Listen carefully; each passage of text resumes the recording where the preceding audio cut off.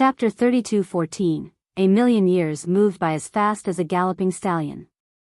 This time period was considered endless for ordinary people. So many clans and dynasties would rise and fall, the changing of countless generations.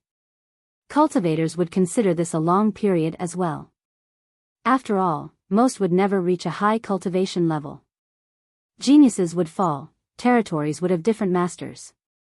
As for the emperors and progenitors, a million years was only a cycle, a part of life. As for the top masters or those being buried underground, it was nothing. Most progenitors in the expanse have been here for much longer. This was only the length of one cultivation session for some. However, a session like Li Qi's was unprecedented. 1 million years didn't damper everyone's anticipation in the slightest.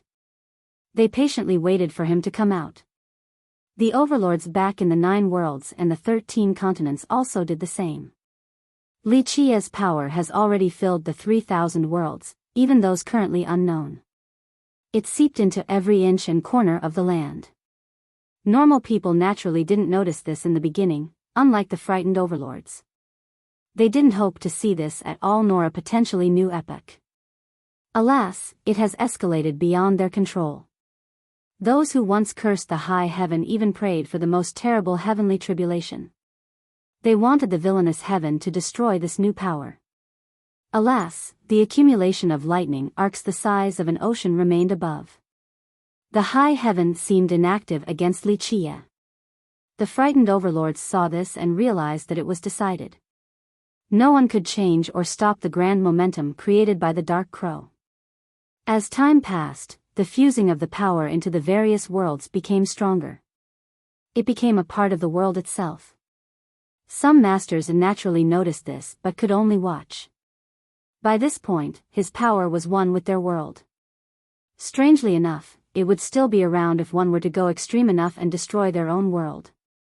His power became the source of all things, giving birth to the myriad creations and world laws and Tao. This became the established case the moment the majority noticed it. Pop. Today, all living beings in 3,000 worlds heard a pop. It didn't ring in the ear but rather came from the heart. They felt as if an egg had been broken.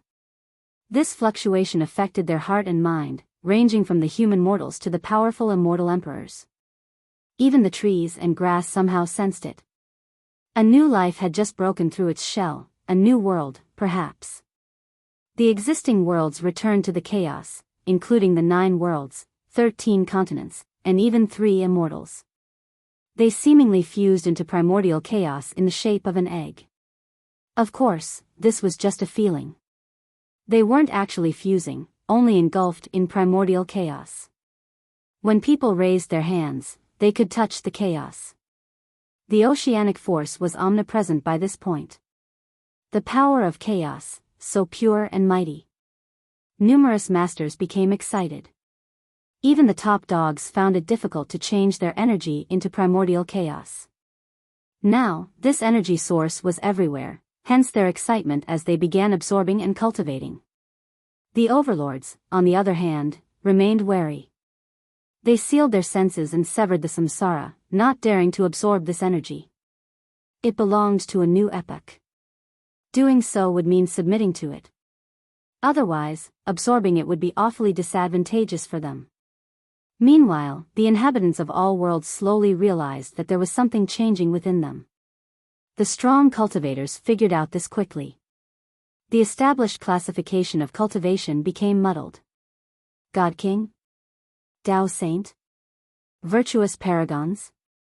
All were a complete mess. A new ranking system was needed for cultivation. Boom.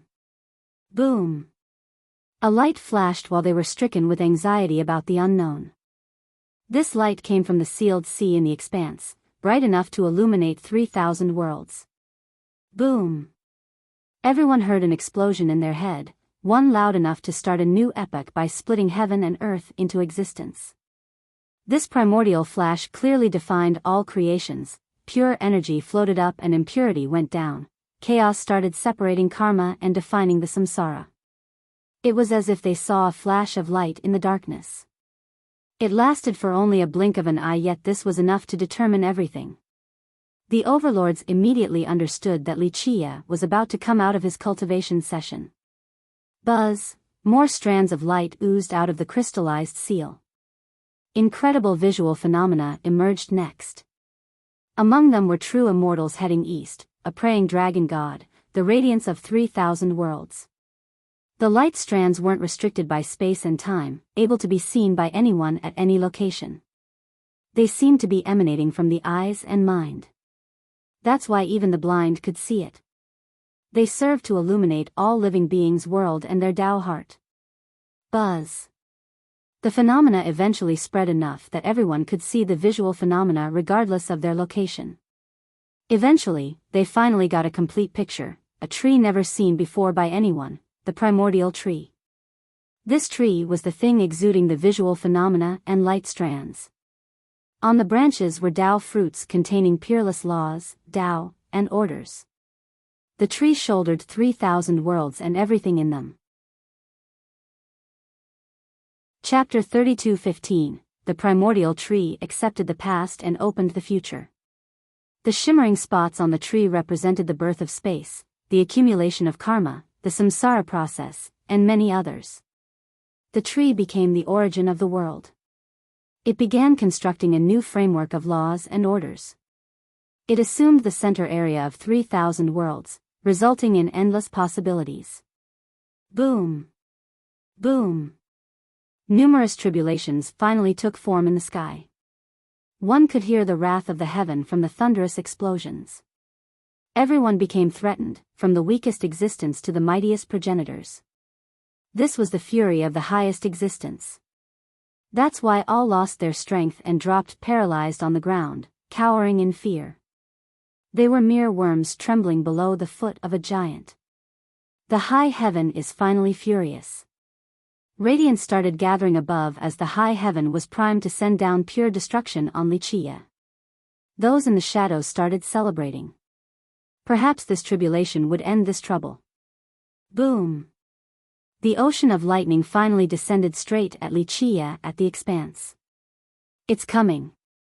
The hiding overlords shuddered, feeling their soul leaving their body at this sight. They remained hiding in the safest spot, not moving an inch. Meanwhile, regular people could only prostrate on the ground. They became empty-headed and lost their sanity before this overwhelming force. Crack.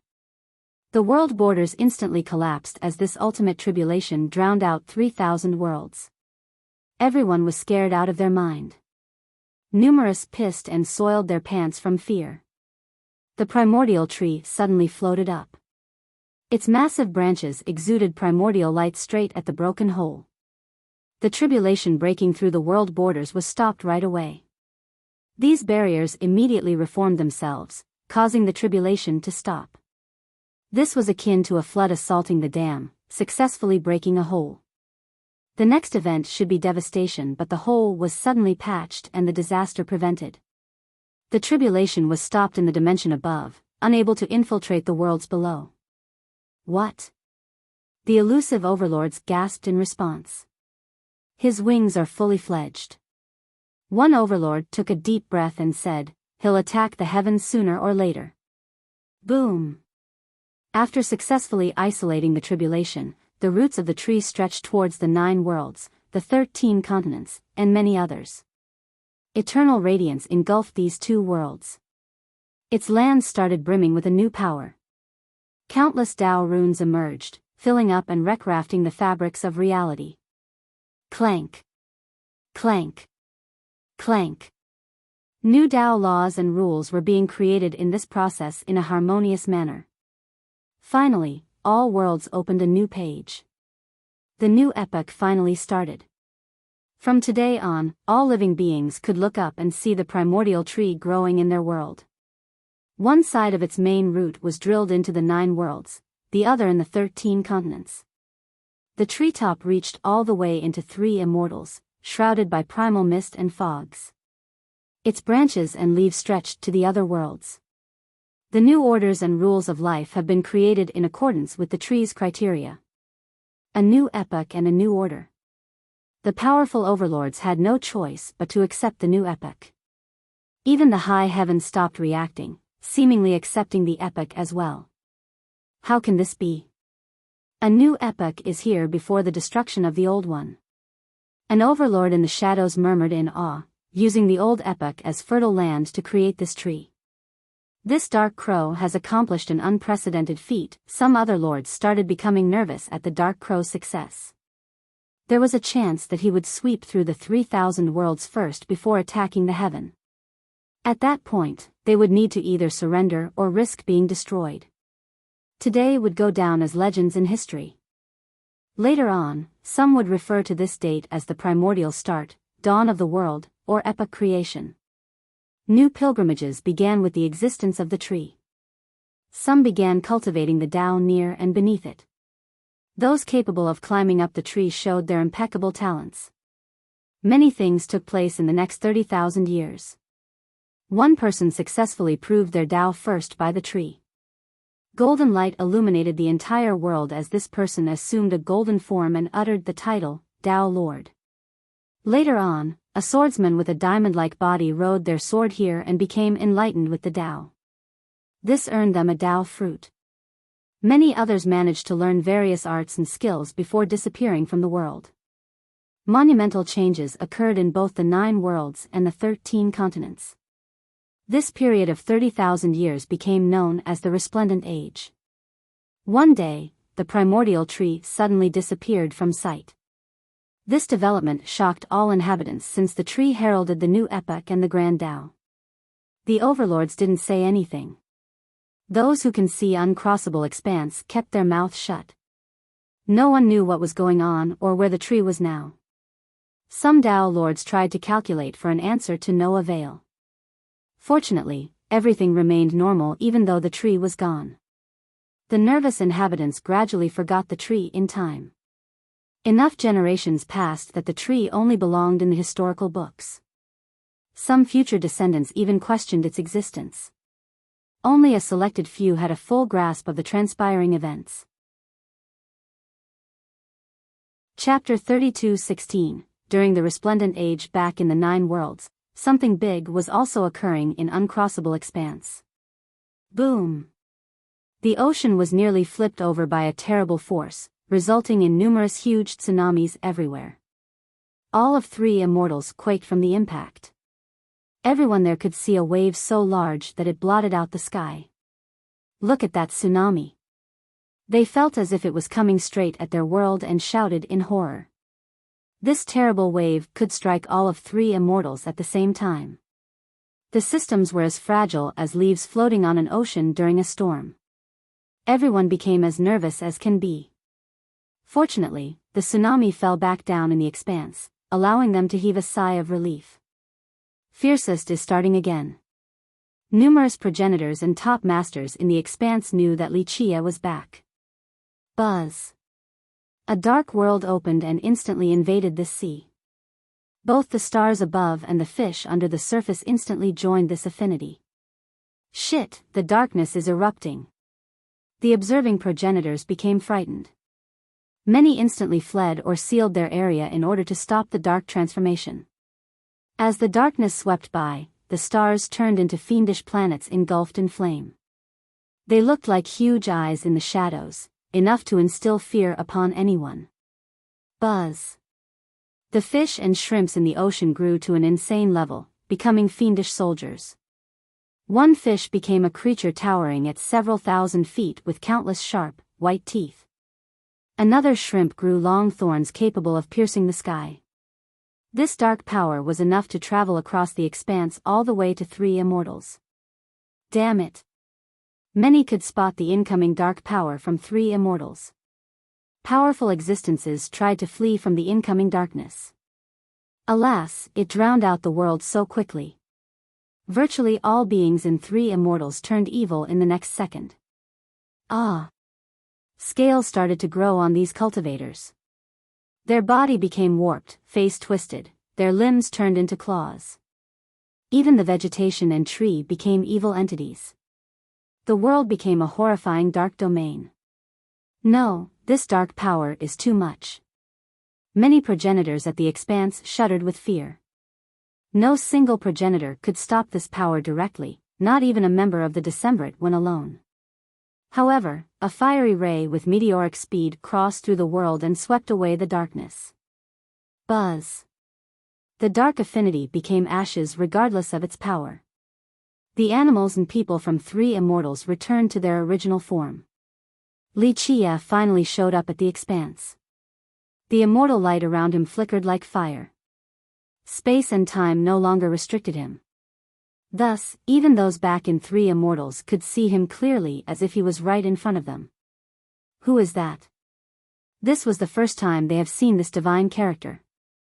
Most were already on their knees even though he didn't let his aura erupt. After so many years, he had become a legend. Those who knew about him were few in number, let alone recognizing him. He is the legendary prime progenitor. Someone back in the old era was still alive and buried through time in order to prolong his lifespan. He was a nobody back then, but now, an invincible ancestor. Nonetheless, he still got on the ground and smashed his head onto the concrete in order to show respect. Prime. Our savior who stopped the darkness back then, he's here again to save us all. Tears streamed down his cheeks. Prime progenitor. The awakened ancestors started crying. They survived the Dark War back then thanks to him. History was repeating itself once more. Our savior. Prime progenitor. His title echoed across three immortals again. Future generations have nearly forgotten the Dark War and their prime progenitor until today. They once again basked in his blessing as he saved them from the darkness. Gratitude overwhelmed and moved them to tears. Meanwhile, Wuxia didn't look back at three immortals, only focusing on the darkness before him. Since he had swept away the dark waves, the remaining darkness gathered and formed the shape of one person, the dark existence that has been hiding in the expanse. Only his eyes were revealed, one as dark as the night sky. His identity and face remained hidden. He also didn't exert his aura and might yet still resemble a bottom abyss that could swallow those who got close. Even progenitors trembled with fear after seeing him. Everyone else would naturally become paralyzed, unable to even look at him. Normally, he would completely dominate his foes with just his aura and prestige. Alas, he seemed to be the underdog versus Wuxia. Exerting his momentum and aura couldn't affect Wuxia in the slightest. Will this existence be able to run again? A progenitor murmured after Wuxia's power forced the dark existence out. This was actually not the first time. When Wuxia planted his tree in the 9 worlds and 13 continents, he also forced out this dark existence. In the beginning, the latter put up a good fight but eventually suffered a major setback with heavy injuries and had to flee. Chapter 32:17. The two fought numerous times in the last 30,000 years. The dark existence was confident in his power during their first attempt, only to lose. Later on, he focused on surviving and running instead of lingering around. That first fight made it abundantly clear that he wasn't a match for Wuxia. Worst of all, he was alone in the expanse and couldn't find help. He has been wanting to bring his allies into this world but the time wasn't right. I don't understand, you might be stronger but still shouldn't be able to find me so quickly. The dark eyes stared at Wuxia. Being weaker didn't make him lose his composure. His stealth art was peerless, allowing him to hide for so long from the three immortals. Strangely enough, after Wuxia found him the first time, the guy had such an easy time repeating the subsequent attempts. It was as if his peerless stealth was not worth mentioning before Wuxia. He had absolute confidence in this ability and didn't believe that Wuxia could do so with his own power. Alas, this was indeed the case. He could run however and Wuxia could still effortlessly find him. He was a supreme existence. Not to mention regular people, even progenitors were insects compared to him. Now, the scenario was reversed. He found struggling useless and futile. This would eventually end with his death. This sapped him of any confidence since there was no getting away from his pursuer. The most heaven-defying method to shroud himself or the most secretive location simply didn't work. It's not hard for me to find you. But the truth is that in order to do it so fast, I have outside help. Li Qie chuckled and revealed. He then took out a box and tapped it. I have to thank Fire Ancestor for this. He left behind some clues. I knew that he had ulterior motives. The dark eyes narrowed and shot out the sharpest rays. Li Qie got this box from the cauldron during the rebirth ceremony in the expedition ship. He chased Fire Ancestor away and obtained it. Who knows? Maybe you can ask him when you see him down in the Yellow River. He might tell you then. Li Qie smiled. I should have destroyed him. The existence said with regrets. Just one wrong move and he lost everything, being chased like a dog right now. So it turned out that the item was a piece of hair and a fingernail. Fire Ancestor secretly took it away. This wasn't considered a special artifact or anything like that. However, it served Li Qie quite well. The items contained the existence's aura and karma. That's why someone as strong as Li Qie could use it to find the existence. Hiding became impossible. Don't be sad about it, I can still find you without it. It'll just take longer. Li Qie smiled. What do you want? The existence stopped dwelling in the past and stopped caring. It was just one little mistake in his long life. Nothing, just using you to warm up, a polishing stone of sorts. Li Qie said. The top masters heard this and exchanged glances, speechless. They felt dread whenever this dark existence was brought up, but Li Qie simply didn't treat him like a real enemy. But this was still understandable. The current Li Qie had reached an insane power. His comment wasn't outrageous or anything. The dark eyes narrowed. He found this extremely humiliating and frustrating since Li Qie was stronger than him. You don't have to run, you know. Go all out, risk it all. Li Qie said. The existence didn't respond. Even insects wanted to live, let alone him. He had done many things in order to live until now. He wouldn't be here right now if he could face death with equanimity. For his kind, staying alive was the most important thing. Time wasn't an issue at all. That's why he kept on running away without worrying about reputation and prestige when facing Li Qie. None of that mattered. Killing me won't change anything. The existence shook his head. It is inevitable. You and the 3,000 worlds won't escape. It is destined. Who says? I can kill all of you and change that. Li Qie chuckled. No one can deny your power, definitely stronger than me. However, you're sorely mistaken if you think you're unbeatable. What you will face in the future is beyond your imagination. You'll be nothing more than food. The dark existence stared straight at Li Qie in response. Stronger than the villainous heaven? I don't think so. Li Qie retorted. How can we be? The dark existence said. Don't compare, just kill it if you're as strong as you think you are. Li Qie nonchalantly said. That's what I will do, so I don't care how amazing all of you are. Nothing more than stepping stones for my final battle. Li Qie said. The existence remained silent after hearing Li Qie's intention. He wanted to kill the villainous heaven. What about them? If they could do so, they would have done it long ago. Thus, Li Qie never put them in his eyes. It wouldn't be an exaggeration to say that he was simply viewing them as stepping stones.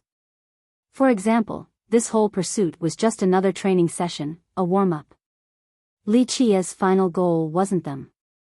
The dark existence's eyes narrowed. They have always viewed others as ants, but today, they have become someone else's prey. Chapter 32:18. I'm actually looking forward to it. I'm sure I won't be let down. Li Qie smiled and said. The dark pair of eyes suddenly converged, turning into the most charismatic and tempting black hole. Progenitors wouldn't dare to look at this form since their soul would be sucked inside, unable to get out. Of course, this was completely useless against Li Qie. You'll be entertained for sure. The dark existence spoke. it depends on the level you can reach. Perhaps once you're high enough, you'll be able to meet that person. In this split moment, he started thinking about someone who hasn't been seen for a long time now. Even old beings like them have started forgetting. However, regardless of how many eras have passed, he knew that this person was still around. It's just that no one got the chance to see him and his current abilities. I have heard of this person before, so yes, I do look forward to the meeting. Li Qia had a glimpse of amusement in his eyes. I'm afraid that you right now can't. The dark existence stopped recalling and shook his head. I'm aware. Li Qia's emotions didn't fluctuate in the slightest as he nodded and smiled, but it's only a matter of time, very soon. The dark existence contemplated. He knew that Li Qia was polishing his grand Dao and of course, he was the current target. Must we do this? I can show you the way, you'll need a guide if you wish to topple everything. He eventually said. The other top masters heard this and became frightened. This suggestion was truly tempting because Li Qia and this dark existence would make a mighty duo, enough to instill despair upon anyone. No, I don't need a guide. If there's no path, I'll just create one. Li Qia shook his head. True. Seems like I'll have to die in this world. The existence nodded. That's for sure if you can't beat me. Don't worry, you won't be lonely for long. Your friends will be coming. Li Qia smiled. Let's go. The dark existence had nothing else to say and raised his hand, grasping reality within his palm. Buzz. 3 immortals in the expanse twisted into a strange shape, seemingly in the process of being refined. Time and space were turned into a Dao seal. This Dao seal could instantly seal anything, capable of destroying more than 100 progenitors in the blink of an eye. This didn't matter to Li Qia, who retaliated with a punch. Not to mention this seal, even 3,000 worlds would turn to dust if they tried to block it. There was no divinity or fire to speak of. The punch suppressed all existences, forcing them to the ground. This included regular progenitors and the decemvirate. Boom! It easily crushed the Dao seal, once again proving Li Qia's supremacy. Others who claimed to be invincible were simply lying when he was around. They wouldn't be able to withstand a single blow. The existence feared by many progenitors lost the first exchange. Boom! His next move was to meld with space and time, becoming omnipresent. Merit laws and rules were no longer able to avoid him. The darkness rushed forward like the tides, starting with Li Qia's hand. This dark existence clearly wanted to take over Li Qia's body. No, he wants to take over, sir. One progenitor became startled and shouted. This progenitor saw with his own eyes how one of his brilliant peers immediately succumbed to the darkness after being touched by a single drop of blood from this dark existence. There was no coming back. Now, the dark existence threw everything he got at Li Qia. This conversion power could have converted the entire world earlier. Now it was focused on a single location. Scram! Li Qia roared and released his immortal light. A force erupted and repelled the darkness. The dark affinity splashed outward like black water. Li Qia didn't stop and clapped his palms together on the water. This power was enough to crush a progenitor like a mosquito, crushing their bones and flesh. Black liquid rained down, meaning that a large portion of the dark existence's body had been destroyed just now. The remaining water gathered into a black light. It jumped into the expanse in order to escape. The dark existence clearly lost again on top of being grievously injured. Fleeing was the only choice here. He would never give up as long as there was a sliver of hope at survival. The future had countless possibilities and he could always bounce back. Li Qia smiled in response and crossed through space. Boom! He unleashed another attack at the existence's hiding place, destroying the sealed area entirely. The existence continued fleeing, not daring to stop for a split second. I'm waiting to see your ultimate moves, don't hold back now. Li Qia pursued with a smile. The dark existence knew that Li Qia wanted to figure out their profundities by fighting him. With this, Li Qie could learn about their kind, allowing him to know how to truly destroy them by the source. That's why the dark existence couldn't use his best moves. He knew that once Li Qie saw and understood them, the guy would kill him since he would have lost his usefulness. He was extremely close to being immortal, but if Li Qie could see his source and origin, Li Qie definitely had the power to fully annihilate him. 1. Note, another neutral pronoun but usually used for male. Chapter 32:19, Li Qie and the Dark Existence played a game of cat and mouse, causing trouble all over the expanse. The former was in no hurry to finish the battle. Thus, during this pursuit, Li Qie kept on trying to figure out the Dark Existence's true source. The latter naturally understood this and kept on dodging instead of actually going all out. This was the only way for him to stay alive longer. The inhabitants of the expanse were afraid the entire time. Even those back in Three Immortals felt the pressure from their battles. Both sides were just too strong. Each of them could suppress the firmaments with each move. That's why all living beings couldn't handle this and felt like ants. Just end this already. One progenitor started praying. They knew that Li Qie wanted to torture this existence, but this pressure was too much to take. They spent each day living in fear. Alas, they were too powerless to do anything about it. As time went on, earthquakes and explosions became common at the expanse. Everyone started growing used to it. The dark existence kept on losing in the skirmishes but persevered and escaped each time. Injuries and defeat didn't make him dwell in despair.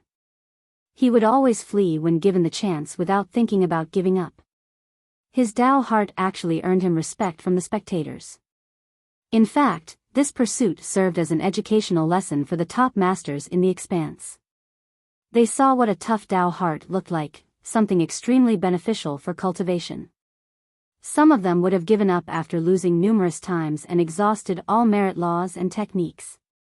Accepting death might be the easier choice when there was this big of a gap. The dark existence didn't do so. He remained unyielding while not caring for anything else just to survive. Boom! Today, he lost again.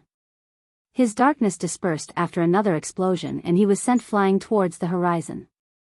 Nonetheless, as long as there was some darkness left, he still chose to run. Strangely enough, Li Qie stopped and didn't follow him this time. Fine, I'm done playing. I'll give you a chance to recover. Li Qie smiled and shook his head before disappearing. This sudden abandonment naturally astounded everyone. Why isn't he pursuing? No one understood why. Li Qie clearly could kill this existence whenever regardless of the latter's heaven-defying methods and artifacts. It will be a disaster for the expanse and Three Immortals, letting him roam free. One progenitor became worried. Maybe this is a plan. Sir has something up his sleeves. Another insightful peer raised his brows and said. In reality, even the dark existence was confused. He shared the same thought as many others, that Li Qie was up to no good. That's why he chose the best hiding spot and patiently observed. Intuition told him that Li Qie wouldn't let him go like this. There must be something amiss. Anxiety and fear naturally came next. This plan of Li Qie was definitely bad news for him. However, Li Qie really did stop worrying about the dark existence. He reached another side of the expanse and meditated in a remote area. He waved his hand and sealed it right away. Time and space, the samsara, karma, yin and yang, the six Tao, all became crystallized. This crystal barrier served as both the strongest defensive measure on top of being awfully dangerous. Any intruder would die for sure. Not to mention the progenitors, even that dark existence wouldn't dare to come here. Sir, he's cultivating again. The spectators couldn't believe it. In their mind, he was already the strongest existence, the apex among apexes. That dark monster had no choice but to run like a dog with its tail tucked between its legs against him. Thus, Li Qie represented the highest peak of cultivation. There was no surpassing this, or at least, they couldn't imagine it. What would his next step be? No one really had a clue. Again?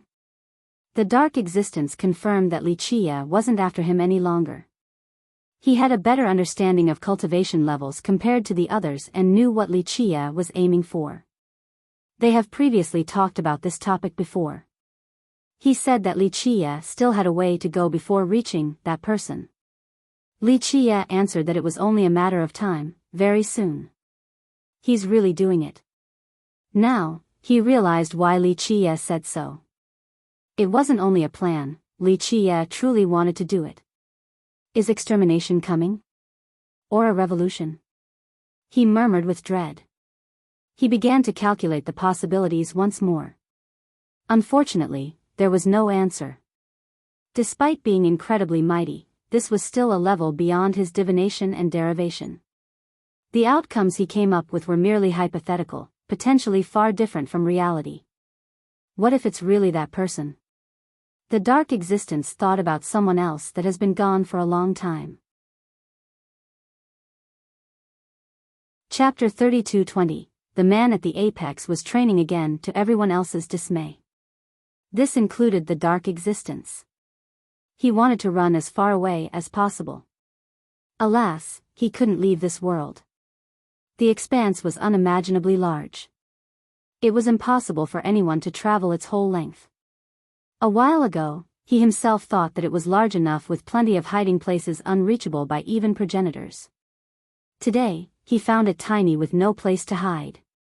This was because Wuxia was too strong on top of having visited virtually the entire expanse. That's why hiding became useless. Fortunately, Wuxia took a break to train so he could live a little longer. Meanwhile, everyone started speculating about Wuxia's state after coming out of this session. Perhaps an entirely new realm, redefining the apex? One progenitor said. Wuxia had done so once already. He stood at a height no one else had reached, not even the three immortals. I can't imagine it. One progenitor murmured. Some of them have tried their entire life to get stronger so that they could defeat the dark existence.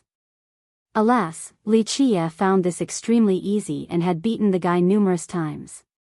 That's why it became difficult to imagine someone so strong growing even stronger. The three immortals paid great attention to this second session. Wuxia might be able to break through their known limit. They have been stuck in this realm for a long time. Reaching the next step was exceedingly difficult. In fact, just catching up to Wuxia right now would take a lengthy period.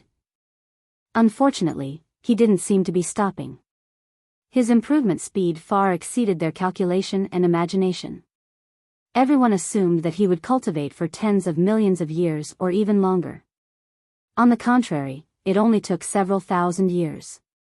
This shocked everyone because several thousand years was only the blink of an eye for masters like them. He's coming out. Though the crystallized sea had the same dazzling glow, many top masters could sense something different at this moment. No one could see Wuxia, but they knew that he had stood up and was on the verge of leaving. Yes, you're right. He seemingly appeared in their mind without an invitation nor reason. This naturally frightened these masters despite their rich experiences in life. They have tasted pain and tribulations, so their Tao heart was quite tough. Of course, they weren't unbreakable or anything, just stronger on a relative scale. Thus, breaking into their mind remained a difficult task. A successful mental infiltration meant total domination. This wasn't possible for those on the same level. Alas, none of them felt a thing. They didn't even have the chance to resist before Wuxia entered their mind. He became their god, their soul, their everything. And this made them drenched in a cold sweat. Just one thought from him would be able to turn them into a devil or a Buddha, or simply ashes. He had absolute control over their fate. Remember, he hasn't even shown up yet. His invincibility had reached the next level, able to destroy 1 billion without putting in any effort. This was the mythical state of being able to destroy an era with a single thought. The dark existence immediately felt it as well and sealed his 6 senses along with his mind. He was as nervous as can be. Just like that person. He recalled once more. He was a supreme being that could devour a world and hasn't felt fear after millions of years. He eventually lost this feeling as well until now. He knew that if Wuxia were to take over his mind, he would be done for sure. This wasn't the same as his previous defeats. He suffered grievous injuries but could still escape. He didn't actually feel fear because he always thought that he had a good chance at survival. This might no longer be the case. If Wuxia were to come out with a determination to kill him, he would truly be gone from existence. He had fought mighty foes before and lost. Alas, he managed to survive.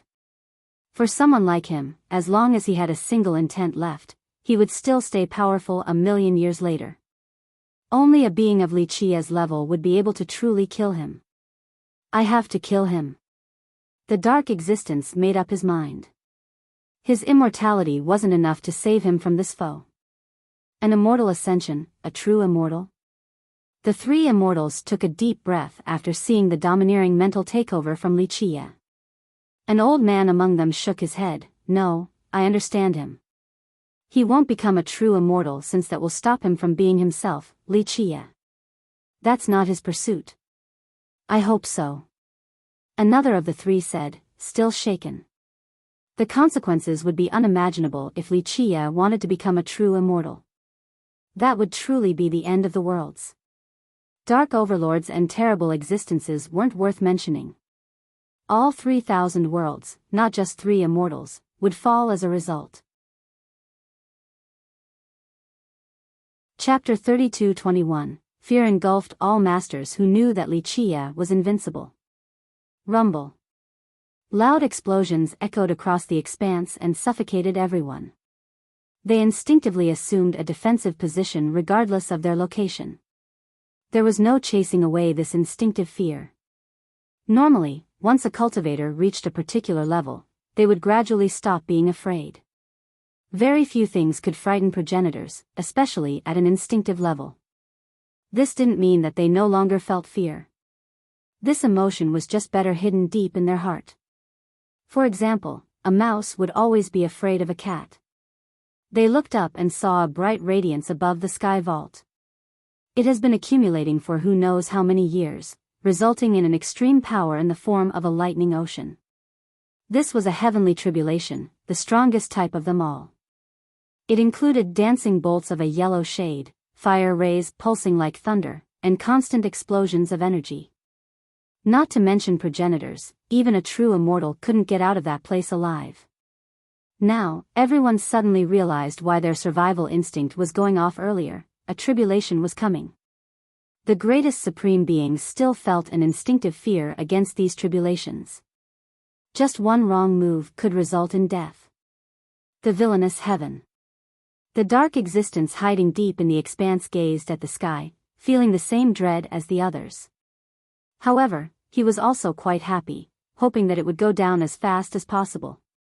Yes, it won't just watch. He celebrated while watching the bright ocean descending. He knew that Wuxia had done the most taboo thing possible. Thus, the heaven decided to send down its strongest tribulation. Wuxia's death would mean that he would be perfectly fine, the biggest winner without doing anything. That entire ocean is coming down. One progenitor shuddered. Heavenly tribulations rarely descended down on 3 immortals and the expanse. Now, it wasn't just one but the entire thing.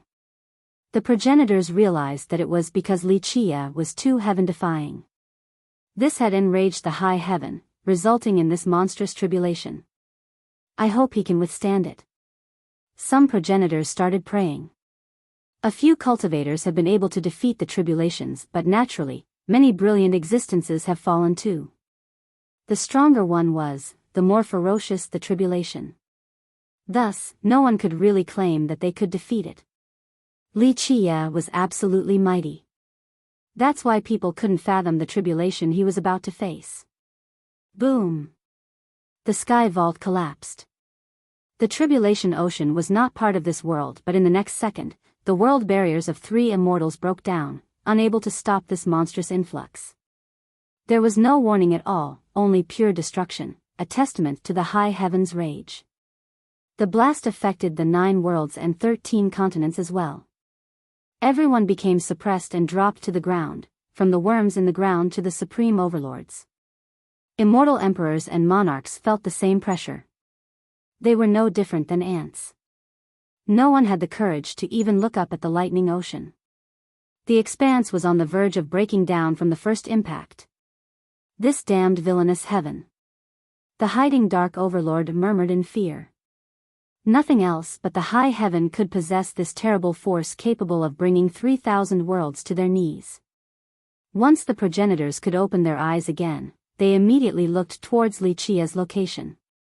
This resulted in their mouth becoming agape. The crystallized barrier personally erected by Wuxia was the toughest defense in existence. Nothing could take it down. The area became the most dangerous in all of the expanse. It had both defensive and offensive potential. The dark existence himself wouldn't have dared to venture there. Today, the tribulation left nothing but ashes and dust in that part. So strong, it's good that we got around instead of facing it directly. One of the 3 immortals said, intimidated. The villainous heaven has always been the most dreadful existence. The strongest overlords still couldn't take it head-on. Bastard. The dark existence cursed after seeing the destruction. Where's Wuxia? All the progenitors started looking for him. What if he had been wiped out just like the barrier? Look, over there. An observant progenitor shouted. They followed his head and saw Wuxia meditating in space with his eyes closed. The area around him has been annihilated completely. All took a deep breath because bright, long needles pinned him. They looked like crystal needles, but inside each was a lightning bolt. This was the strongest type of heavenly tribulation. Lightning currents oozed out of the needles straight into his body, intending on destroying his Tao foundation. I've never seen this tribulation before.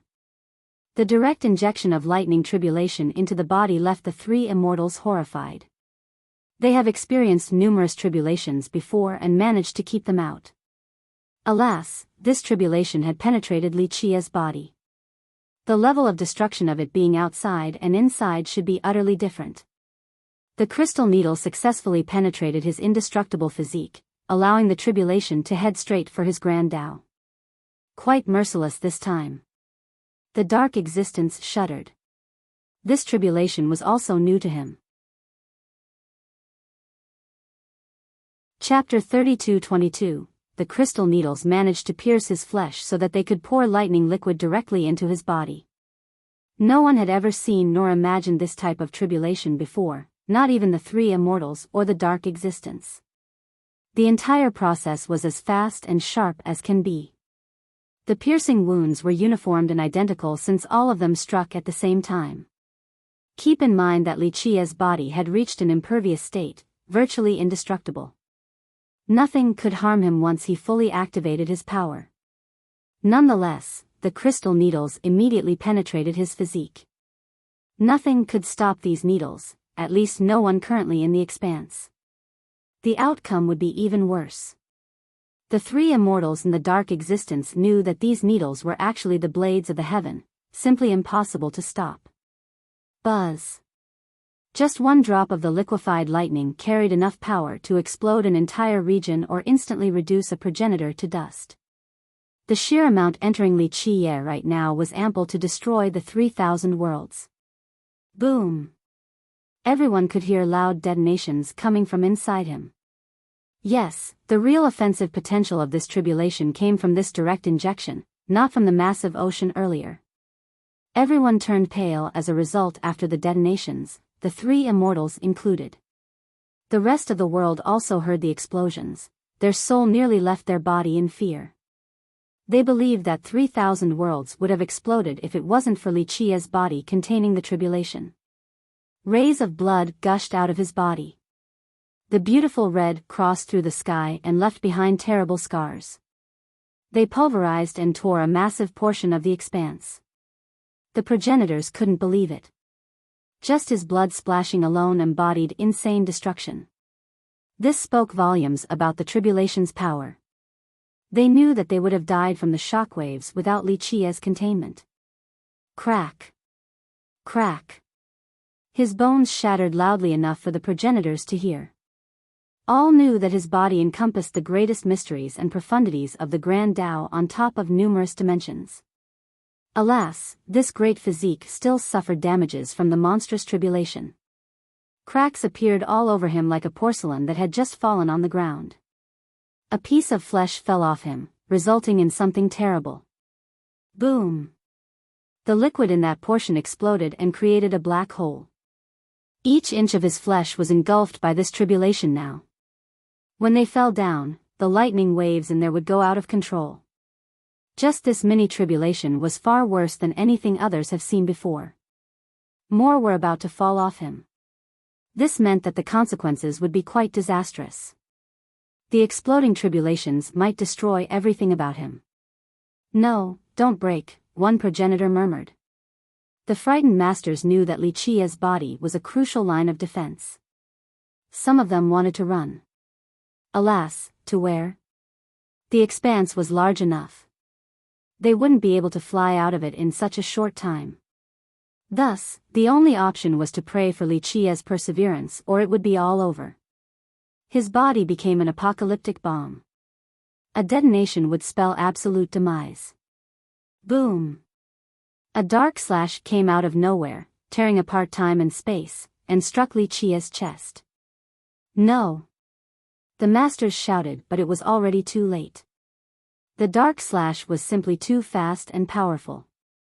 It pierced through the length of the expanse in an unstoppable manner. This was an attack stemming from the dark existence's source, a sure-kill technique. That dark being. Everyone knew who ambushed Li Qia during his weak state. Crack. The cracked chest collapsed to the horror of the crowd. Everyone could sense a calamity coming for the expanse and 3 immortals from the released tribulations. You've lost. The dark existence shouted after the successful ambush. He has lost numerous times over the years and ran like a pathetic dog but still waited for the right moment, snatching victory from the jaws of defeat. Chapter 32-23. He became the biggest winner of this match. Li Qia still died because of him despite being more powerful.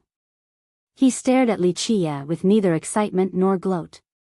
This victory didn't come easy. Plus, it wasn't his first either. He had grown used to the taste of victory. Li Qia's broken body couldn't handle the ambush. He was bound to fall.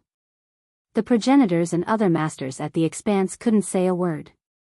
It was as if there was an invisible hand grabbing their throat. They didn't have a plan to deal with this. Who knows if they were stunned because of Li Qia's death or the world's destruction? Perhaps both. The strongest being was about to die, leaving them speechless. However, Li Qia's eyes that had been closed the entire time suddenly open. Boom! Boom! Everyone heard 2 loud thunderous explosions. His eyes were filled with lighting bolts of various forms, golden bolts and exterminating red arcs. This accumulation was enough to frighten anyone. It wouldn't be an exaggeration to say that just one gaze from him was enough to destroy virtually everything. Damn! The dark existence realized that something was amiss and instantly had a single thought in his mind: run. As far away as possible. Unfortunately, he couldn't move right now because the dark slash used earlier included his source and essences. This fatal slash and he were one. Buzz. The cracks on Li Qia's body suddenly melted together, the same with the dark blade in front of his chest. This made it impossible for the dark existence to escape. Ah! Li Qia's hand pierced through his indestructibility. Remember, he had lived for numerous years, even older than this world. His indestructible form had been polished and refined countless times. Alas, Li Qia still penetrated this form without a problem. The dark existence thought that he was dead for sure, realizing that he had fallen into a trap. Li Qia had dug a pit for him to jump in and he did exactly just that. The guy was clearly capable of withstanding this tribulation but purposely feigned weakness. Pop! Li Qia closed his palm and extinguished the dark affinity from the existence, revealing his true form. A wondrous light illuminated the expanse and shocked the crowd. They couldn't believe their own eyes. They saw a magnificent unicorn with holy radiance, brimming with the light affinity. The academy back in Three Immortals was also bright and illuminated the world. However, this unicorn's light was far superior. In other words, the unicorn's light was the sun above while the light back in the academy was only a spark. The two weren't on the same level. Even the Three Immortals were astonished. They have calculated this numerous times but didn't expect this result. The unicorn was immaculate and marvelous. These words were created solely to describe it. Everything about it contained the grand Tao. The runes encompassed peerless mysteries. It wore a 5-colored crest, not made from wood or gold. It seemed to be the crown of the grand Tao. Wearing it would turn the user into the ruler of the Tao. The most conspicuous thing about it was its horn. Calling it perfect was an understatement, to say the least. It held the purest light in the world. One would think that this holy affinity originated from this horn. How can this be? The progenitors were still astounded. Darkness was destructive and evil. It and the light were eternal enemies. However, this supreme creature of the light belonged to the darkness right now. Beneath the shroud of darkness was actually the light. Why is the light wearing a cloak of darkness? One progenitor shuddered at this horrifying revelation. The defenders of the light among the audience felt their conviction crumbling. How can this be? One blurted out. There's no light or darkness in this world. They're merely classifications assigned by others, one progenitor said. So which affinity was in charge here? Was the light actually gathering darkness? Thinking about this made the progenitors shudder. They were powerful and experienced enough to draw further conclusions. It's my defeat. The dark existence stared at Wuxia, looking quite nonchalant. It had completely lost with no chance of reversing the tides. Yes. The winner takes all. Wuxia smiled. I was careless. It had no regrets and accepted its mistake. This was the only way to obtain your source. Destroying something this good instead would have been a shame. Wuxia said. He then placed his palms together. Buzz. The perfect unicorn started melting as a result. He was refining this creature, wanting to take all of its power. Light particles and countless majestic visual phenomena appeared, many of which have never been seen by the progenitors. These phenomena were the marks of this existence's life. It had lived through countless eras, so these marks were wonderful. The spectators became immersed in this scene. Pop. Wuxia finally finished refining the unicorn and obtained its power. The dark existence only had one thing left behind, its horn still stuck on Wuxia's chest. He got a good grip and slowly pulled it out. Pop. The moment he pulled it out, its light reached all corners of the expanse and Three Immortals. 1. Note, the pronoun used for this being was gender-neutral or masculine, but definitely human. The characters referred to it as him, thus I used him. Now we know that it's a unicorn, it should have been the right word for the narrative. The problem is that the characters probably didn't know this, the narrative didn't expose this either. This creates an inconsistency between he and it, but he made sense previously. I couldn't use him in the conversation and it in the narrative. In short, I will probably leave this inconsistency here. Well, another thing to note is that this unicorn can also be it and he in the cultivation world. Maybe it's no big deal. This could have been a problem with the tree demon and the black bull as well. On another hand, when there's another edit, I might just ignore the raw and translate how it would make the most sense in English. In this case, letting the characters and the narrative use it since it's a dark entity anyway.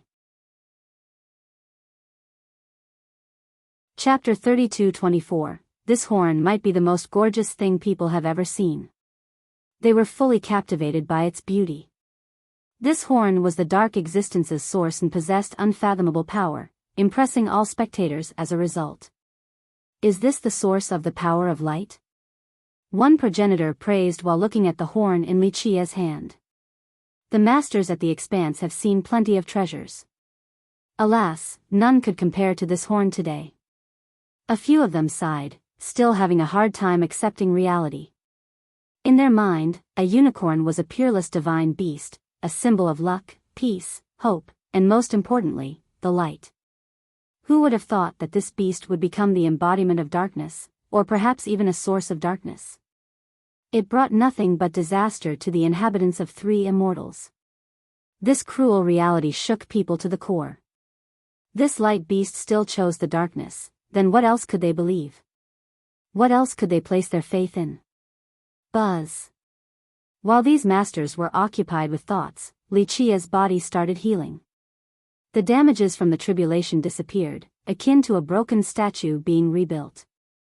Not even a tiny wound could be seen. His hair looked the same as before. Clank. Immortal rays in the form of chains emanated from him and became supreme laws, too many to count. These chains surrounded him, resulting in an indestructible and immortal body. My turn, villainous heaven. Li Qia looked up in the sky after assuming this new state. His eyes pierced through the ages to look at the deepest part of the azure, perhaps the location of the high heaven. Boom. Boom. Boom. The crystal needles still pinned on him became larger and long enough to connect to the azure. A flood of liquid lightning flowed through these needle tubes and entered his body again. This happened extremely quickly. The resulting explosions scared the hell out of the inhabitants. They felt as if thousands of stars and all other affinities had been destroyed. The same fear emerged, the breaking of Li Qia would end the worlds. Survive. You must. One progenitor prayed.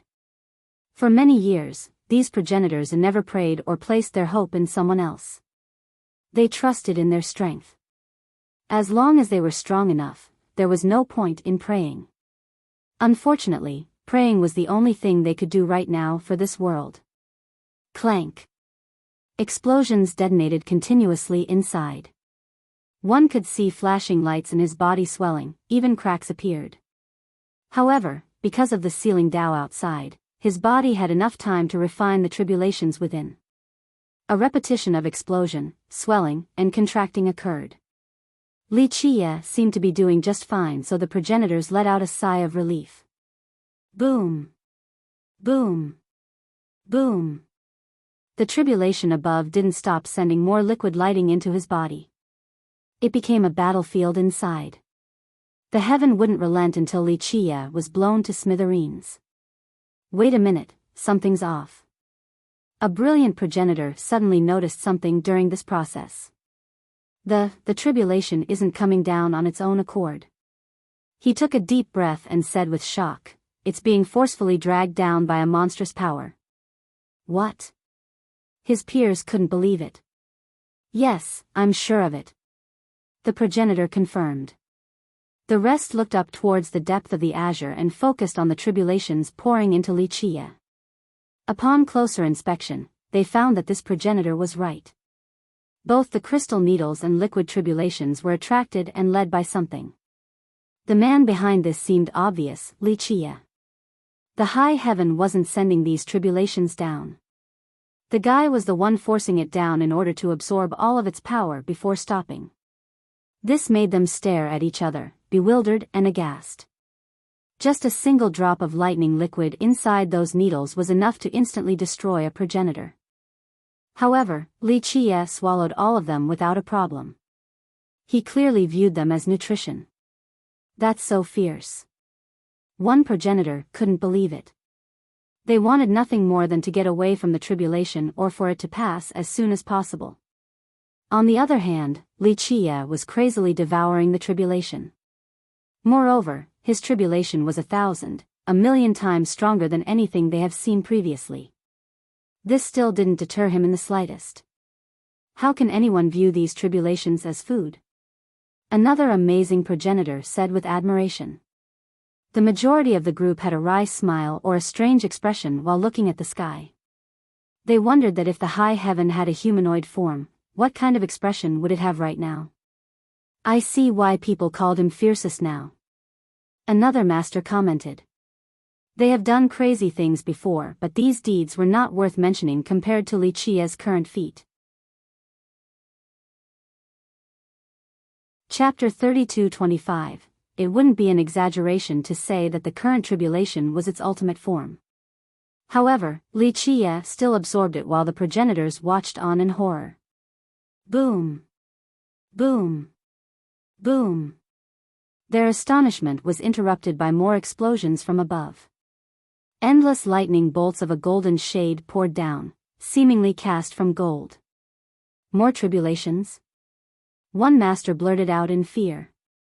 However, they were shocked to see that the target wasn't Li Qia but rather the needles pinned on him. Why would this golden tribulation aim for its own allies? The crystal needles shattered as a result. Bright fragments shot out in a beautiful manner. This was the first time they have ever seen the high heaven destroying its own tribulation. In fact, it seemed unprecedented and unheard of.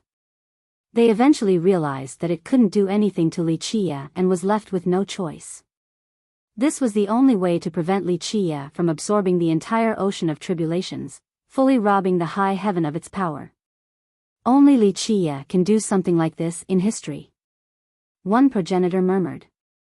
Not to mention regular experts, even the peerless progenitors have never thought about attempting to rob the high heaven, let alone actually carrying it out. Li Qia was the only exception. This was so ridiculous that no one would believe this story without seeing in person. Of course, it didn't matter whether regular people believe it or not.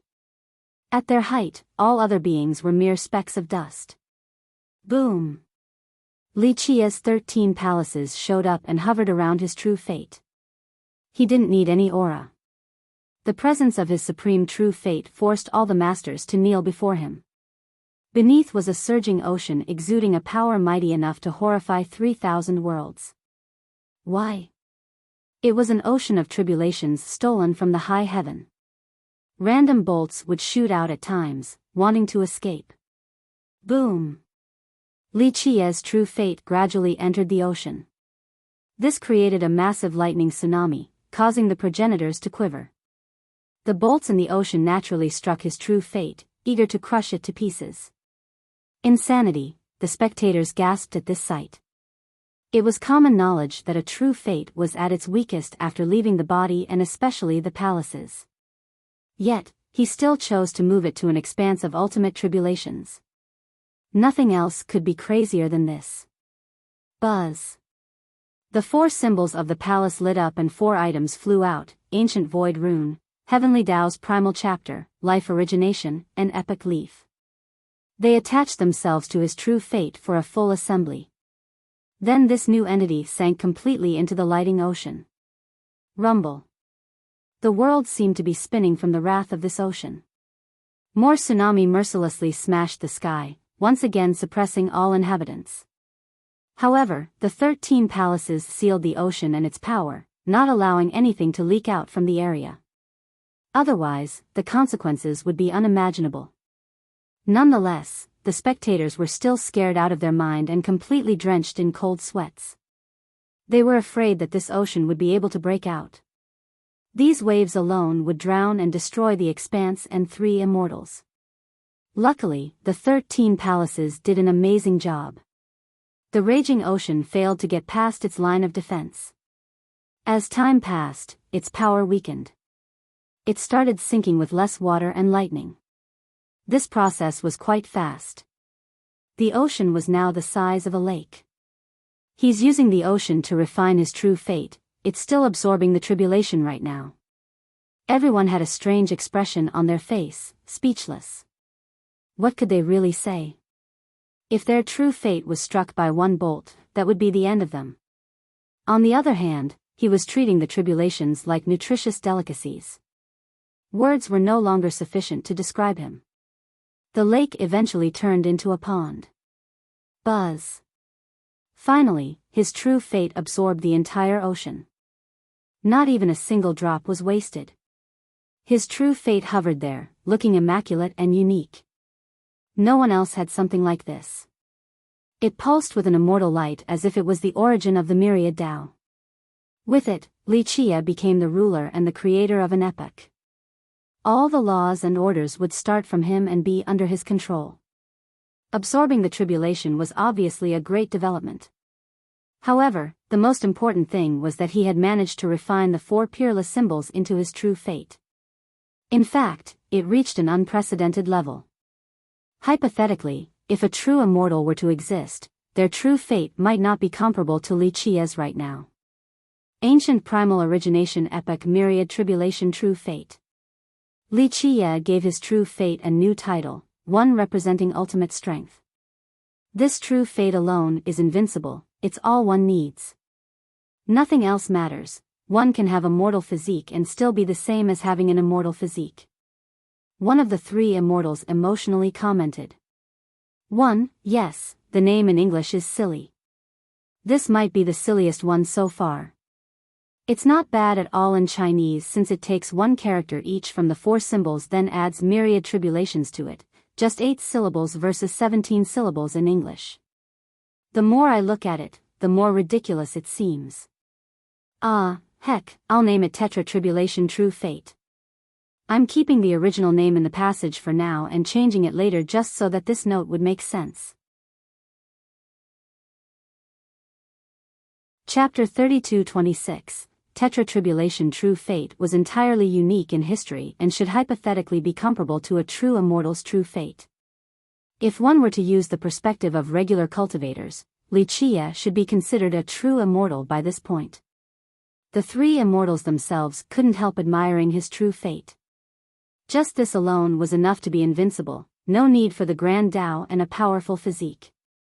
As for the top masters in the expanse, they stared at the true fate in awe, having never seen such a thing before. It was simply beyond their imagination, breaking their existing knowledge regarding true fates. Such a true fate shouldn't be allowed to exist. Not an immortal yet above one. Everyone said with admiration. Just seeing this true fate in person is more than one can ask for in life. One progenitor added.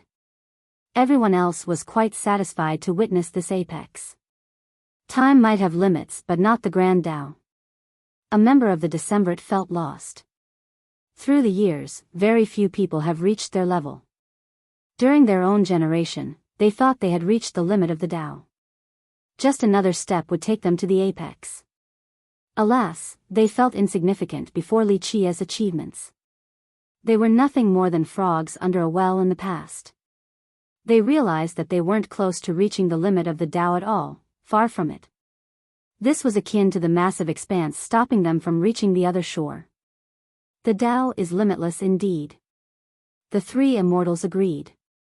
They certainly stood at the top in their world.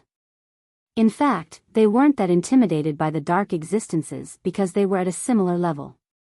Li Qia, on the other hand, shattered all conventional wisdom. They realized that they still had a way to go. Immortals, if they exist, still can't be more powerful than him. One of the three said. Because of their height, they were able to get a good gauge on Li Qia's current abilities. The only thing Li Qia was lacking was everlasting life. Yo, villainous heaven, don't be so stingy now, it's just a little tribulation. Li Qia looked up at the sky and smirked. Thunderous detonations and flashes up in the azure answered him. Wrath seemed to be building up there, the high heaven seemingly wanted to send out another blow to destroy Li Qia. Alas, nothing came down. The ocean of lighting slowly dispersed and light returned again as if nothing had happened. Men couldn't come close to speculating about the heaven's whims. The new tribulation seemed eager to strike earlier but it simply dispersed. Li Qia wasn't surprised at all to see this, evident by the smile on his face. Meanwhile, the rest realized that the high heaven had abandoned the idea of destroying Li Qia. No more tribulations would come. Perhaps it thought that tribulations were no longer effective. Li Qia's grand Tao has been perfected to the point where he wouldn't die to one. Anyone else? Li Qia turned his focus at the expanse and his eyes swept through the area. He saw everything clearly, from the swimming fish to the shells at the bottom, the islands, the inhabitants. All were within his grasp. The top masters regained their wits during this observation process. Uncrossable expanse is normal again now. One of them said. Yes. The others agreed, feeling quite happy as a result. It has returned to its previous state before the invasion of darkness. Their anxiety and fear have all but disappeared. The place became a paradise for adventures again.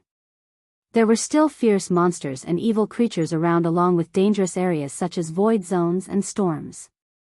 These things were enough to kill progenitors. However, they were part of the world.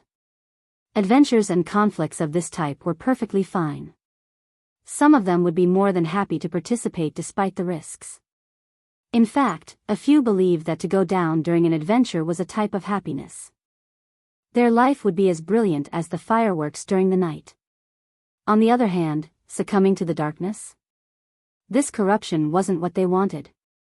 As Wuxia continued to search, the progenitors understood that the darkness was no longer around at the expanse. Let's build a supreme kingdom. One progenitor's ambition was at an all-time high. He could set sail on a new adventure. Being a progenitor meant searching and fighting forever. A safe expanse became the perfect place. We can relax and do what we want now. Other people started leaving. The darkness made them tread with caution. Some decided to hide instead of traveling freely in the expanse, especially those who had their own minor dimension or lineage. They focused on protecting their home and even formed alliances in order to keep watch, afraid of being tempted by the darkness. Now, they no longer needed to stay around as protectors. They could do whatever they wanted now. He saved both three immortals and the expanse.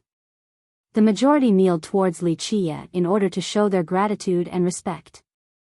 These dark years would have gone on for who knows how long. More progenitors would have fallen. It wouldn't be an exaggeration to say that the sun has returned to the expanse once more. Buzz. Suddenly, a bridge materialized from the horizon and connected to this location. It had 3 separate lights and holy runes. It naturally attracted everyone's attention due to its immortal aura. Chapter 32:27. The end of the bridge stopped in front of Wuxia, clearly welcoming him to board. It's the 3 immortals. One progenitor said. The existence of the 3 immortals wasn't a secret for the top masters at the expanse, contrary to the view back in 3 immortals. After entering the expanse, these progenitors found out about the 3 immortals. They were the earliest pioneers, the greatest sages, and the strongest cultivators. For millions of years, these 3 were viewed as the apex of cultivation. The progenitors knew that peace was possible due to these 3 guardians. They had been guarding this world all this time. During the earliest era, some came to the expanse and were lucky enough to receive their guidance. This allowed them to become top progenitors. They also took charge during the Dark War. Their leadership kept the expanse free from total corruption. Later on, they stopped showing up for some unknown reasons. Bao Pu, Zither Empress, Fire Ancestor, and Gao Yang, these brilliant progenitors took over. They were certainly amazing, but without characters like the 3 immortals to stop the darkness, many progenitors started falling. The trio was still gone after several cruel battles. This made people question whether they were still around. Some thought that the dark existence had killed them. This speculation was reasonable because during the later battles, Zither Empress group barely held on, losing fights after fights. Thus, this bridge came as a surprise for many among the crowd. The 3 immortals are still alive, maybe they're at the other shore. One master murmured. This is great news for 3 immortals. One progenitor commented. The ones here knew that the first line of defense for 3 immortals was actually the expanse, not the sky moat. Some of them stuck around, serving as defenders. Though Wuxia had swept away the darkness today, who knows if another danger would come to this unknown land. They would be the first to face the next wave of disaster, shouldering the responsibility of protecting 3 immortals. That's why they felt so relieved to know that the trio was still alive. Three immortals always had hope regardless of the calamity with the trio around. The name of their world originated from the protection of the trio. Without them, this world might be completely different right now. Li Qie smiled and stepped on the bridge to head towards the other side. As he moved along, the section behind him gradually disappeared. Sir is going to see the three immortals, one progenitor said. This invitation came as no surprise. Plus, Li Qie was strong enough to go see the three immortals regardless of being invited or otherwise. He was certainly qualified to meet them. Remember, weaker cultivators relative to him have met the three before. For example, Zither Empress and her peers. So there will be four immortals now? Our world will be four immortals from now on if they stay together? One master started fantasizing with a smile. The majority thought that nothing would be better if Li Qie were to stay at the expanse. They would no longer need to worry about any threat. I hope so. Our world will be at the top, completely peerless versus the others. An optimistic progenitor answered. No, Sir won't be around. One who had talked to Li Qie before knew his goal. He's only a passerby, nothing in our world can make him stay. He has done enough for us anyway. Another sighed and added.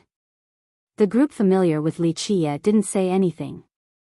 They naturally wanted him to stay, but no one could persuade him anyway. The bridge crossed through space and took Li Qie along. He eventually made it to the other end of the expanse in no time at all. A person stood at the end of the bridge, waiting for Li Qie. He wore a cotton robe along with a winter hat, nearly hiding his entire face. Li Qie was no stranger to this man. They have met several times back in Three Immortals. This time was a little different. The old man had a pulsing green glow brimming with life force. The area around him felt like spring, the perfect time to sow some seeds. His life force seemed enough to create 3,000 worlds. In the case of everything dying and drying out in Three Immortals, his life force was enough to save them all. Excuse me for the late reception, Dao brother. The old man bowed respectfully. You're deliberately late. Li Qie smiled. I'm sure you're happy about the outcome. Our interference would have ruined your plan, we would be inners then. The old man said. You're good at running from your responsibility and letting someone else clean up the mess. Did this happen a lot during your expedition too? Tricking the villainous heaven up and down. Li Qie joked. That past is not worth mentioning, we were just struggling and didn't accomplish much, unlike you who keeps on fighting back, Dao brother. The old man shook his head. It's just small-scale stuff so far, not really fighting directly.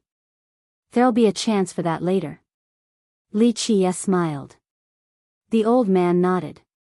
He believed that Li Qie would be able to put up a monstrous fight, a battle for the ages. I am Emperor Nong. The old man bowed again for an introduction. Li Qie smiled. This was within his expectation. I've heard good things about your 9-pistol golden grain, that it's the best in history. Li Qie chuckled. The bull had bragged about eating this grain before, but not a single soul believed it. Why? Because according to the legends, these grains belonged to Emperor Nong, one of the Three Immortals. Those back in that world thought that these beings were myths or even fabrications. Just child's play, nothing impressive, can't enter your sight. The emperor shook his head. Of course, it's not what I want. Li Qie let out a wide grin. I want way more, obviously. The emperor let out an awkward smile, aware that Li Qie was about to bleed them dry. You're already a true immortal now. Our crappy possessions can't enter your sight. He said. 1. Nong mean farming/agriculture. Chapter 32-28, A boundless void lay ahead. Nothing else existed as far as the eye can see. It felt as if everything had been sucked out of this place, even space itself. In front of the void was a beautiful and magnificent radiance. No one would be able to avert their gaze from this greatest work of art. It looked like a gathering of the galaxies. All the stars from 3,000 worlds were here and slowly floated in a profound yet mysterious order. It seemed as if it contained everything possible, even the most basic requirements for creation. It gestated the sources of all along with a power beyond imagination. Each starry ray possessed the power of all things, the Tao, and the spirit and heart. One could see everything in the 3,000 worlds while standing before this celestial accumulation. They could then act as the rulers of this domain. However, Li Qie didn't care about this profound entity. His focus was set on the void ahead. There was nothing there, no time and space, no grand Tao and mysteries. It simply had nothing that made up reality. An impregnable wall. Li Qie commented. It's a sight to behold. We've seen it once during the very edge of that event, this is the second time. It's really impossible to cross, we've tried it. Emperor Nong, who stood next to him, nodded in agreement. From one perspective, people would mistake it for being easy to cross. There were no affinities holding them back. However, this wasn't the case. The absence of affinities rendered all movements impossible. Techniques and Tao were useless. One would just be stuck there. There were no rules of distance and time, only eternal stagnation. This void was a dimensional bulwark. In other words, this was it, the end. No one would be able to move forward. Therefore, calling it the end point of the expanse wasn't unreasonable. Even the three immortals had no means to travel through it. Yes, there was one like this. Li Qie became slightly emotional. He eventually shifted his gaze towards the stars instead. Earlier, there was an old man meditating there. Now, he had gotten up and walked over to the duo. He wore a coat made of straws and was engulfed in flames. These flames were refreshing and pleasant instead of being overbearingly hot. They felt like the spring water amidst a hot summer day, enough to quench any thirst. Nonetheless, they still had plenty of destructive potentials. Just one spark could reduce a system to ashes or kill a powerful progenitor. The old man bowed deeply at Li Qie and said, "Brother Li, you're a sight for sore eyes. We have been waiting." "He is Brother Sui," Emperor Nong introduced with a smile. The introduction was unnecessary since Li Qie had seen the three immortals' Tao images after arriving in this world. That was so long ago. Now, they have finally met in person. Either way, it didn't really matter to Li Qie. A peerless fire Tao, definitely deserving the immortal classification. Simply incredible. Li Qie praised. This wasn't conversational pleasantry. The Emperor's fire Tao was definitely the best in three immortals. "I don't deserve your praise, for my legacy has been tainted by a child with a weak Tao heart. My reputation is gone." Emperor Sui shook his head, feeling embarrassed. A master starts one's journey, but the rest is up to them. There are plenty of unfilial descendants in history, this is common enough to not worry about it. Li Qie chuckled. The topic of this conversation was Fire Ancestor, a direct disciple of Emperor Sui. Just imagine, a cultivator lucky enough to receive personal guidance and arts from Emperor Sui. His future was as bright as can be. Sure enough, he eventually became a member of the Decemvirate. Moreover, he gained great influence and authority due to the prestige of his master. Who wouldn't want to follow a disciple from one of the three immortals to battle? Therefore, those who knew about this little secret were willing to follow him on his expedition to the expanse. Unfortunately, he failed to accomplish his goal and faltered to the darkness. "You're right." The Emperor smiled and said, "I suppose everyone has one regret or two in life." He sighed after saying this. He still had emotions despite his current cultivation level. In the end, he had to personally pursue Fire Ancestor and cleaned up this mess. This wasn't easy for him in the slightest. He adored his student due to the latter's gifts. Fire Ancestor possessed insane talents. Thus, Emperor Sui taught him everything. This choice turned out to be his biggest regret in life. Oh. A friend from afar visiting, what a joyous occasion. Let's not talk about unpleasant things when we should be celebrating. Suddenly, their conversation was interrupted by jovial laughter. Another person from above landed in front of Li Qie. He was taller than Emperor Nong and Emperor Sui. He had a special rhythm and temperament to him, as if he was made from the Grand Tao. One wouldn't be able to sense his flesh and blood, as if he wasn't in the same dimension. "You're back, brother Shi." The other two smiled to see him. "We have been expecting you, brother Li." The old man also bowed towards Li Qie and said, "A few million years ago, we were discussing how long it would take for you to come here. It's not easy to find." Li Qie chuckled. The three immortals in the legend have finally gathered. Li Qie knew that they were real, unlike those back in Three Immortals. To a certain extent, he came to this world in order to see them. Thus, with this meeting, his trip could be considered a complete success. "You've done a superb job, far better than us." Emperor Shi smiled and reflected, "We've been trying to find that guy ever since he got here. We did spot him several times, but he was always one step ahead of us. Seems like we're really old now, our vision is gone, can't even find someone." He was referring to the unicorn that managed to elude them for so long. Alas, Li Qie managed to not only find but also kill him. Chapter 32-29. I can't take all the credits since I had the help of an item. He hid very well, it wouldn't have been easy.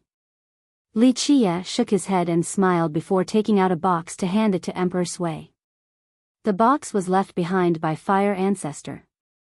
It contained the unicorn's hair and fingernail. This made it easy for Li Qie to calculate its position. This child, always so intelligent. He had his own plan going on.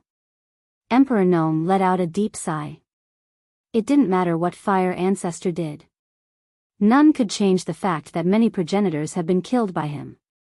Forget about the past. Emperor Sui summoned a flame in his palm. Poof! The flame instantly turned the box into ashes that scatter to the wind. War is always cruel, at least Three Immortals is lucky enough to survive. Emperor Shi stared at the scattering ashes and said, "We can't escape responsibility for this." Emperor Nong became serious. "Right, our damned mistake started all of this." Emperor Shi didn't deny. "Well, struggling is a part of life. Otherwise, might as well just be a rock." Emperor Sui smiled and said, "Right, overcoming struggles gives meaning to life. It makes us more than walking corpses." Li Qie added, "Yes, you're one of us, one of us." The Three Immortals clapped their hands and laughed. "Alas, we're inferior compared to you." Emperor Shi said, "The struggle back then got the best of us, which is why we ran back to Three Immortals. We stopped struggling. It's not easy returning alive from that place." Li Qie said with a profound gaze, "Very few have managed to do so. We didn't do much in the ultimate battles compared to you and the wise sages. We just messed around and eventually knew when to give up and leave. Our accomplishments are exaggerated by the unaware, that's all. We don't deserve any praise." Emperor Sui put on a forced smile. The Three Immortals were survivors of an expedition. Theirs was much earlier compared to Li Qie's group. As if the villainous heaven would allow for people to mess around in its domain. Li Qie chuckled. No one incapable could have survived in that place. Well, in the end, we realized our limits and left with dejection. The truth is that we tasted a lot of bitterness there. Emperor Shi added. The inhabitants of this world probably viewed the Three Immortals as unbeatable figures. How could they ever be defeated? On the other hand, the Three Immortal themselves had no problem accepting their defeat. This was already a peerless deed. "No, what you three have done is magnificent, immortalized in history." Li Qie still praised. "Let's not dwell on the past. We gave up after that attempt while you're still as spirited as before, still having the confidence to try again. Our Tao heart is not as strong."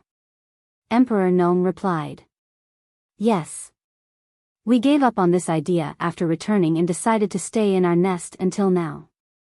Emperor, she said, we're old now, the same with our fire. It's because I'm only 18 that I have the energy and hot-bloodedness to keep on struggling. That's the only way to get rid of my youthful restlessness. Li Qie joked. The three immortals chuckled in response. He was indeed young compared to them.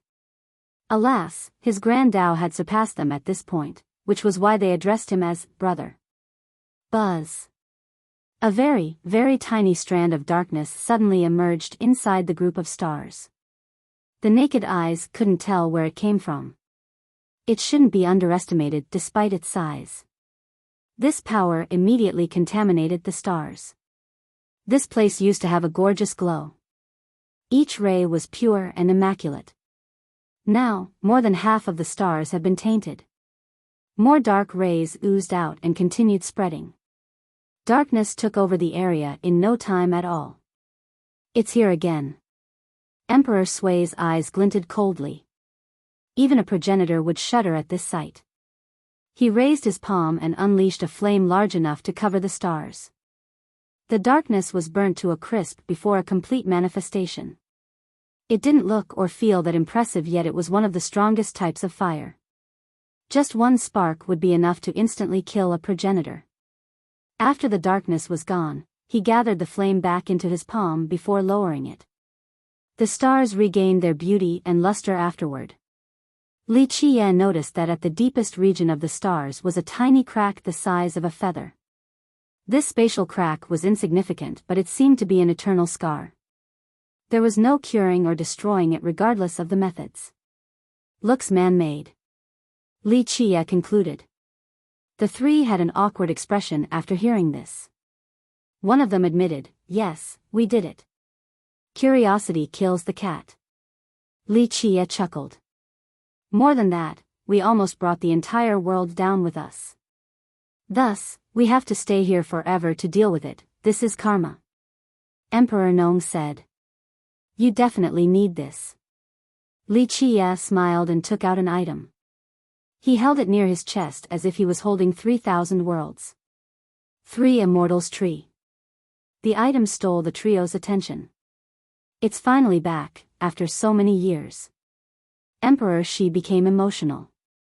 Indeed. Emperor Nong reached forward to gently rub it. I feel like it's hard to put a price on something so priceless. Li Qie smirked. The trio exchanged glances, contemplating. Do we have a choice? Emperor Nong spoke first since he was the one who made a deal with Li Qie. No, but you can choose not to get it. Li Qie shook his head. So we don't have a choice. Just state your conditions, we only need the tree. Emperor Shi smiled. Well, I need to think about it very carefully. Li Qie rubbed his chin, looking as if he was about to make an outrageous demand. Alas, the trio couldn't do anything about it. They needed to obediently accept all of his demands since they were fish on the chopping board. They wouldn't have waited until now if they didn't need the tree. To switch it up, they themselves didn't need it, but 3 immortals did. That's why they didn't have a choice. 1. Note, they refer to him as older Dao brother, but this is just too long. Chapter 3230. The helpless expression from the trio amused Li Qie. Don't worry, I have a great sense of propriety and won't ask for anything out of line. Li Qie smiled. Of course, the trio's eyes said it all, that they thought he was anything but. Here, back to its masters, wait, no, back to its home. Li Qie handed the tree to them without asking for the payments just yet. Finally. Emperor Nong accepted the tree and became emotional, the same as the other two. No more disasters after this. Emperor Sui stared at the stars and heaved a sigh of relief. Creating a rift there mustn't have been easy. Li Qie glanced over at the crack. The three became awkward again with a forced smile on their face. We really brought this upon ourselves and it has been tormenting us ever since. Emperor Shi sighed in response. So first, you three found this place. Li Chia had a pretty good guess at this point. Yes, that's a story from long ago. When we returned from that place, we went into a long cultivation session. Once we came out, we entered the expanse for a full exploration. Those as powerful as the trio wouldn't linger around in Three Immortals. They naturally desired to reach a bigger and more colorful world. There was no secret left in Three Immortals for them since they were the ones who created the order and cultivation system here. Their reign has lasted for many generations, so they knew all there was to know. Only the expanse had some mysteries left and they couldn't resist the temptation. The expanse is massive. We went there several times and still didn't see the whole thing. Thus, it became our goal. Emperor Sui stopped here. We found this place and the tree. We immediately knew that it had special meanings to this world, hence its name. We stayed here for a while to figure it out. Emperor Nong continued. He glanced over at the stars, seemingly recalling the past. You soon found that there was more to it than that. Li Chia smiled. He had kept the tree long enough to figure it out. Yes, curiosity also kills people. The three exchanged glances. I assumed there was only one path. Who would have thought that there was a rift here? Li Chia said. We didn't know in the beginning. Emperor Shi shook his head. We figured out that the tree is a dimensional type. Breaking this barrier might take us to a world unknown to us. We naturally became curious. This was irresistible. Emperor Nong smiled wryly. They have lived in this world for too long, so this revelation regarding a new world became their main focus. You started working towards this goal with wanton regards. After all, you three considered yourselves unbeatable. Li Chia could understand why they did it. Anyone in their shoes would have done the same thing. The three smiled, agreeing with Li Chia. They lost patience once they found out about another world. In fact, they have calculated the potential dangers and possibilities before attempting this. The problem was their overconfidence due to their strength. They believed that they could deal with any complications. After all, they were survivors from that place. Though they pulled a fast one to flee, this was still a historically great feat, and furthermore, what place could be more dangerous in comparison?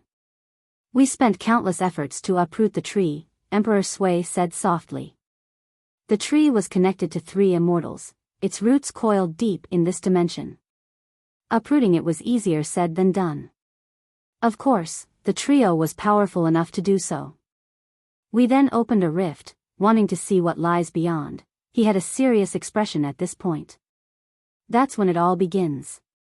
Emperor Shi joined in. We underestimated that world and didn't prepare sufficiently. The darkness came.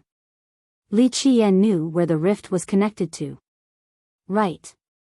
Emperor Shi nodded. As we were about to explore that world, we suddenly got ambushed by darkness. We realized that this was far from good. The sudden ambush still managed to catch these three masters off guard. We knew that the first thing we must do was close the rift. Unfortunately, the enemies were too strong, so we didn't have enough time. He sighed and said. How many of them got through? Li Chia asked. Should be 3, as far as we know. Emperor Nong mused for a bit before answering. The leader was the strongest and kept us preoccupied. Then 2 more ambushed us a while later. We tried to stop them, but they didn't care about fighting. It took all of our efforts to stop the leader. He paused for a bit before continuing. We were fighting while trying to close the rift. The shockwaves blew the tree away into another dimension. It took us a long time to kill this leader, so the other 2 escaped to uncrossable expanse. More darkness was still coming from the other world, but we couldn't close it without the tree. Thus, we had to use our power to forcefully reduce it to a tiny rift. The situation back then must have been perilous. Anyone else would have panicked and lost control of the situation. By the time we stabilized the situation, one of the 2 has accomplished his goals in the expanse. He recruited a powerful alliance. Many fell to the darkness. Emperor Shi elaborated. We were still injured, unfortunately. Emperor Sui joined in. Moreover, the fallen ones were all over the expanse. We started launching an offense against this overlord. Emperor, she continued, but remember that this place was still open. Thus, we couldn't go all out. During this period, dark existences had occasionally tried to sneak in through the rift. One of us had to stay here to avoid letting more of them in. The other two focused on offense and defense against the overlord. Emperor, she said.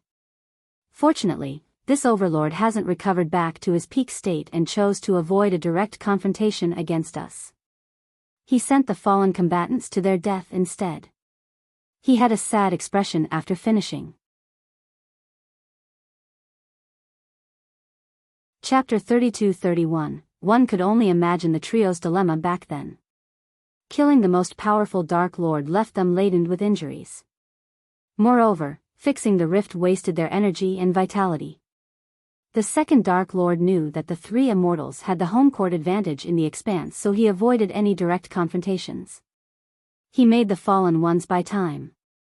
This made it difficult for the three to kill him right away. The temptation of darkness was too much, so many experts switched sides. If that had continued, the pillars of three immortals would be gone even after we kill him. Emperor Nong said. If they needed to kill all the fallen ones to get to the Dark Lord, the expanse would run out of masters. That's why we needed to enter three immortals again.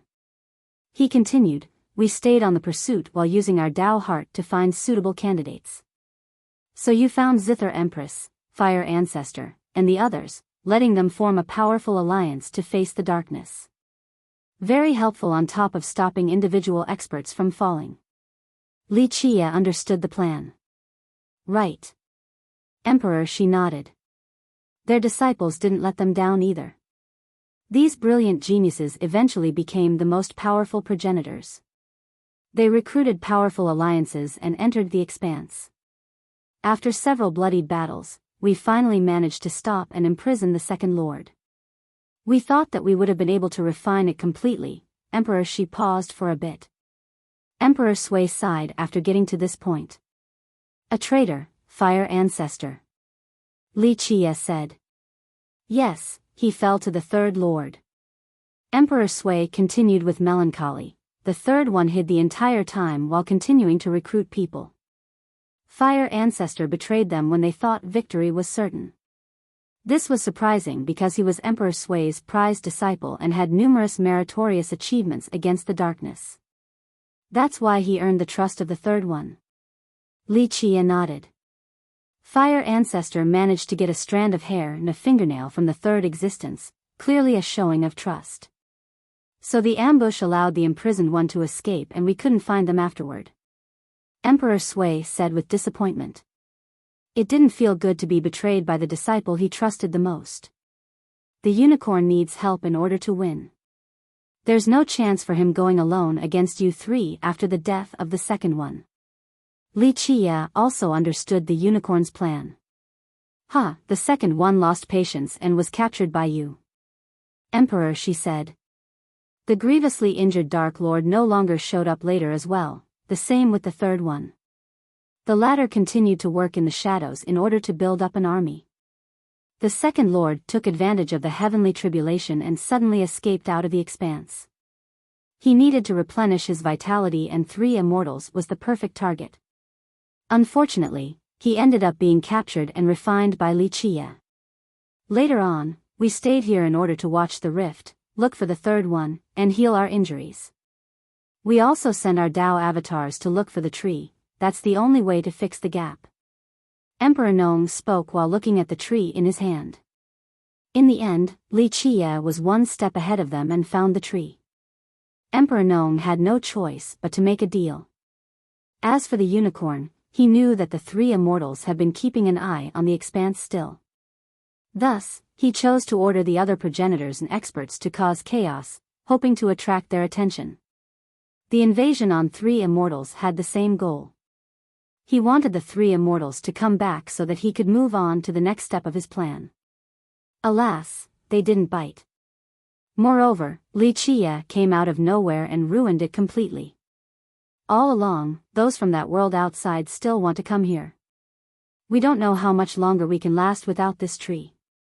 Emperor Sui stared at the tiny rift and said, "It's over now." Brother Li had dealt with all of this on his own. This is a peerless contribution to the worlds. Emperor Gnome smiled. This was no exaggeration. Li Chia killed 2 Dark Lords and swept away the darkness on top of finding the tree. His contribution was above theirs right now, so they had nothing but respect for him. Li Chia didn't say anything and focused his gaze on the rift. We should start and mend the rift with the tree. No more problems later on. Emperor Shi suggested. Previously, they were very curious about the unknown world, but this was no longer the case. The existence of this rift meant a potential disaster for 3 immortals. For them, nothing was more important than the survival of 3 immortals. Thus, they threw away their curiosity and desires before mending this rift. Everything would be the same again. Not going to take a look? Li Chia asked with a smile. No. All 3 answered at the same time. I will though. He smirked. The 3 became serious because this wasn't a joke. This pertained to the survival of all. You mean? Emperor Shi asked. 3 immortals have been exposed, they know about this fatty piece of meat now. It'll do a good job at curing their hunger. You don't think they salivate while thinking about it? Li Chia said. The 3 knew that their world was a prime target now after the formation of this rift. These other beings wanted nothing more than to devour it. We're sinners. Emperor Sui sighed. Fixing this rift is a temporary solution, not permanent. I'm positive that it is inevitable. No one will be able to escape in the future. Li Chia's eyes became profound. Elaborate, brother. Emperor Shi earnestly asked. Take them all down. Go all out with this opportunity. There won't be another one. Li Chia said. The 3 exchanged glances. They were the strongest cultivators of this world, but after fighting the dark existences, they knew that this unknown world was unimaginably frightening. We're not being unduly humble when saying that we won't be able to do anything there. It's not about staying alive for us, since death isn't enough to atone for our mistake. However, this rift must be fixed for the sake of 3 immortals. Emperor Shi said seriously. I'm not telling you 3 to go. It's my personal wish, so I'll go alone. It'll be selfish to bury 3 immortals by forcing you 3 to go there. Li Chia smiled. Chapter 32-32, Li Chia's suggestion could have earth-shattering consequences. The trio became austere. I don't think winning will be easy. Emperor Shi mused.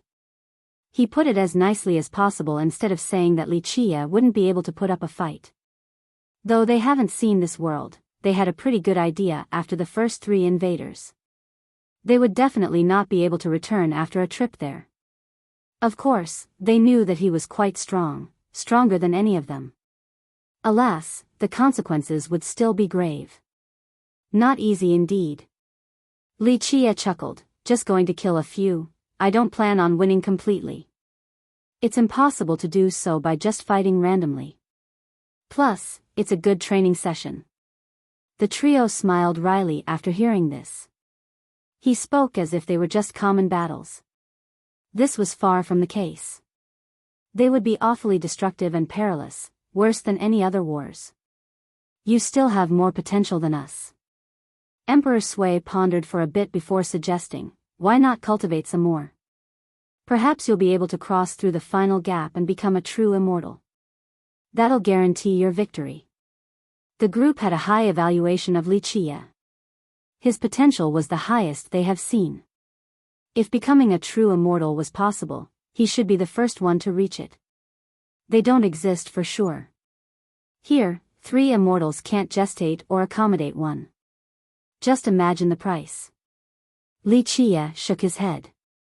The 3 furrowed their brows, contemplating. They all believed that true immortals didn't exist. They weren't true immortals despite their titles. Others incorrectly chose to call them this. Perhaps they were true immortals in the eyes of regular people, but they knew that there was a long way to go before reaching this level. Moreover, there was no established method for them to reference. That's why it is only a legend. I'm sure even in the case that it is possible, you guys won't want to see the trade-off anyway. Li Chia chuckled. The three started thinking about this issue. Your world is blessed with fortune, able to escape through many epochs. Will this continue on in the future? He then asked. We know, but we don't have the same courage like you to walk on this path. Emperor Nong sighed in response. I disagree, it's because you three have things tying you down. Li Chia said, we're humans first before we're cultivators, right? Otherwise, we're no different than them. You are correct. Emperor Shi nodded and said softly, opening this rift is not out of the question, but please consider. I don't think you'll be able to return. He put it as nicely as possible. Li Chia's result should be a miserable death in that unknown world. He had no reinforcement on top of knowing nothing about it. Well, I'll kill until either I'm dead or there is nothing left. A death like that will still be worth it. Li Chia let out a burst of heroic laughter, treating this matter with a carefree mindset.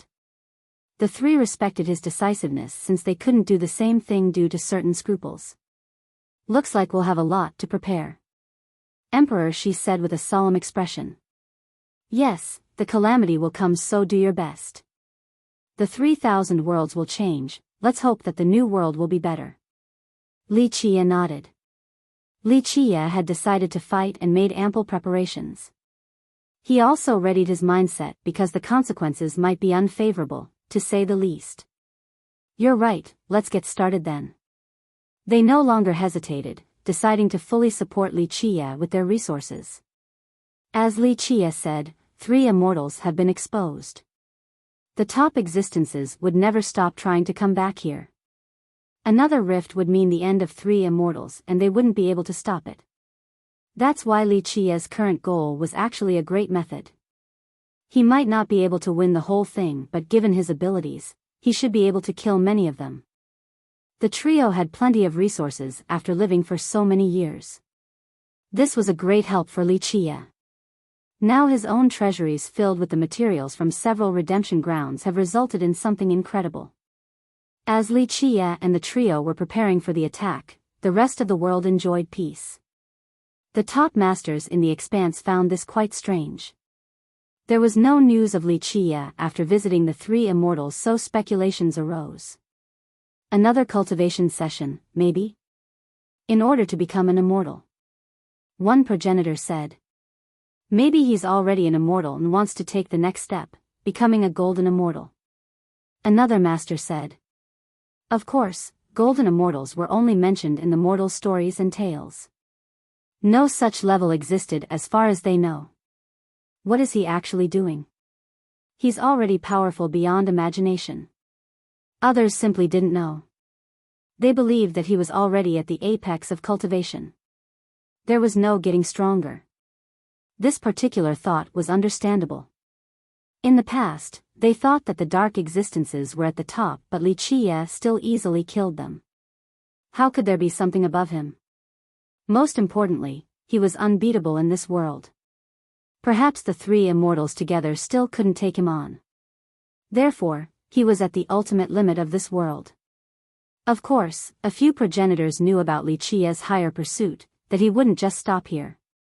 This piece was only a prelude before his next shocking move. A terrible storm brewed on the horizon. Those in the deep crevices of redemption grounds started gazing at the azure. They seemed to notice a few things. It has been too long. An ethereal voice sounded.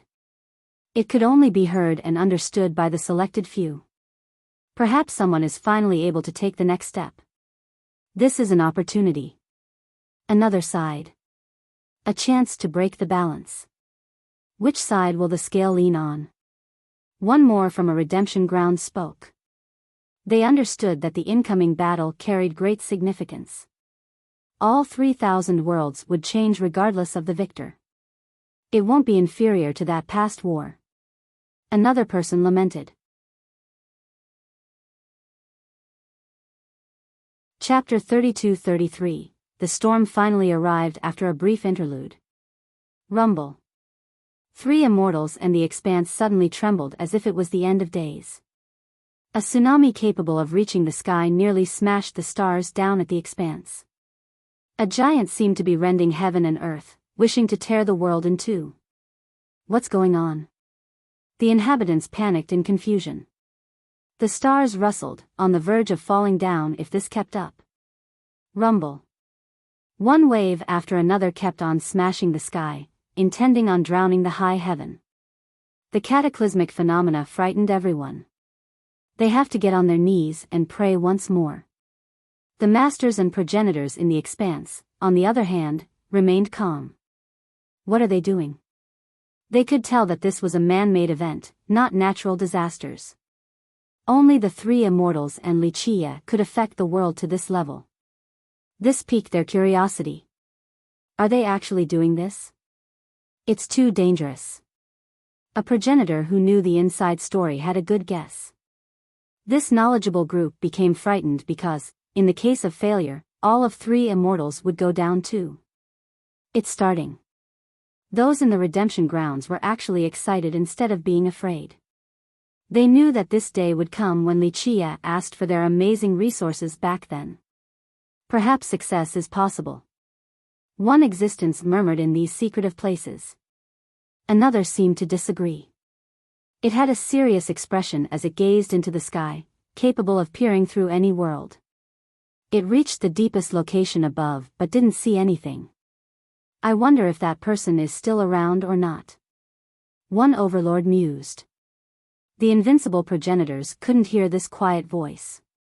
However, the other overlords countless dimensions away heard it clearly. That person, even the strongest overlords put on a serious expression after hearing these words. They were confident in Wuxia's expedition, but once this person was mentioned, they felt great pressure. It has been a long time since his last appearance. I don't think anyone knows. One overlord quietly said. Only those who knew about him understood how frightening he was. However, he had disappeared a long time ago. Nonetheless, these overlords knew that he was still alive. After all, they were still alive. How could he die before them? It's just that no one knew what he was doing right now. The powerful existences back in the 9 worlds and 13 continents also felt the powerful ripples. It's beginning. One terrible being in a deep dimension started fleeing to safer pasture. He knew that this might be the start of another disaster. I hope changes will come from this. A person with a profound gaze residing in a burial ground said. They knew that a disaster would come from this battle along with a change in momentum regardless of the outcome. Crack. Crack. Tearing sounds could be heard by all in three immortals and the expanse. Look, the sky is cracking. One person shouted. All looked up and sure enough, a crack appeared on the sky vault, looking just like a star. Everyone felt as if there was an invisible barrier up there being forcefully torn apart. Crack. The tearing continued. The sky would be split in two if this continued. The top masters in the expanse took a deep breath. That was a world barrier being torn apart, something they definitely couldn't do. They want to enter a different world? They realized what the four were up to right away. Can they do it? The widening crack left them in fear, afraid for the worst. Meanwhile, regular people back in three immortals thought that the sky was breaking down. Despite a lack of information, they instinctively trembled. Their survival instinct told them that this was definitely bad. Crack. The sound intensified and could be heard everywhere. The greatest existences watched with bated breath, especially those in the redemption ground. Boom. Darkness suddenly oozed into the crack with the force of a primal flood, engulfing the world. This was a monstrous existence from the other side wanting to invade three immortals. The dark affinity naturally scared everyone out of their wits. They felt darkness entering them in the blink of an eye. Shit. The top masters immediately fled with haste, afraid of a repeat of the past. Boom. However, this invasion was interrupted by an immortal light, a supreme technique capable of affecting everything. All felt feeble and insignificant in comparison. The power instantly repelled the mighty darkness, pushing it back to its own world while not damaging three immortals in the slightest. The crack in the sky was illuminated by this immortal light. Inside this bright expanse was a wondrous figure, Wuxia. Rumble. He flew towards the crack, wanting to reach the world on the other side. So fierce. The top masters were amazed at Wuxia's invincibility. 1. We don't know the sex, but I can't use there in the conversation, so it'll be his/him when applicable. Chapter 32-34. A single punch repelled the darkness in a domineering fashion. The inhabitants of three immortals were left speechless on their knees.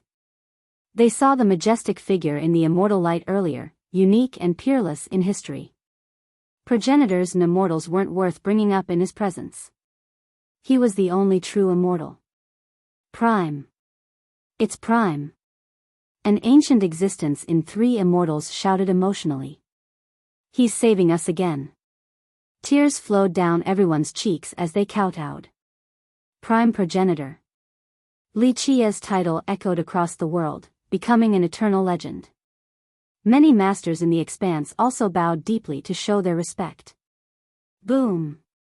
Wuxia stepped into the other world without any hesitation or fear. Each step was decisive and convincing. He didn't look back a single time, as if there was nothing here that could hold him back, a testament to his Tao heart and desire. He wanted to enter this world with the greatest momentum, taking the problem down at its source. Seal.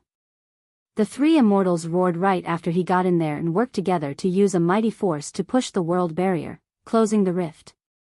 Rumble. The rift gradually became smaller. This process appeased the spectators, saving them from further anxiety. They knew that the closing of this rift would mean that their world was safe again. Of course, ordinary people had no idea how much power and resources were spent by the three immortals to close it. After the rift disappeared, the three immortals returned the tree back to the stars. Buzz. The stars became lively again and rotated with incredible speed. This rotation spread life to the rest of the world. As this affinity seeped into the fabrics of reality, a tiny change occurred. It was unnoticed by regular people, only the powerful masters could sense it. This is, a powerful progenitor became startled. The world is awakening? Another master speculated. Meanwhile, those in the redemption ground didn't care for this change. Their eyes were fixated above the sky, waiting for the worst. Who will die in this generation? One overlord murmured.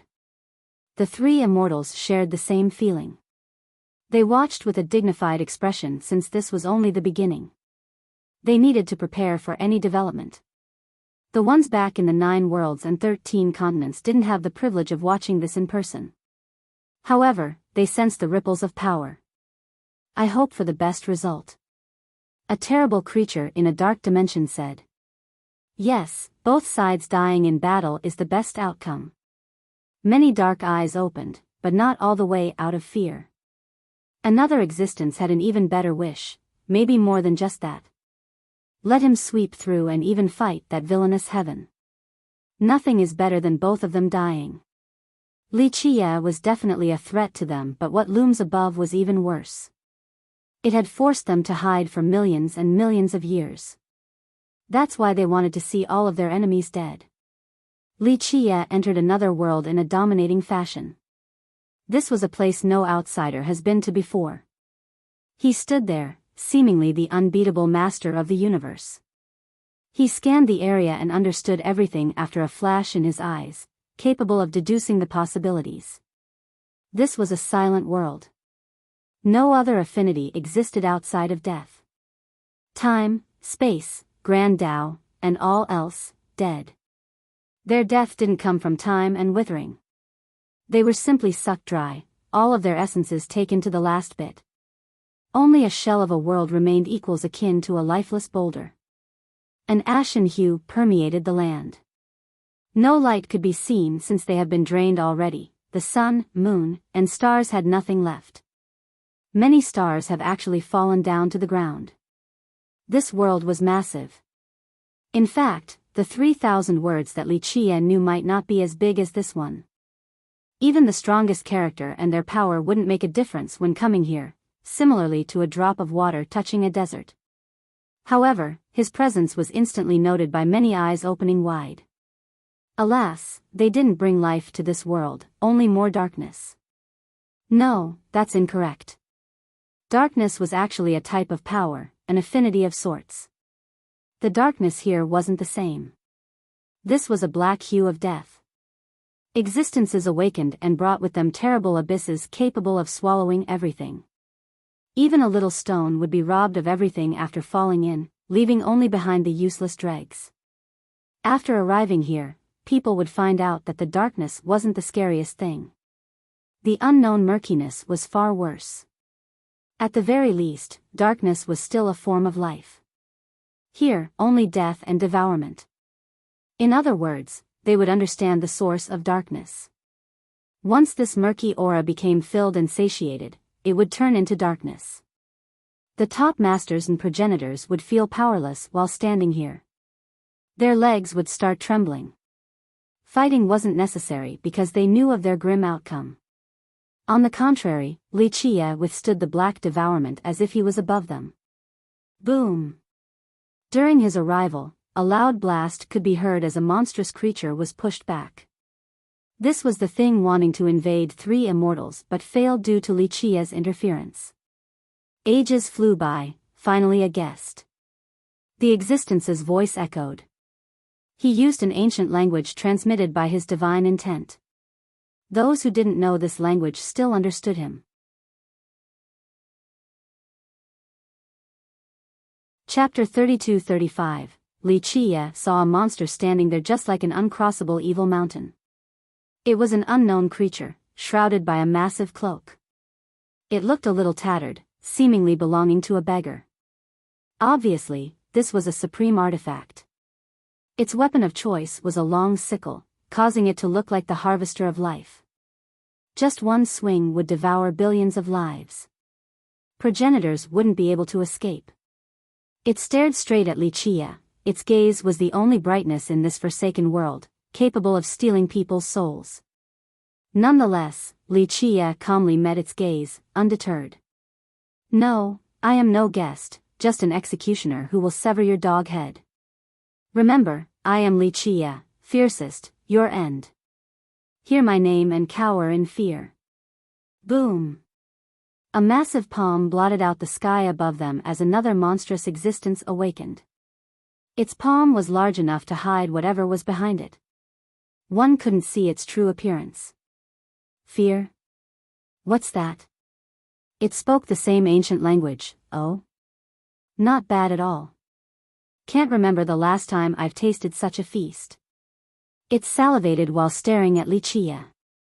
Indeed.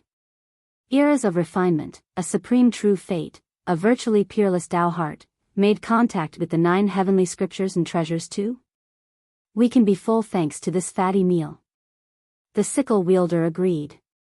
One didn't need to see its expression to know how much it wanted to devour Li Qie right now. Count me in. A third creature appeared, looking like a specter. It manifested in space and became part of it. Its form and size remained unknown. It simply had 3 bizarre white eyes. Their movements seemed to be twisting the fabrics of reality. They didn't exude a terrible presence nor an invincible aura. Alas, time came to a still. One shouldn't doubt the fact that they could devour 3 immortals, the 9 worlds, and the 13 continents in one gulp. If they were to go there, they would turn everything into food, including the mighty immortal emperors and progenitors. Just their diabolical form alone was enough to instill fear, no need for any aura. You all look like feasts to me too. I'm sure that it'll be very nutritious devouring you 3, but unfortunately, that's not my intention. Li Qie smiled. Then what is your intention? The sickle wielder spoke. Its voice had no emotions, seemingly always the same across the years. Perhaps time itself wasn't a limiting factor for them. This affinity might as well not exist. I will kill all of you. Don't you want to go down there? I'll deliver you down there and fulfill your wish. Li Qie smirked. True, there's a chance of coming down in that case. The three-eyed abomination said. How interesting, I'm afraid your world can't handle our death though. The being with the gigantic palm had strange-sounding laughter. There's a trade-off, for sure. Li Qie smiled. Your stinky corpses will spoil the land at first, but they'll become great fertilizer. Healthier soil and trees will come in time. That's your goal in coming here? The sickle wielder glared intensely, wanting to see Li Qie's Dao heart. No, that's just an additional prize. Li Qie smiled. I'm here to kill you all, that's all. You think you can kill us alone? It's true that your power few dash, the monstrous palm laughed and said. No, he's extremely strong, he has a primordial will. A faint voice came from deeper in this world. The three nearby instantly focused their gaze, resulting in three blinding rays intending on drilling through Li Qie. The experts below had no chance of withstanding their intensity. We were careless, that is indeed a primordial will. The three-eyed abomination confirmed. You're that person? Li Qie asked after also focusing his gaze towards the direction of the faint voice. That person. The atmosphere became frozen. The three terrible monsters became serious as if Li Qie had just uttered some taboo words. Silence took over for a moment. No, I am not. Eventually, the faint voice answered and broke the tension. What a shame, I want to kill him too.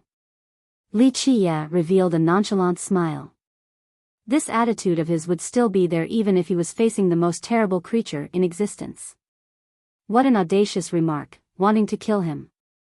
The massive palm spoke while trying to analyze Li Qie further, wanting to see what he was going to kill that person with. You. Not enough, still not enough. The faint voice said, I'm afraid you can't even get past US. Is that so? We'll see about that. You're coming out to fight me? Li Qie smiled. No rush, let the three of them test your strength first. Oh, and we don't do one-on-one either. A feast like you has to be shared. It's too bad that we each will get less. The voice nonchalantly said. The creepiness of this response would make anyone imagine that they were laying on a platter, waiting to be cut and eaten. These existences, from beginning to end, viewed Li Qie as food, nothing more. I'll get started then, my fertilizer. I'm sure even the villainous heaven shares this sentiment. Li Qie chuckled. Humph. The bastard. The voice scowled. The other three gradually surrounded the area around Li Qie, ready to kill him. Show us your power. The sickle wielder uttered. Boom. Death energy emerged as a coffin materialized above Li Qie, the same with the death scripture. Both the scripture and treasure? The other two existences' eyes narrowed at this sight. That's right, enough to kill you all. Li Qie confidently said. Kill us? Perhaps you don't know that your world didn't even exist back when we possessed them. The three-eyed abomination revealed. I'm aware. It's a shame that the primordial backlash rendered them useless in your possession anyway unless you have a death wish. Li Qie smiled. You know quite a bit. The sickle wielder became surprised. Those who knew this secret should no longer be around. Alas, there was one standing in front of them right now. Clank. Clank. Clank. 12 Dao laws above him formed a defensive barrier. Above them were 3 maelstrom. These 15 affinities combined together into an everlasting entity. Chapter 32-36. The primordial will drape down to protect Li Qie. He became an indelible mark in history, the embodiment of the beginning. We once had the primordial will as well, what a shame, the faint voice said from somewhere in this world. The 3 terrifying existences looked fixedly at Li Qie and the primordial will. They couldn't help licking their lips. This will might be more tempting than his flesh. The primordial will shall return today. The gigantic palm said before audibly salivating. The three of you can't do it. Li Qie slowly unsheathed his weapon, an ash-colored long saber. It seemed to be made from the toughest material in history. Its appearance wasn't quite impressive, but the three existences' eyes narrowed as they became serious. Such a familiar aura. The three-eyed abomination sniffed. Of course, I'm sure you can't forget the aura of the villainous heaven. Li Qie looked capable of killing immortals with the saber in his hand. He spent unspeakable efforts in order to create this weapon. The main material was the meteor taken from the Jilin clan, forged with all types of flames and the power of the heavenly tribulations. No wonder why it's so familiar. The gigantic palm stared at the saber and said, "The thing they feared most in this world, the villainous heaven. This saber had a similar aura, no wonder why they found it so familiar." "Its name is?" the sickler wielder asked. "Heaven sees. I was going to name it Doghead Blade because I'll be decapitating you all with it, but it'll be too much of a waste. After all, the saber wasn't solely created to deal with your bunch." Li Qie said. "Heaven sees." The trio repeated, not caring about the taunt after.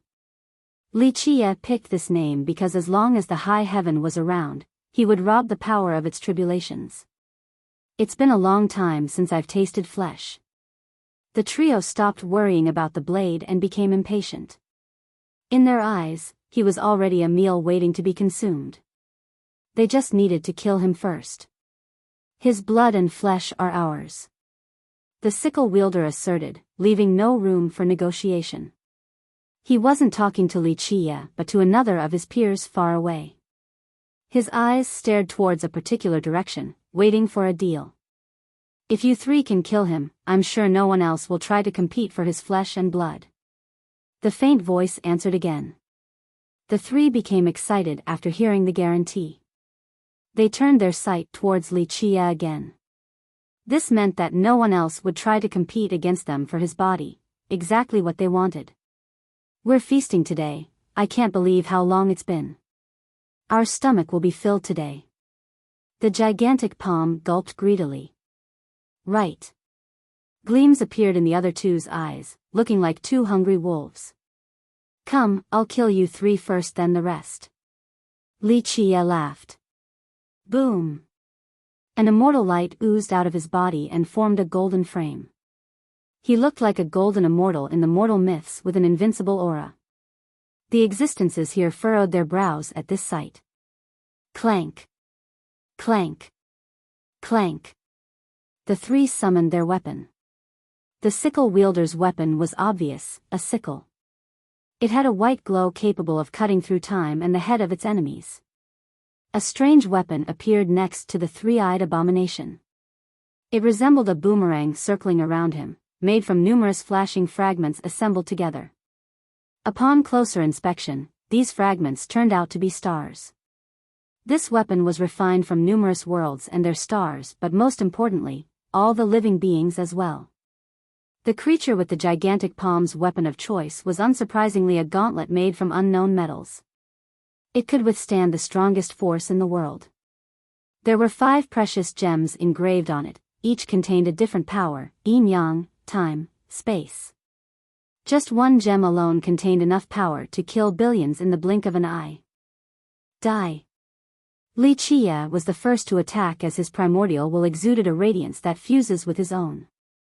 A horizontal slash aimed straight for the sickle wielder, a move as simple as can be. However, it contained the most profound variations and saber Dao in existence. Even a saber god wouldn't be able to understand it after trying for a lifetime. It could easily split open 3,000 worlds in the blink of an eye. The sickle wielder retaliated with a vertical swing.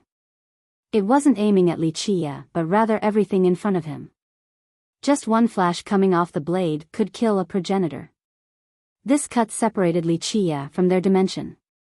Though they seemed to be inches apart, they were actually in 2 different worlds. The cut successfully separated all karmic ties connecting them, resulting in an unsurpassable gap. Not to mention an ordinary expert, progenitors and true emperors wouldn't be able to traverse this newly created zone. However, Li Qia's saber didn't give a damn. One could be born 30 million years in the past or 30 million years in the future, this slash would still decapitate them and heads will start rolling on the ground. The zone was instantly destroyed. Speed and distance weren't limitations for his heaven seas as it cut the sickle wielder, causing him to bellow in pain. At the same moment, the three-eyed abomination's boomerang struck Li Qia.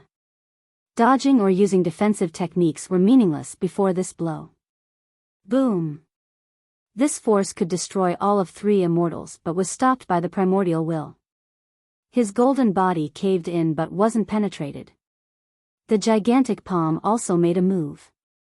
The 5 gems became resplendent, unleashing the power of 5 different affinities. Chapter 32-37, Boom! Karma and the Samsara were reduced to ashes. However, the punch was stopped by an incredible shield appearing in front of Li Qia. Not even an immortal could break through. Eternal bulwark. He's the deserter back then. Kill him. The existence coldly uttered. Boom! He punched again after speaking. This bulwark wasn't created by Li Qia. A supreme overlord from one of the 6 redemption grounds gave it to him. You're the one who's going down. Li Qia laughed and activated his world seal. A second Li Qia came out, exactly identical to the first. This Li Qia stepped out and looked unbeatable as well. He held the death coffin and activated the Grand Tao, smashing it on the existence's massive palm. The explosions forced the huge being to stagger backward. Perish. The three-eyed abomination came again along with one struck by the saber earlier. Rumble. The colossal world started cracking by the destructive shockwaves emanating from this fight. Meanwhile, many pairs of eyes were watching with greed. The outcome didn't matter too much to them, they would feast on the losers all the same. The impacts were strong enough that the other worlds felt it as well, from the 9 worlds to the 13 continents. Rumble. Inside the 9 worlds, people couldn't help but look up because it sounded like the sky was being torn apart. However, there was no visible damage. The fear resembled that of a child sleeping at night during a thunderstorm while 2 giants were fighting outside the window. A natural disaster? The inhabitants of the 3,000 worlds were lost, suppressed by an unknown force. They didn't have the courage to look up in the sky. Everything's changing, we need to run now. On the other hand, the top masters have predicted this and entered a cautious state. In the 9 worlds, Tao runes wove all around the land in a complex manner. These were the momentums and auras created by the wise sages across the generations. The sky is breaking.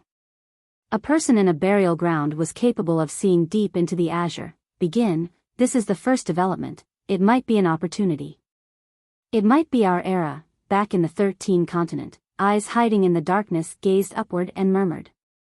That person hasn't shown up but the old man is there. In 3 immortals, an observer could see the actual fight and quietly said. The sky in the various worlds could be pierced at any moment by a power beyond anyone's imagination. Emperors and progenitors were nothing in comparison, fearing for their own lives. The inhabitants had no choice but to start praying for a savior or whichever gods and deities they believed in. Boom! A loud blast resulted in cracking noises. The land masses of the 9 worlds started shifting and everyone could sense this terrifying movement. What's going on? They naturally bellowed in fear. The world barrier is broken so the 9 worlds are moving. A top master turned pale from this realization. This is the end? The displacement of the 9 worlds and the broken barrier terrified everyone. It's a good thing that this fight isn't happening here. A supreme overlord shuddered. The 9 worlds would have been destroyed after several moves in that case. People looked up and saw a terrible tribulation ocean gathering above. Lightning bolts danced around like true dragons. Each bolt could pierce through the earth. Damn it all, even the villainous heaven wants to join in?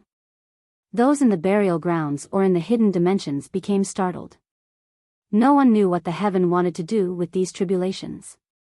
The ones in hiding were the most terrified. The result of this tribulation descending would be unthinkable. Some had no clue what was going on up above. However, the ocean consisted of thousands of tribulations by this point, more than enough to end their world. The overlords watched with a solemn expression. The tribulations were the same as an executioner's sword looming above their head. The strongest overlords didn't dare to make a rash move right now. They had no idea what the villainous heaven was intending to do. They had been hiding for so long now, just one wrong move and all of the time would be wasted. Boom! Another loud blast came from above the firmament. Everyone felt as if the sky had been penetrated. Rumble. Night descended on the 9 worlds. What is that? People saw a massive thing falling down from the 9 firmaments, something resembling a massive creature. Darkness also poured down like a flood around it. It could be the creature's blood. Boom! Boom! Boom! Lightning bolts from the tribulations immediately headed for the creature, resulting in a relentless onslaught. Explosions detonated and pieces of flesh fell off. All these tiny pieces were reduced to dust by the numerous bolts. However, the creature was just too large. Some pieces still escaped the net and slammed into the ground. Boom! An entire plain got hit by one and became nothingness. Forests and mountain ranges disappeared in a split second. Worst of all, dark lava started melting the ground, turning the area into nothing but death. 1. To defect, to desert, to betray and flee. The word has several meanings, so it's hard to know which to pick.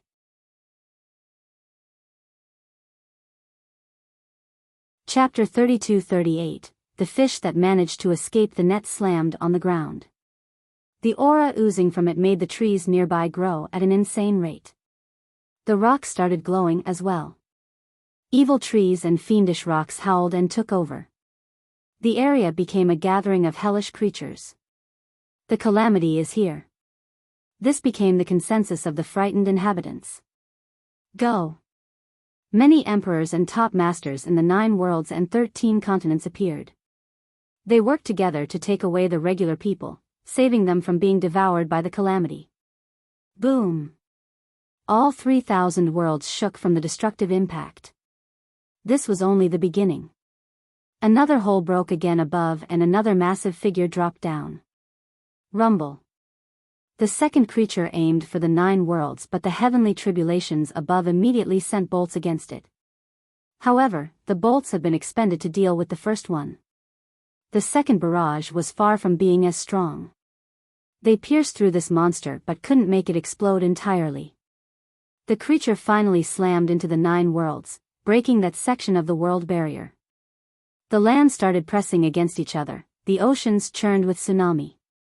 The apocalypse was coming. Buzz, the Tao runes existing in the 9 worlds became resplendent. Numerous figures appeared and began protecting their assigned sections. Move it.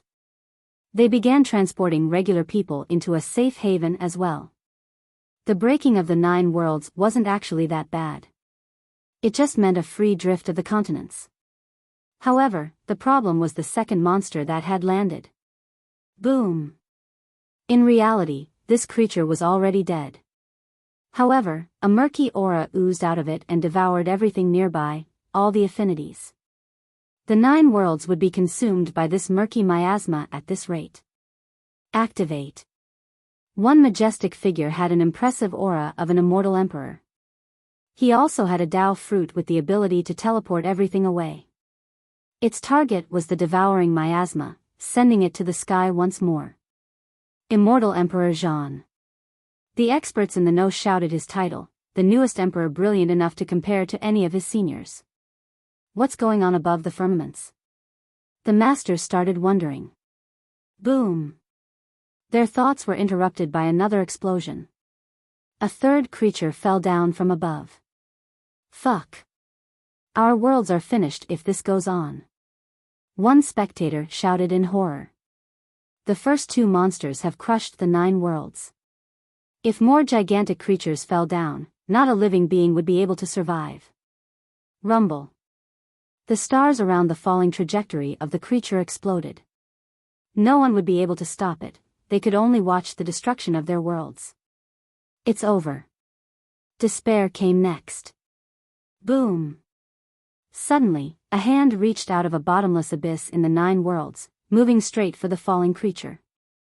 This was one of the burial grounds, Heavenfall. Boom. The impact should have been too much for anyone to handle, yet the hand was able to shoulder this creature. Dark miasma oozed out of the creature, but the abyss retaliated with a divine beam. Break. An ancient voice from the abyss bellowed. More beams shot out to stop the corrosive darkness. Boom. The spectators watched in awe before this ultimate contest. A third party suddenly joined in. The heavenly tribulations from the ocean went down with full force. The lightning bolt's target was actually Heavenfall Abyss, completely engulfing the place. Ah! The overlord of this burial ground was annihilated by the lightning tribulations. Curse you! Villainous heaven! A miserable cry echoed for the world to hear. Finally, the abyss exploded from this incredible force. The walls collapsed and nothing was left beneath. A burial ground was destroyed just like that. That wretch. The other overlords gazed at the tribulations, realizing that the villainous heaven wanted to destroy these monstrous abominations along with them. They became more cautious as a result. This was the case in the 13 continents as well. The tribulations instilled dread into everyone, especially those hiding in deep dimensions. Those corpses are peerless, just one is enough to change the situation. An overlord in a burial ground murmured. These monstrous abominations were destructive to the land, but for those strong enough to refine them, the result would be incredible. Boom! One more monster fell down from above, the fourth one. Rumble. The broken 9 worlds couldn't withstand another impact. No overlords tried to stop it from hitting the ground this time. They coveted the corpse, but the tribulations were still waiting up there. Heavenfall Abyss was the perfect example, the place stood no chance. Buzz. After a bright flash, a mighty tree stopped the corpse with its branches. The primordial tree. Someone shouted. Rumble. The tribulations erupted again and sent down terrifying lightning bolts. It's coming down again. No one dared to think about grabbing that corpse from the tree. However, the tree exuded its primordial light and shouldered the myriad worlds. Loud detonations ensued as it withstood the lightning barrage. So powerful. The overlords became startled. Boom! While the tribulations were attacking the tree, another shadow emerged above the sky, one more monster was falling down.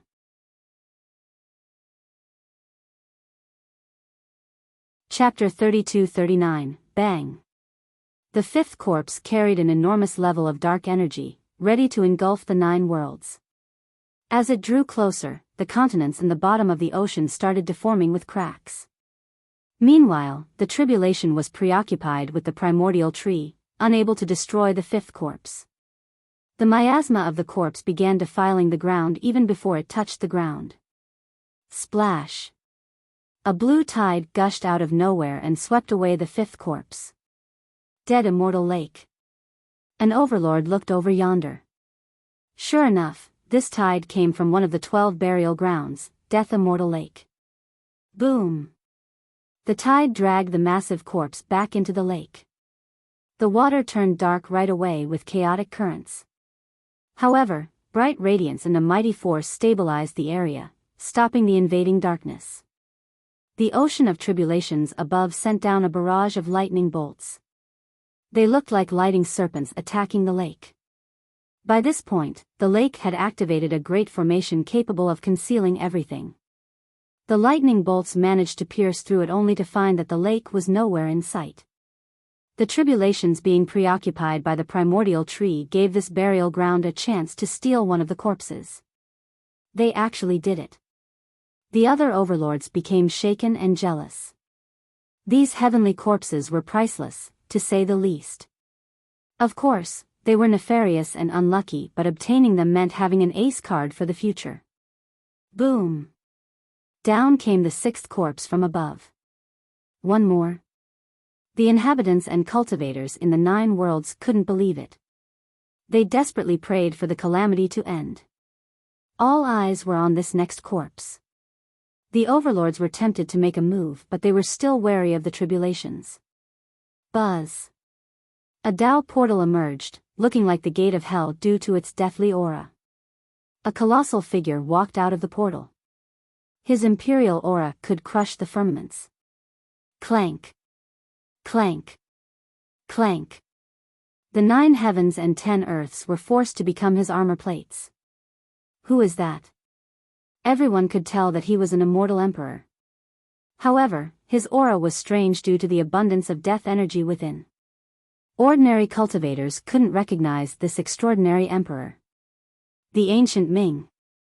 However, the overlords in the burial ground became serious. Their eyes could pierce through the Tao portal to see the other side. This was unnecessary because the portal itself opened up more. A supreme kingdom emerged with a strange piece of floating block there. This block seemed capable of turning into anything in the universe. The corporeal zone. One overlord recognized this artifact. They want the corpse. The goal of this newcomer became obvious. Tian 2, don't even think about it. A man flew out of heavenly corpse burial ground. His divinity swept through the realms, looking quite invincible. He stood tall and straight with sharp features. His armors were pulsing with boundless light containing the celestials and other ancient images. He was an earth immortal who had a conversation with Wuxia in the past. Now, the wound in front of his chest was nowhere to be seen. He was far stronger now because Wuxia had put in a good word for him with the old ghost, completely changing his fortune. Long time no see, Lin Shaoxian. The emperor in the sky took a look and furrowed his brows. He raised his hand and unleashed enough death energy to kill all living beings. Die! Shaoxian roared and thrust his spear forward, releasing a draconic energy that can burn the sky and kill the gods. Rumble. The fight between these two made the world tremble. No time to play with you. The emperor turned around and the kingdom behind him shot out a death ray heading straight for the enemy. Boom! Shaoxian used his spear to block the ray, but since it contained the power of the ancient Ming, he was continuously pushed back. Begin! The emperor commanded. Numerous figures came out of the portal, many among them were immortal emperors. The overlords in the burial grounds became interested. It looked like this race wasn't fully exterminated. They finally showed up to obtain this heavenly corpse. Start. An old man appeared on top of the corporeal zone with a conspicuous pair of hands that were stained with blood. Buzz. Bloodhand Butcher activated the artifact. It sent out a light connecting their team. Boom. Boom. Boom. A third party joined the fray, Worldguard True God. He fired the Netherlord Hexagear launcher straight at Immortal Emperor Tian Tuesday. Stop it. The Emperor was blown away from the formation. However, the rest of his team worked together to use their artifact. A corner of the zone melted and rushed over like a tornado. It turned into a shield to stop the incoming shots from the launcher. Boom! Next, the entire zone melted and encompassed the kingdom along with the masters of the ancient Ming. An armored giant materialized instead. Its head touched the high heaven. Just one swing was enough to sweep away the stars. It immediately caught the falling corpse. Up! Bloodhand Butcher commanded. All the Ming members gathered their vitality together, allowing the immortal emperors to use the zone. This armored giant was divine and extremely powerful, the manifestation of the Sky Destroyer immortal physique. The immortal emperors wouldn't have been able to catch the corpse due to its weight and invasive miasma. However, the corporeal zone in this form had no issue doing so. After the successful catch, it turned in order to leave. Don't even think about it. A man appeared above heavenly corpse burial ground, looking like the master of the cosmos.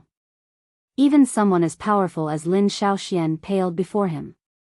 They weren't on the same level at all. Old Ghost, here in person. He took one step forward and swung his hatchet, opening the heaven and earth in the process. Boom! The armored giant retaliated with a punch consisting of 3 affinities: power, speed, and weight.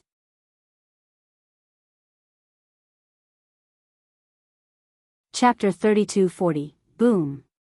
One swing of that hatchet was enough to change the ebb and flow of an epoch. It represented the supreme of an epoch. Bam! Bam!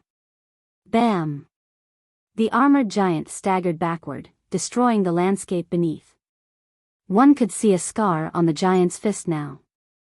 Remember, the corporeal zone was one of the 9 heavenly treasures. However, the hatchet still managed to leave a mark, a testament to its prowess. Buzz. The armored giant exuded a golden light that eventually condensed into a top layer. The thing seemed to be cast from gold, a sign of indestructibility. Indestructible diamond physique. Another form of the corporeal zone. Senior, why must you interfere? Immortal Emperor Tian Tu's voice came from the giant. Old Ghost's involvement caught them completely off guard. His appearance was a big deal since he was someone who had fought the heaven before, an epic lord. They weren't on the same level in the slightest.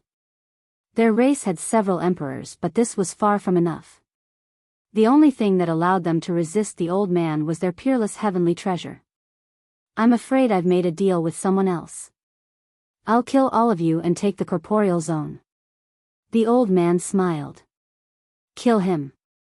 Bloodhand Butcher commanded, aware that a peaceful negotiation wasn't possible.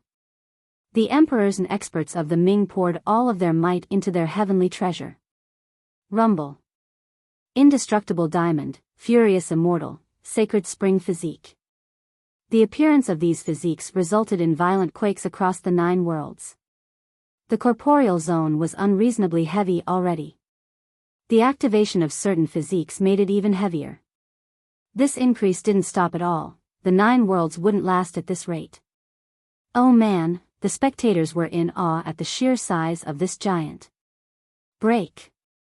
Old Ghost attacked, not wanting to see the corporeal zone fully activated, or it would be hard for him to suppress it. Clank. His hatchet's gleam became as bright as snow. Its bright was intense enough to pass through the world barriers and reach the other worlds. Take it down. Lin Shaoxian and World Guard True God also utilized all of their arsenals against this artifact. They knew that if the ancient Ming were to get this corpse and refine it, they would be able to rise again. The 9 worlds would fall into darkness once more. Boom! The monstrous power nearly destroyed the surrounding area. The 9 worlds weren't faring well against the shockwaves. Fortunately, the countless Dao runes that have appeared earlier were tying the worlds together. Otherwise, nothing but ashes would have been left. Old Ghost looked unstoppable with his hatchet as he attacked the giant. Even the other overlords were amazed by his power. His heroism didn't wither with age at all, still as domineering as the past. All in. The Ming members roared, pouring all of their vitality into the giant without holding back. The longer they lingered around, the worse the situation would be for them. As long as they could escape with this corpse, they would be able to return one day and feast on the inhabitants of the 9 worlds and the 13 continents. Rumble. The armored giant's strength crazily surged. Eventually, all 12 immortal physiques became one. This was far more terrifying than an immortal emperor possessing all 12 at grand completion, hundreds of times stronger. What a shame, this isn't the previous epoch any longer. Your corporeal zone hasn't opened the new page. Old Ghost watched the armored giant becoming stronger than a dozen emperors before commenting. Clank. He raised his resplendent hatchet again. By this point, everyone knew that he could kill these emperors with one swing if they weren't hiding in the giant. Boom. Boom. Boom. Unfortunately for him, the ocean up above started gathering lightning bolts. It only took a second before a waterfall of bolts went straight at the old man. A while ago, it was fully focusing on the primordial tree but couldn't take it down. It decided to split its firepower into two sections now. Screw your sister, villainous heaven. Activate the defense. Old Ghost cursed loudly and commanded. Boom. His burial ground became dazzling and built a massive wall above him. Rumble. The lightning bolts struck the wall, resulting in violent vibrations. Meanwhile, the primordial tree seemingly turned into a maelstrom to drag in the lightning bolts. This meant that it was attracting the majority of the tribulation's firepower. Nonetheless, the barrage hitting Old Ghost was still strong enough to make him stagger. Most importantly, more tribulations were forming in that ocean, bright enough to deter all gazes. That's an incoming heavenly execution. The overlords of the burial ground grimaced at this sight. Take him down now. The Ming forces saw the opportunity and mustered all of their strength. The armored giant unleashed a world-destroying blow straight at Old Ghost. This could be a chance to kill him while he was suppressed by the tribulation. Loud explosions ensued as the old man fiercely swung his hatchet and released a tornado at the giant. He knew that time was of the essence since a heavenly execution was coming down for his head. Unfortunately, the tribulations lowered his offensive potential so the giant had the upper hand. Boom! The stars exploded from another blow as Old Ghost got repelled. Damn crow! Do your thing now or I'm finished. Old Ghost was feeling it from being attacked on multiple fronts and yelled. Buzz! Each inch of the land in the 9 worlds started resonating with an insane force. Laws assembled and rushed to the sky like a tsunami. The lineages of many emperors joined in harmony. Imperial auras ravaged the area as majestic figures appeared. Emperor Min Ren, Empress Hong Tian, Emperor Tun Ri. Old ancestors around the world shouted. This was towards the end of an epoch and people have nearly forgotten about these invincible emperors. Now, their Tao avatars have shown up again. The laws eventually formed a spear capable of taking on any foe and killing immortals. 9 worlds evil subduer. An ancestor who had seen this weapon before bellowed. It killed everything in its path back then. A colossal pair of wings appeared after the spear. It blotted out the 9 worlds and let a terrible shadow. Dark Crow. The overlords in the burial grounds shuddered after seeing the wings again. The members of the ancient Ming turned pale, including great characters like immortal Emperor Tian Tuesday. This existence massacred their race back then, forcing them out of the 9 worlds. Please let us know so we can fix it as soon as possible.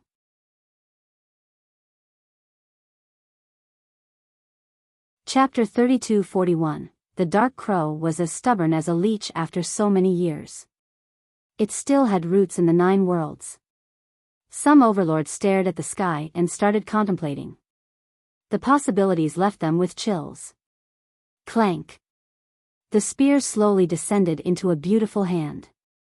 This woman stood on top of a hill, looking supreme with her fluttering golden hair. People couldn't help but stare at her with admiration and awe. Night Yearn Butterfly King. A powerful ancestor recognized the woman and shouted. She's out again. People were shaken because this title was a legend. Who would have thought that they would be able to see her again? Boom!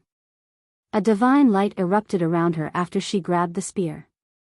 Numerous halos emerged to push up the 9 heavens and create countless weapons. The emperors of the 9 worlds sent their auras into the spear in the next second. Disintegrate! She shouted and threw the spear straight at the armored giant. Space crumbled along the path of the spear. Emperors and immortals would still fall to the might of this spear. Boom! It instantly struck the giant's chest and stayed there. No! Impossible! The Ming were shocked at this sight and bellowed. Remember, this giant was actually the corporeal zone with the indestructible diamond physique activated. Nothing should have been able to break it, yet the spear was obviously stuck in the giant. Once they looked down, they found that the zone was still fine. The spear didn't actually penetrate the giant's chest. Clank. Clank. Clank. Iron chains suddenly emerged from the spear and coiled around the giant. The other end of the chains pinned to the ground and started absorbing the power of the 9 worlds. Rumble. The giant started crouching from being dragged down by the empowered chains. Up. The emperors of the Ming shouted, but the giant wouldn't move. They turned around and saw that the man controlling the giant, Bloodhand Butcher, had been crucified. Ancestor. They cried out, aghast. Zzz, the body of the butcher started melting and changing. Once the light dispersed, a young face took over his. Dark Crow. Even immortal Emperor Tian Tu staggered backward in astonishment. It's my body, get the hell out. The melting figure suddenly changed back to the butcher's initial appearance. Alas, the law pinning him down started engulfing him, so Li Qia's face appeared once more. No, this is my divine intent sculpted into you. Li Qia's voice answered him. No. The butcher bellowed. The form kept shifting between the butcher's face and Li Qia's. The butcher was the real target of the spear. Due to a profound law and special circumstances, it was able to traverse through the corporeal zone. It served as a key to unlock the real secret behind the butcher's body. Finally, the butcher was completely eliminated, revealing its true form, Li Qia. A terrible realization dawned on the Ming. Their great ancestor was only a divine intent from Li Qia. Yes, no one else knew this secret except Li Qia. The divine intent itself had no idea. The real butcher was killed long ago after Li Qia took everything from him. He then carefully crafted a divine intent into the butcher, then imprinted the guy's memories and instincts into it. Thus, the intent always thought that it was the real butcher. The only way for this secret to unravel was with the help of the spear. A peerless law contained in this weapon was the key to unlock it, instantly destroying the butcher's essences and memories and reverting it back to Li Qia's divine intent. It's a trap. Immortal Emperor Tian Tu rushed over. When the butcher returned, the emperors tried plenty of methods to figure out the crow's scheme. However, the butcher seemed as normal as can be. There were no hidden laws or arts imprinted in him. Moreover, millions of years have passed and the butcher was exactly the same. He was still the supreme Bloodhand Butcher, their insightful ancestor. Now, it turned out that this was just the pinnacle of duplication. The entire ancestor was fake. They had no idea how much effort it took for the Dark Crow to create this perfect copy. It required years and years before this divine intent became a perfect copy. In fact, without the spear's involvement, the divine intent would go on to be the real butcher forever. It's too late. Li Qia grabbed the spear as the emperors lunged forward to kill him. Boom! The corporeal zone dissolved and was dragged down to the earth by the powerful chains. People saw the emperors from the Ming running away. Alas, the spear manifested in the sky again and started piercing through them. Ah! They screamed as their blood gushed out from the wounds. Rumble. Meanwhile, the tribulation that has been building up above finally descended. I'm leaving. Old Ghost shouted before jumping back into his burial ground. However, the tribulation still followed him and ravaged the place. Mountains there exploded in a shocking manner. The other overlords took a deep breath, thinking that Old Ghost might have been reduced to ashes if he lingered for a bit longer. A while later, deafening blasts erupted above the blue azure. Everything seemed to be falling apart. The spectators became blinded by an immortal light despite the distance. Rumble. Numerous gigantic corpses began falling down all over the 9 worlds and 13 continents. So strong. Will he really be able to kill them all and change the course of history? One dark overlord took a deep breath and murmured. These dark overlords certainly didn't like this. The return of a triumphant Dark Crow would spell the end for them. 1. C. To miss/to yearn, plus Yi, Knight, plus Die, Butterfly, plus Huang, King. Could have been Nightwish or Nightmiss. Nightwish sounds better than Night Yearn, but the meaning isn't quite as exact. I think Nightwish is actually the best. I'll read the comments and see. King here is gender neutral.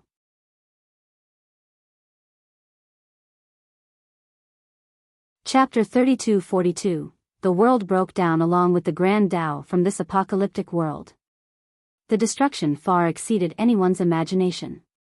If this battle occurred in any of the 3,000 worlds, that world would instantly turn to ashes. The actual battlefield existed above the firmament and far away from the 3,000 worlds. It wasn't a part of the 5 elements and the regular cycle, only a mere empty shell. Explosions detonated but no real damage was being done. There was no time and space here in the first place. No living beings could survive here outside of the great creatures. Li Qie stood there, bloodied from top to bottom as if he had just gotten out from a pool of blood. His body was mangled and lacerated. His rib cage was smashed to pieces, his forehead was forced open, crushed arms and shoulders. His wounds would terrify anyone right now. It seemed that just a slight touch would make him crumble. Nonetheless, he acted as if they were no big deal, still standing upright. Unfortunately, there was no recovery from these wounds, not even with a full body rebuild. Broken weapons and top artifacts scattered on the ground. Spirit stones had their essences extracted, becoming useless in the process. The expenditure of these resources and weapons was a sign of the great battle. It didn't only belong to Li Qie but also from these dark entities. Some corpses were there as well. After dying, their corpses needed to be refined or they would fall into the 3,000 worlds. They couldn't linger in this area outside of the high heaven. That's the reason why the lower worlds kept on experiencing the calamity caused by their descent. Li Qie had killed numerous by this point. Of course, he needed to pay a heavy price during this fierce battle. By this point, he was completely surrounded by gigantic figures. Naturally, the ones still alive paid a heavy price as well. One had its head split open, another lost half of its body, the last was almost torn apart. These beings were colossal, able to touch the sun and moon with their hand. Li Qie looked like an ant in comparison. Nonetheless, he could still take on 10 of them alone. Among them was a being around the same size as Li Qie. He was the only one with a humanoid form, an old man. He wore a hemp robe, old and tattered. One would mistake him for a street beggar. He was skinny down to the bones, clearly lacking food and nutrition over the years. His eyes sank deep into their sockets, similar to a corpse. However, his 2 eyes would occasionally flash with an all-devouring light. Emperors and progenitors would be devoured down to their last bits right away. The other gigantic beings didn't dare to overstep their bounds in his presence. Chomp. One of these giants was chewing on a bloody piece of flesh then said, "Tastes really good." It then glared at Li Qie. Yes, it was eating Li Qie's flesh. However, Li Qie didn't give a damn and only focused on the old man. This old man was the strongest among them. He didn't have a name and Li Qie didn't ask either. The others simply referred to him as Old Geezer. He's the one who left the most wounds on Li Qie. The faint voice at the beginning of the fight was his. Time does not flow here. Who knows how long it has been since I've been injured? The old man said. Despite his dreadful nature, his left shoulder has been the victim of a saber thrust with blood gushing out. Nonetheless, this little wound didn't matter compared to Li Qie's current state. Don't worry about the injury, I'll kill you soon enough. Li Qie didn't grimace once, still looking confident. You do have the power to do so. The old man had a feeble tone, seemingly on the verge of dying at any moment. One wouldn't believe that he was capable of swallowing 3,000 worlds in one gulp. I'm afraid you won't have the chance though. We won't only kill you, we'll divide your everything afterward, not wasting even one scrap of bone. The old man continued. One could imagine this weak old man chewing on Li Qie's bones after hearing his threat. Say this again after you take me down. Li Qie smiled. We're starving. One colossal existence shouted and interrupted their conversation. The others also focused their glare and salivated. I want his Tao heart. Another asserted. His true fate is mine. One more swallowed his saliva. I only want the primordial will. A different one tried to restrain its hunger. The old man raised his hand and all of these existences immediately stopped speaking. He clearly possessed great authority among them. I respect a worthy foe. Say your last words. The old man stared at Wuxia as if he was already a dead man. No need for that. But it's a shame that I didn't get to see that person. Wuxia remained nonchalant. All the existences here became silent right away, slightly raising their brows. They didn't know fear given their power, but that person was special. Even the old man changed his expression. Don't be surprised now. I thought he would be here. Wuxia gazed around this massive world, but there was no sign of this person at all. Perhaps. The old man wasn't very certain. His expression was rather strange. Let me ask you a question. When was the last time you saw him? Wuxia asked with a smile. The beings exchanged glances after hearing this, no longer as careless as before. Prudence was necessary when it came to talking about this person. Nonetheless, it seemed that they didn't remember the previous meeting. Too long ago, not sure. The old man shook his head. He didn't appear when that traitor fled, or at least I didn't see him. What about you guys? One existence looked at the others. These beings rarely interacted despite living in the same world.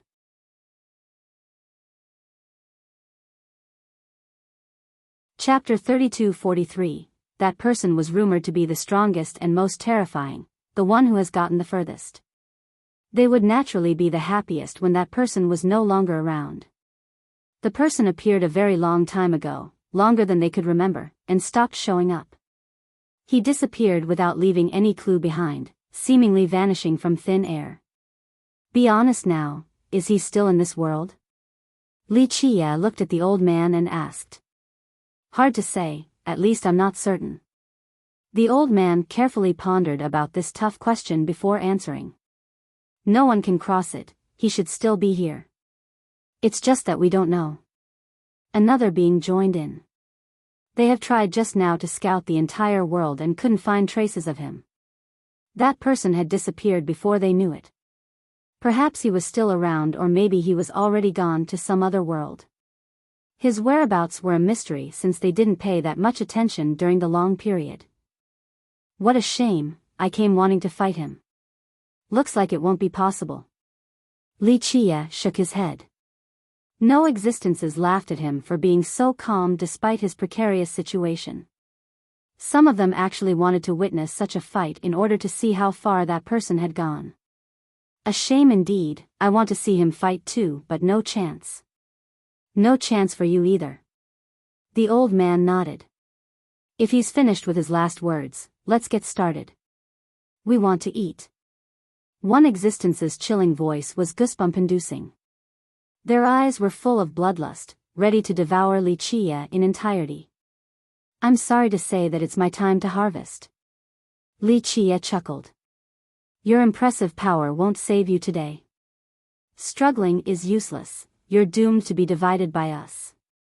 Of course, feel free to struggle more, it'll only make you taste better. The old man licked his lips. Really now?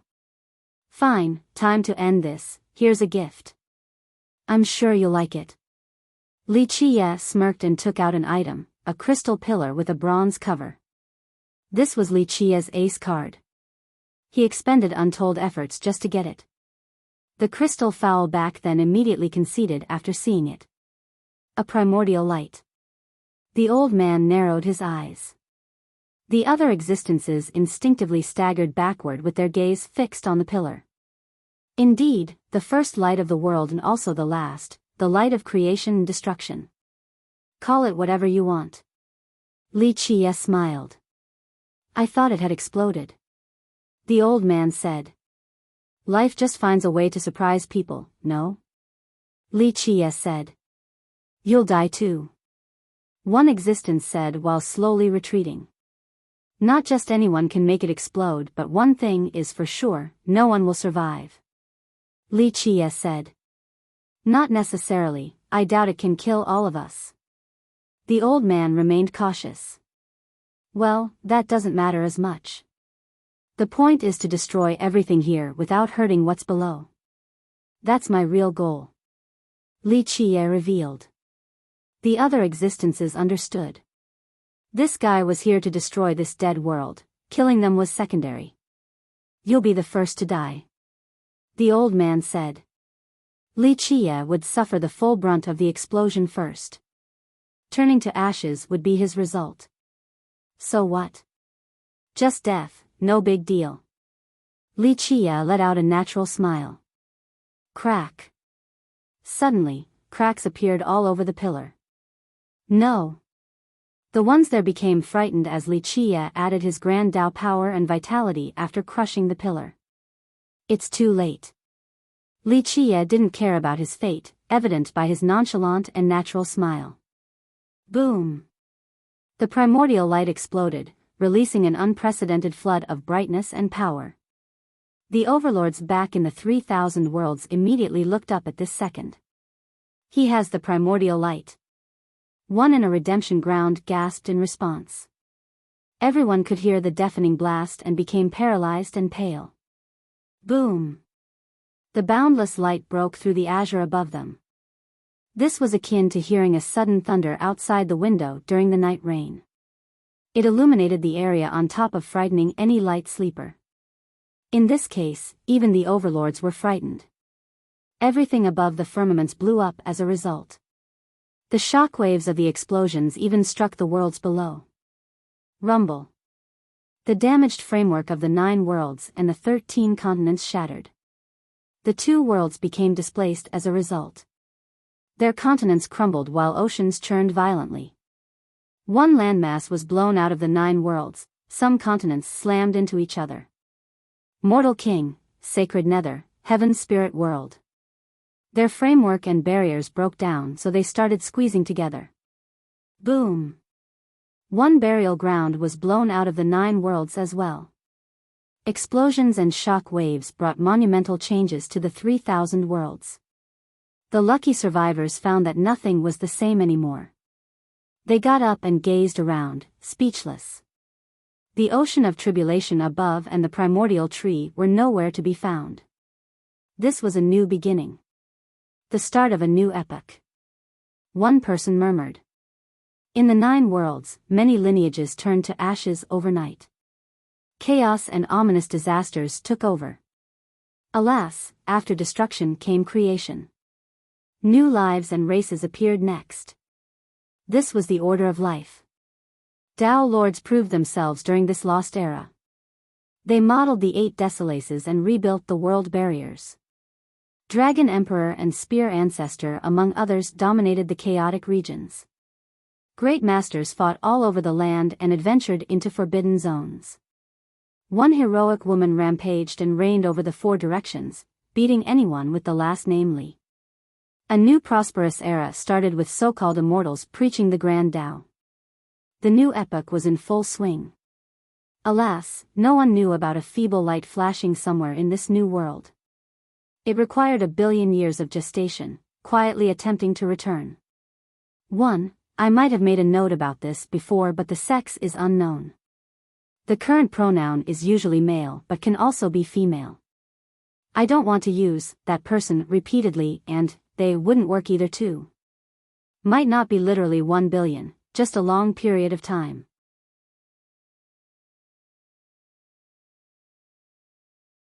Chapter 32-44, Verdant hills, green waters, and majestic peaks, certainly magnificent sights.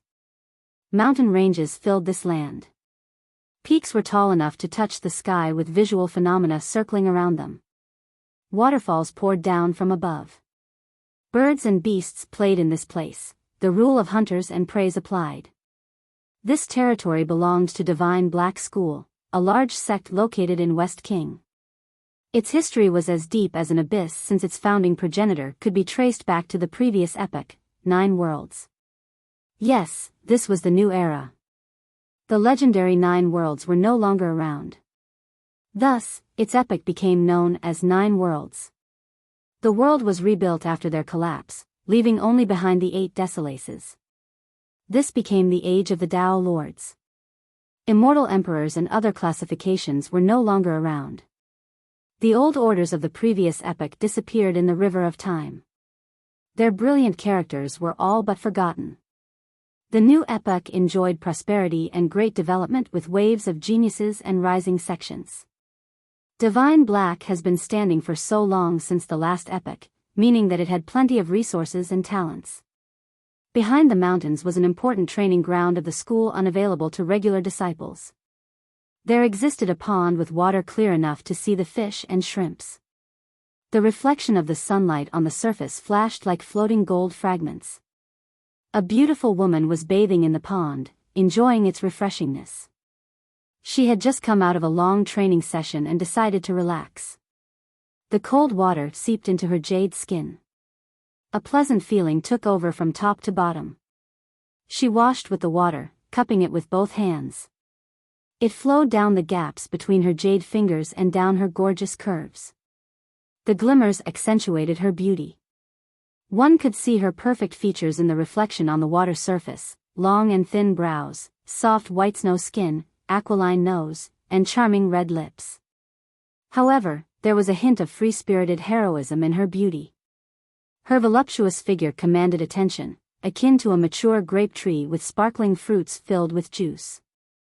Others couldn't help wanting to take a bite. Her lustrous fair skin combined with the sunlight reflecting on the water beads resembled a beautiful painting. She gently rubbed off her sweats while enjoying the coolness. Suddenly, water bubbles suddenly surfaced not far from her.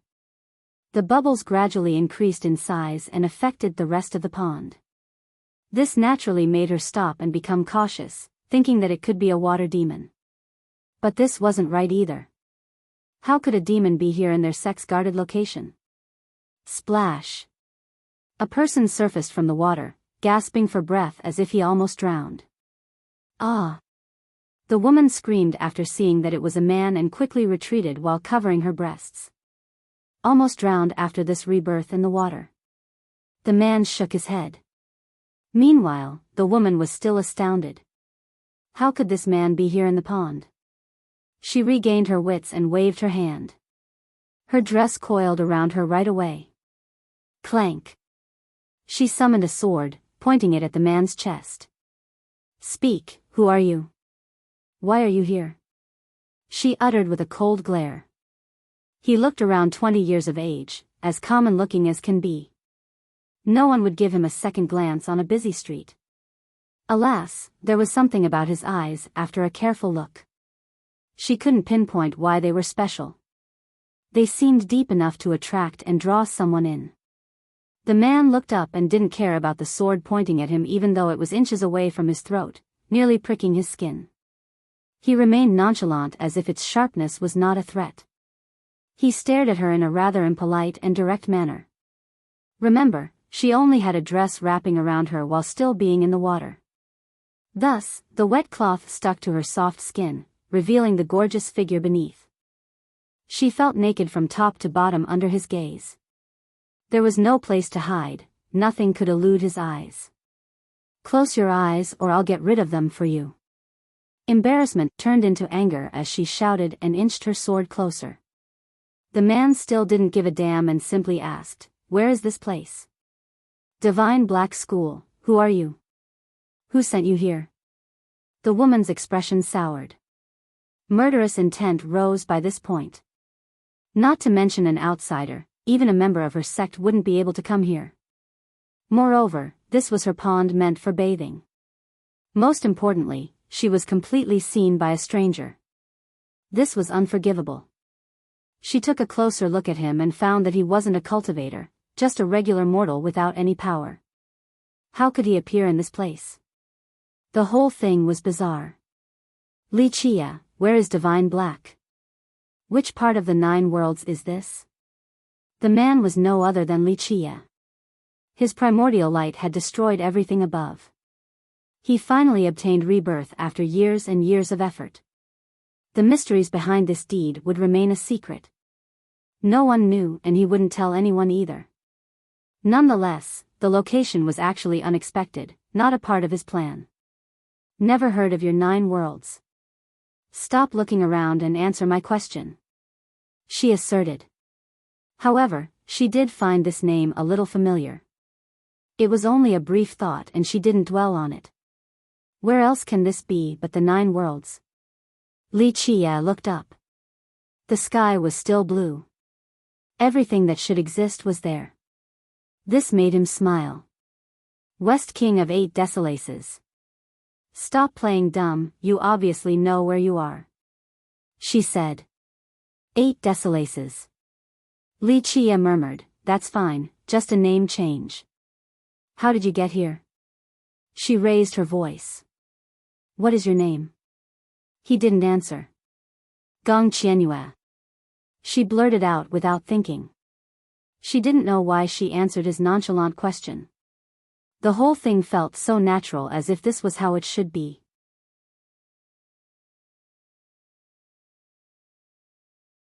Chapter 32:45. Gong Qianyue's embarrassment turned into anger. She had no idea why the man's words carried so much authority and power despite being immortal. Answer my questions or I won't let you go, she shouted. Splash. Splash. The water suddenly churned as if there was a spring oozing out from the bottom of the pond. This sudden development caught her off guard. Li Qia sighed and smiled wryly. I have such bad luck with water, taking me here is one thing but coming again? Boom! A pillar of water rushed out from the bottom, causing the rest to splash upward. She herself was blown flying along with Li Qia. The pillar shot up high and eventually fell back down like a mini rain. Shit, I can't fly, Li Qia lamented during the fall. Bam! He broke numerous branches along the way, resulting in a deep pain knocking him out. When he woke up again, he saw a ceiling consisting of wood and straws. This house clearly didn't belong to a wealthy family or a cultivator, just the humble abode of a farmer. He looked around and saw a lack of decoration, only a table and basic essential items, nothing else. He tried to move but found himself tied up by strips of cloth. A strong medicinal fragrance hit him. He was treated with ointment then wrapped up, making it hard for him to move. It's really not easy being immortal. He smiled wryly. He then inspected his own body. Of course, this was unnecessary since he knew his current situation, just a mortal with nothing left. The explosion above decimated and truly killed him. Rebirth shouldn't have been possible. But let's not forget, he was the Dark Crow Li Qia. He needed to be ready for tougher fights in the future, thus he had prepared sufficiently for this. In the 9 worlds, wait, this was no longer the 9 worlds. The name of this place in the new epoch was 8 Desolaces.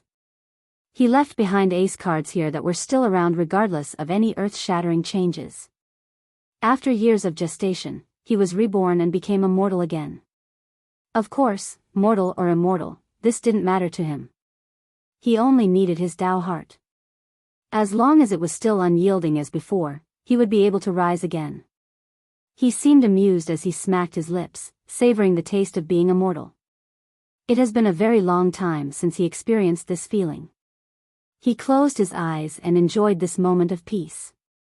Once he opened his eyes again, he saw a girl standing next to the bed. She wore a cheap dress with patches on them. She was tanned from being overly exposed to the sun, but her eyes were full of spirit. She was startled to see the man waking up and immediately ran out while shouting, "Instructor, instructor." The man woke up. Li Qia chuckled at this sight.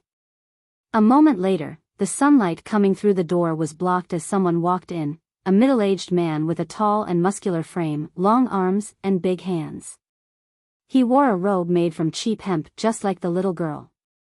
However, his facial features were stalwart, giving off an austere and strong appearance. "You're awake." He sat on the bed and said. "You saved me." Li Qia looked at him. "You fell from the sky and landed in our village during the rain, very lucky to survive." He had a strange stare because the whole thing was strange. It was a sunny day, yet it started pouring out of nowhere. Moreover, this mortal landed without dying. It would make more sense if he were a cultivator instead. Li Chia chuckled in response. Everyone mistook the water pillar exploding as rain. I'm afraid you need to stay in bed for a while. The man shook his head. It was a miracle that Li Chia had survived the fall. What is your name? Where's your home? He went on. Li Chia, no idea about my home though. Li Chia smiled. The man took a closer look, thinking that Li Chia suffered enough trauma during the fall to have amnesia. This didn't seem to be the case after an observation. Nonetheless, he wasn't a curious person and stopped asking. His name was Lu Fuyo, a member of this village. He had tried to cultivate before. This medicine isn't very good. Li Chia smelled the ointment and shook his head. It's from my sect, the best type, actually. Fuyo responded. Best here meant that it was the best available to him. He didn't have a lot left and used it all on Li Chia. In theory, he shouldn't have saved a stranger, especially a mortal. Yet, he still did it and used the ointment given by his sect on this guy. He didn't know why he did it either. Little did he know that Li Chia would have been fine either way. When Li Chia could walk, he would be able to find better medicines to heal in the shortest time. Okay, rest well now. Fuyo said, then left. While Li Chia stayed at this village named Lu, Fuyo continued to take care of him.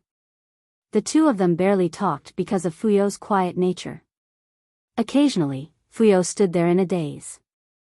There seemed to be something on his mind. On the other hand, Li Chia didn't mind this arrangement and leisurely stayed to recover.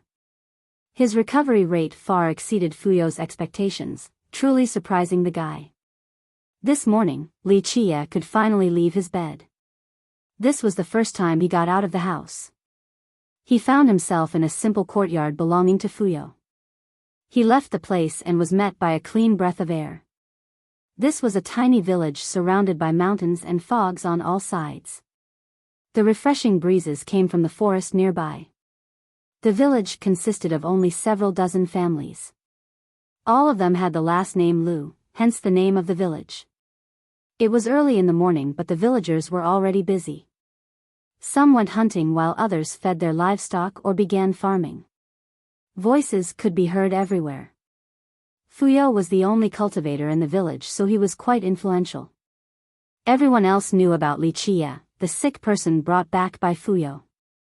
A few villagers greeted him as he walked down the stone street.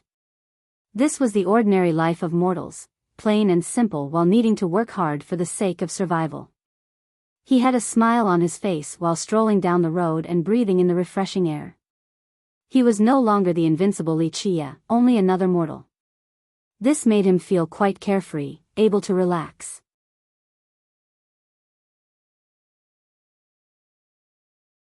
Chapter 32-46. The stone road stretched from one side to the other of the village, ending with a training ground paved with granite. It looked coarse but was made with care. Each piece was large and durable. Weeds could be seen to the sides along with farm tools. Thus, this place was most likely used as a drying field. 30 to 50 children were sitting randomly there. Nonetheless, each looked quite attentive. The youngest was around 5 or 6, with the oldest being 10 or so. They were earnestly breathing in and out. One would be surprised to see this at a regular village. Their instructor was Lu Fuyo, who had a stern gaze on right now. He walked around and would fix any child who was cultivating incorrectly. He was the only cultivator who could teach the children. This added to his prestige. Keep working hard, the sect examination is coming soon. Being eliminated then meant no more chances. You'll have to stay here and work on the farm then. If you want to fly like immortals and see how vast the world is, don't stop. Fuyo loudly encouraged after seeing some of them slacking off. His commanding voice earned him the title of Thunder Dragon Lu. The distracted ones immediately focused, their eyes turned bright after thinking about the examination and being able to fly like immortals. They breathed in and out as instructed. After all, this was their chance to leave the village. Bad results would lead to being removed by the sect, meaning that they would need to become farmers like their parents. Li Qie watched without entering, judging each child before ending with Lu Fuyo. He only smiled and shook his head, deciding to leave instead of participating. It didn't take long for him to finish touring the small village. Nevertheless, he enjoyed this moment, listening to the birds from the forest, watching the farmers at work and their animals. Make no mistake, this lifestyle wasn't easy. However, they still had relative peace and didn't have to shoulder a heavy burden for millions of years. These mortals didn't actively care about the survival of the world, the dark existences, or the final battle. These things were too distant and removed from their ordinary lives. Thus, as a mortal, Li Qie decided to enjoy this short moment of leisure and threw the rest to the back of his mind. He sauntered during what might be the most leisure moment of his life. He occasionally stopped to look at the flowing spring, completely immersed in the act. Remember, he has seen plenty of magnificent and beautiful scenes before. Alas, he still found an ordinary spring interesting enough. He eventually made it to the entrance of the village. There existed a tablet originating from an unknown period. Moss grew on it, nearly covering the words. He came closer and saw that it was a mental incantation consisting of a few hundred characters. Next to each line was an explanation. He shook his head after reading for a bit. A sense of familiarity started to rise. You know the All Things mantra? Someone asked as he was about to leave. It was Lu Fuyo whose voice could be heard from so far away. He turned around and smiled. All things? Fuyo stared at him and nodded, then glanced at the tablet. Yes, it is one of the 7 most common mantras, also known as 7 Laws of the Golden Age or Laws of the Blessed. Of course, this tablet wasn't special because these 7 laws have spread all over 8 decimalaces. One could find them in any bookstall on the street.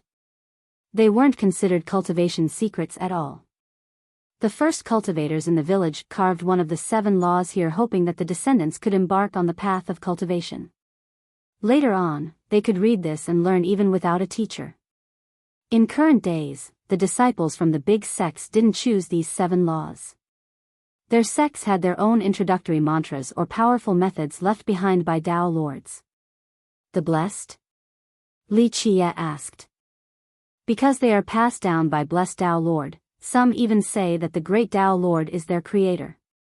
Fuyo explained while looking at the tablet. Li Qie smiled and didn't say anything else. Fuyo himself was surprised. He didn't know why he spoke so much with this mortal today. Li Qie didn't say anything else and returned to the street. Fuyo followed behind him, still confused by his current actions. However, following Li Qie seemed to be the natural course of action. The two of them kept this up for a while. Do you really want to stay here in the village? Li Qie eventually asked along the way. Fuyo halted since these words struck him deep. He calmed down and caught up with Li Qie's pace and asked, You're a cultivator?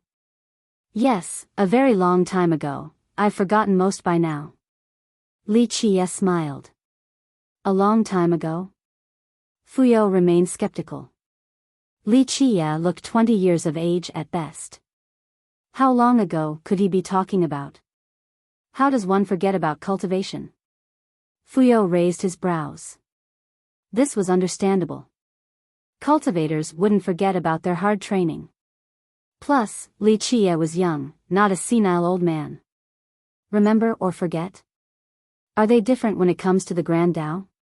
Li Qie casually said. Fuyo became stunned. Something inside him became jolted as if struck by a lightning bolt. He stopped once again to think about the seemingly profound comment. It would make sense if Li Qie was repeating this line from an ancient scroll. However, this didn't seem to be the case. Fuyo regained his wits and followed Li Qie again. The latter stood next to a spring, watching the schools of fish playing around. Fuyo didn't find this entertaining at all, but Li Qie acted as if this was the most beautiful scenery in the world, fully immersing himself. 1. Immortal observer is a bit hard since the word can be used as a prefix with other words. It can mean rubbing, observing, or training. Picking observer for now. Note number 2, changing immortal observer to blessed after more context. I'm guessing it's a reference to a famous poem depicting an immortal braiding the hair of a young man and teaching him the art of immortality. So rub should be the right word, rubbed or touched or interaction with an immortal. So in other words, blessed. It's hard to include the word immortal in this without making it too wordy since he has the Tao Lord title afterward too. I tried to find a cooler word for blessed but didn't see anything with a close enough definition.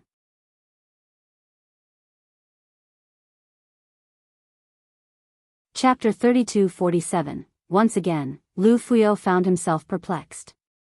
Why was he accompanying Li Qia when the guy was only looking at this spring? A cultivator like him was tagging behind a mortal.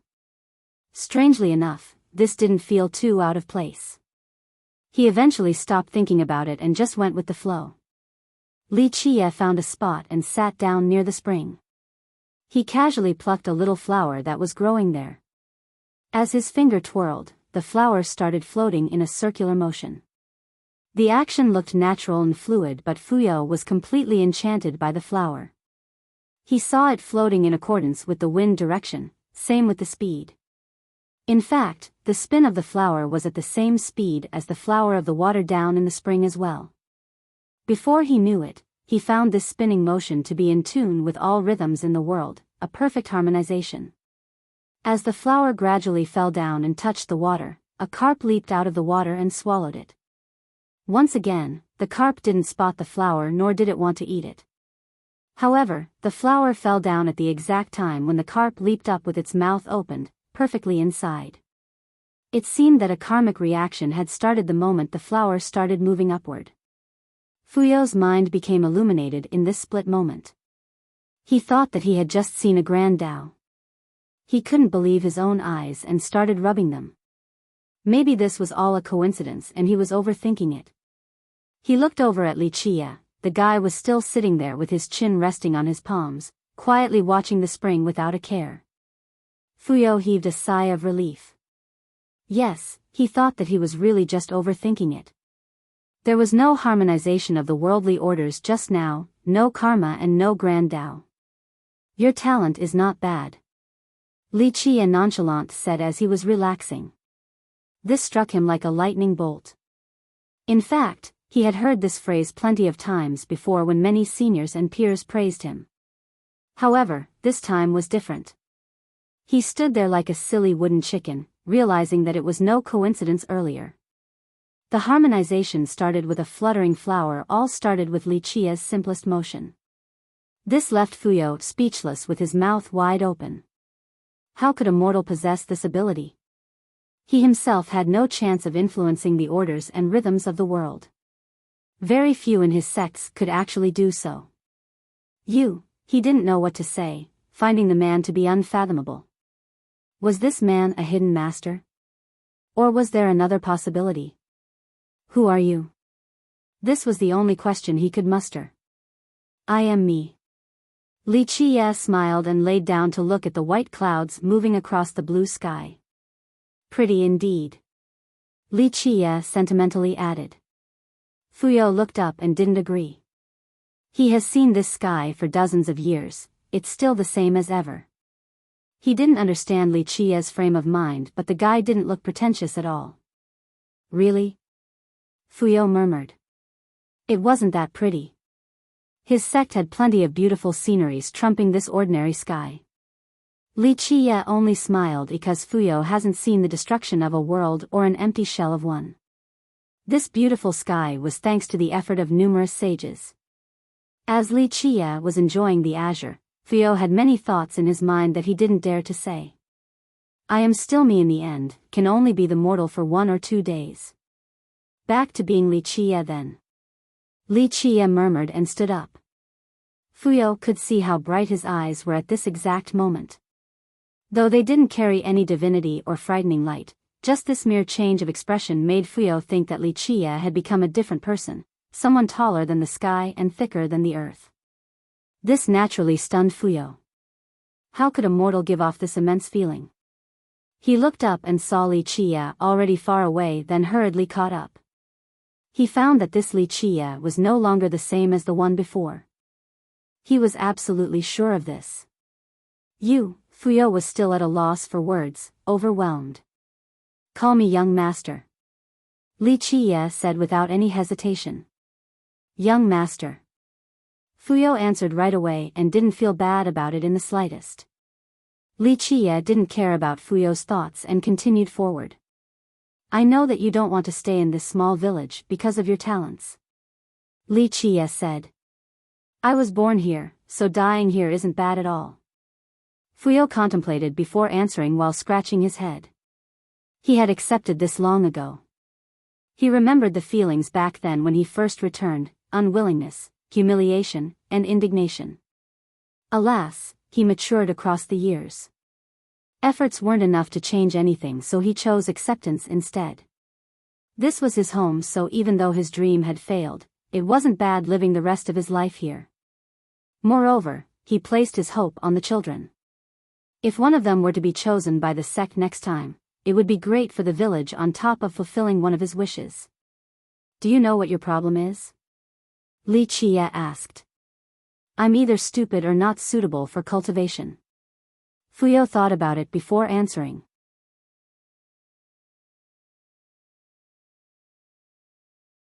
Chapter 32:48. Is that how you think about yourself?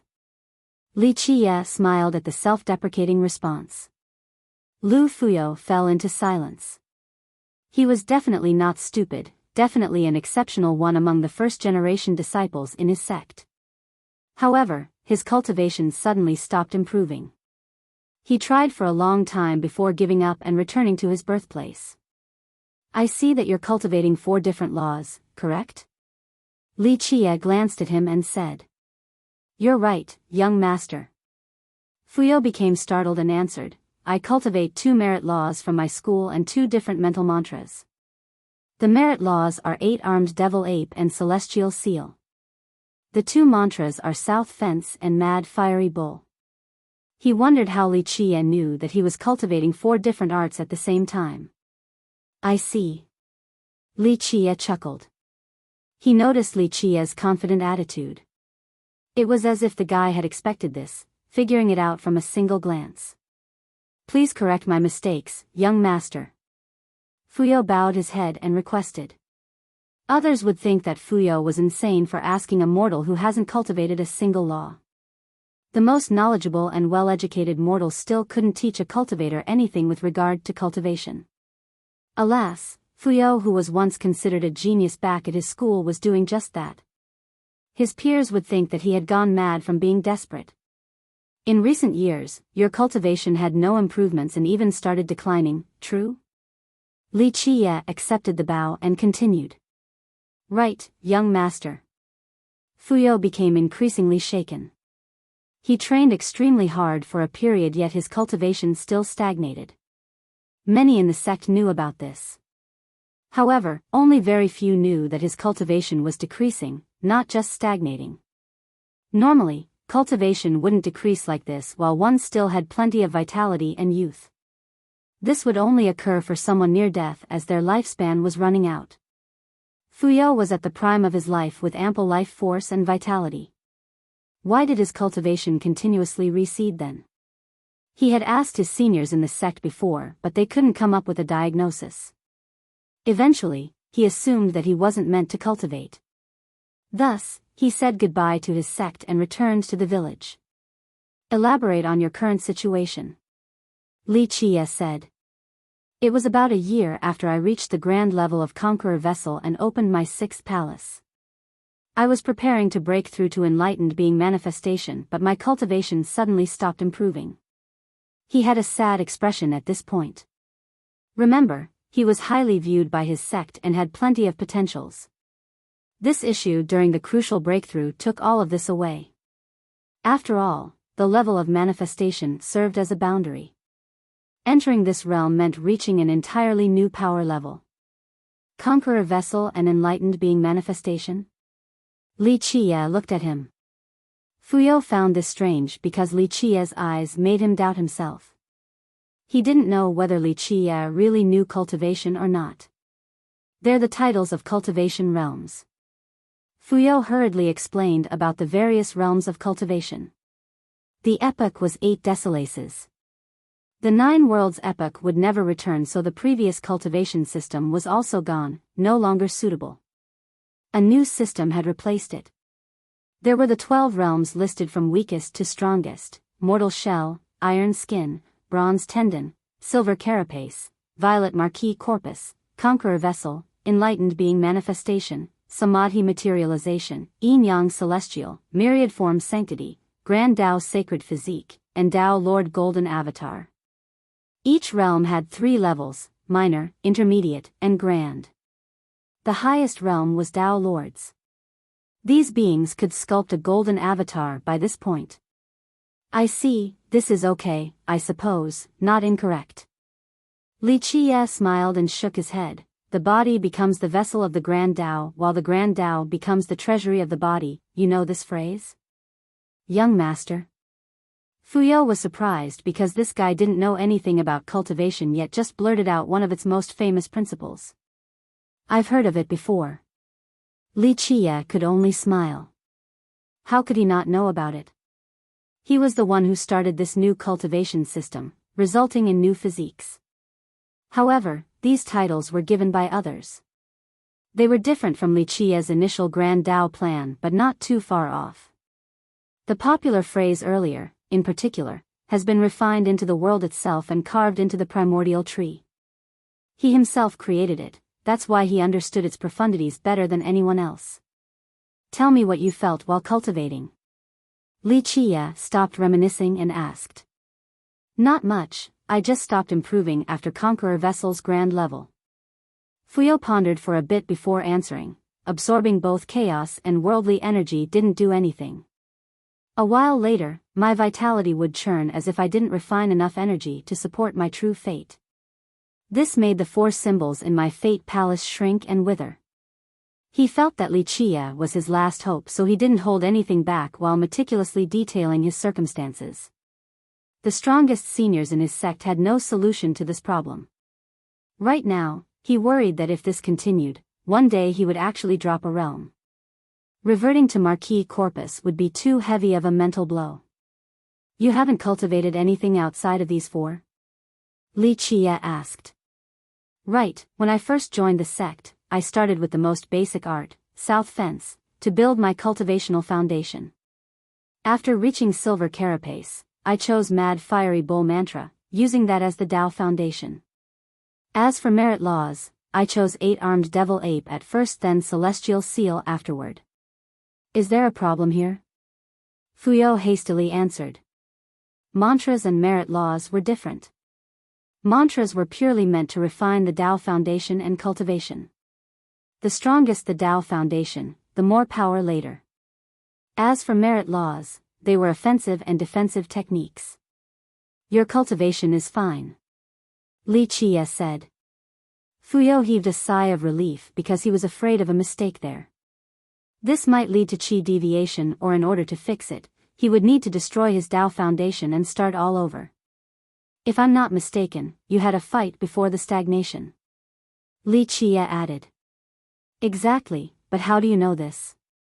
I was wounded after the battle, but after taking some pills, I fully recovered, no after effects. Fuyao took a deep breath and elaborated. This has nothing to do with the injuries received in battle. I'm sure you lost and overexerted yourself. Li Qia said. That's correct. Fuyao agreed. You used the bull mantra to channel your vitality and energies in full force, then on one hand, you activated Celestial Seal to attack while using 8-armed devil ape as the defensive measure, right? Li Qia speculated. His speculation left Fuyao astounded. 1. The author used various words for body with these realms. My first attempt included words like form, shell, body, frame, build, and others. This would make it match closely with the Chinese version. However, I chose against it and decided to make it better for reading via omission. I could have just added physique to each one, but I thought about it and that would make it sound like a physique cultivation system, which I don't think this one is entirely. You get the physique after cultivating instead of solely focusing on improving the physique.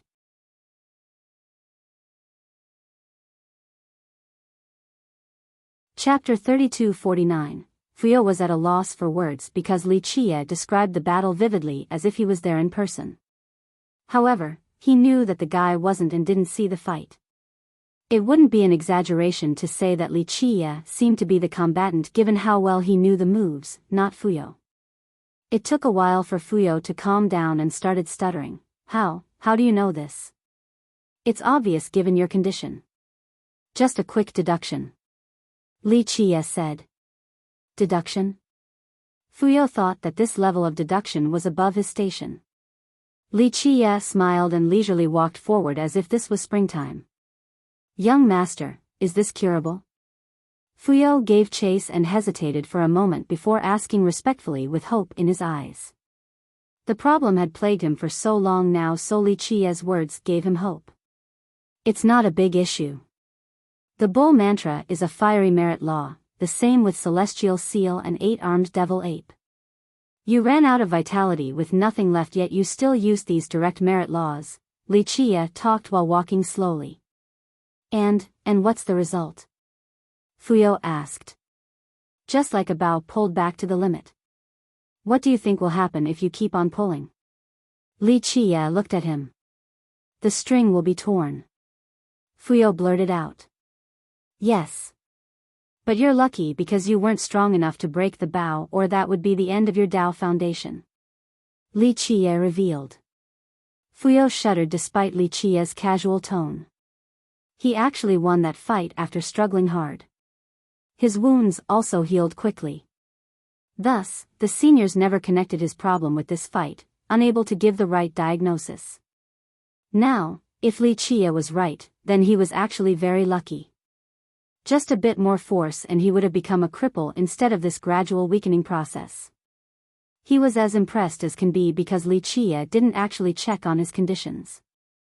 The guy only glanced at him and asked a few questions before figuring out the cause. This required frightening power and abilities. Young master, are you really a mortal? Fuyo asked. The strongest senior in his sect couldn't pinpoint the problem, yet Li Qie could do so in a few minutes. Li Qie definitely looked like a mortal, but Fuyo no longer thought so. Of course I am, right now. Li Qie said. But, how did you? Fuyo didn't know what to say. I've just read enough books. Remember, reading is good so that you'll know more things. Li Qie said. Fuyo smiled wryly. Was this really true? Did he know this from just reading books? Young master, is this curable? Fuyo stopped thinking and asked again. Easy as pie. Li Qie chuckled. Really? Fuyo became excited, his eyes flashed brightly. This was the best possible news. Young master, so what should I do? He rubbed his palms and didn't know how to ask politely. He was ready to beg or do anything for Li Qie to help him cure this problem. No rush. You've been impatient in recent years and that still didn't amount to anything. Relax and you'll accomplish more. Li Qie said. My mistake. Fuyo understood the logic behind this and took a deep breath to mellow down. Nonetheless, his anxiousness was understandable. The problem plaguing him for several years could finally be solved. Li Qie didn't say anything else and moved on with Fuyo right behind him, looking like a servant. They have left the village, so Li Qie began looking at the forest with great focus without missing a single blade of grass. Fuyo didn't understand. What was so special about the leaves and grass? The world has changed. It's not a case of one's home being there, but their loved ones are no longer around. Now, even the home is gone. Li Qie sighed, becoming slightly emotional. Fuyo didn't get it but remained silent along the way. The two of them walked for some time before stopping in front of a large stone statue on the road, a black tortoise. It looked divine and lofty on top of being very arrogant, clearly a divine beast. Its shell looked strong enough to shoulder the sky. Strangely enough, the beast also looked kind and friendly. Li Qie found it to be very familiar, as if he had seen it before. Fuyao explained right away, "My sect's name is Divine Black and this is our symbol. As long as it is still our territory, you'll find one very often." "Oh. I see. What is it depicting?" Li Qie asked. "Our patriarch and progenitor, the divine beast Black Tortoise," Fuyao said with respect. "Black Tortoise?" Li Qie found this surprising. Indeed. During the ancient era, our patriarch was the mount of a great immortal. He traveled across the 9 heavens and absorbed the stars, even entering immortal paradises and treacherous grounds. Later on, the great immortal left this world, but he chose to stay and created our sect. "Tell me more about this immortal." Li Qie couldn't help but smile. I don't know much." Fuyao smiled wryly. He only knew about his patriarch from the stories told by the seniors. Li Qie shook his head in response. "Well, my master said that the great immortal was completely unbeatable with a penchant for massacres. He was worshipped by all despite being a destroyer of sections." Fuyao scratched his head and added. "Sounds like a murderer more than an immortal." Li Qie chuckled. "I heard that the great immortal only killed those who deserved death. They were all evil." Fuyao smiled awkwardly after saying this. "That does sound more pleasant. A great immortal, I haven't heard this in a long time." Li Qie smiled at the statue and decided to gently pat the tortoise's head. Once again, Fuyao still found Li Qie as mysterious as can be. There was something more to this smile that he didn't get. 1. So I originally translated the title of this sect as arcane. It was the word divine plus black/mysterious/profound/inscrutable/unbelievable. The latter is always hard to translate. This is the exact example of why I was wrong. I chose arcane because it sounded good and true to the mysterious meaning. Now, it turns out that black is referring to Black Tortoise. This makes the title of the sect hard to translate. Black has to be a part of it because the reference has been made.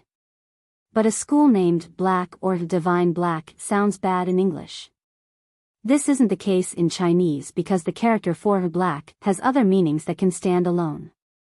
Divine Tortoise is okay, but we can't use it here because that's adding information that's not supposed to be there. When a Chinese reader saw this title the first time, they would never connect it to a black tortoise. Another option in a different scenario is to use a cooler word for black, such as obsidian or onyx. Unfortunately, it's a black tortoise, not obsidian or onyx tortoise. It has to be divine black to match the meaning of this conversation and the context. 2. The word for murder here is actually the word I translate as fierce.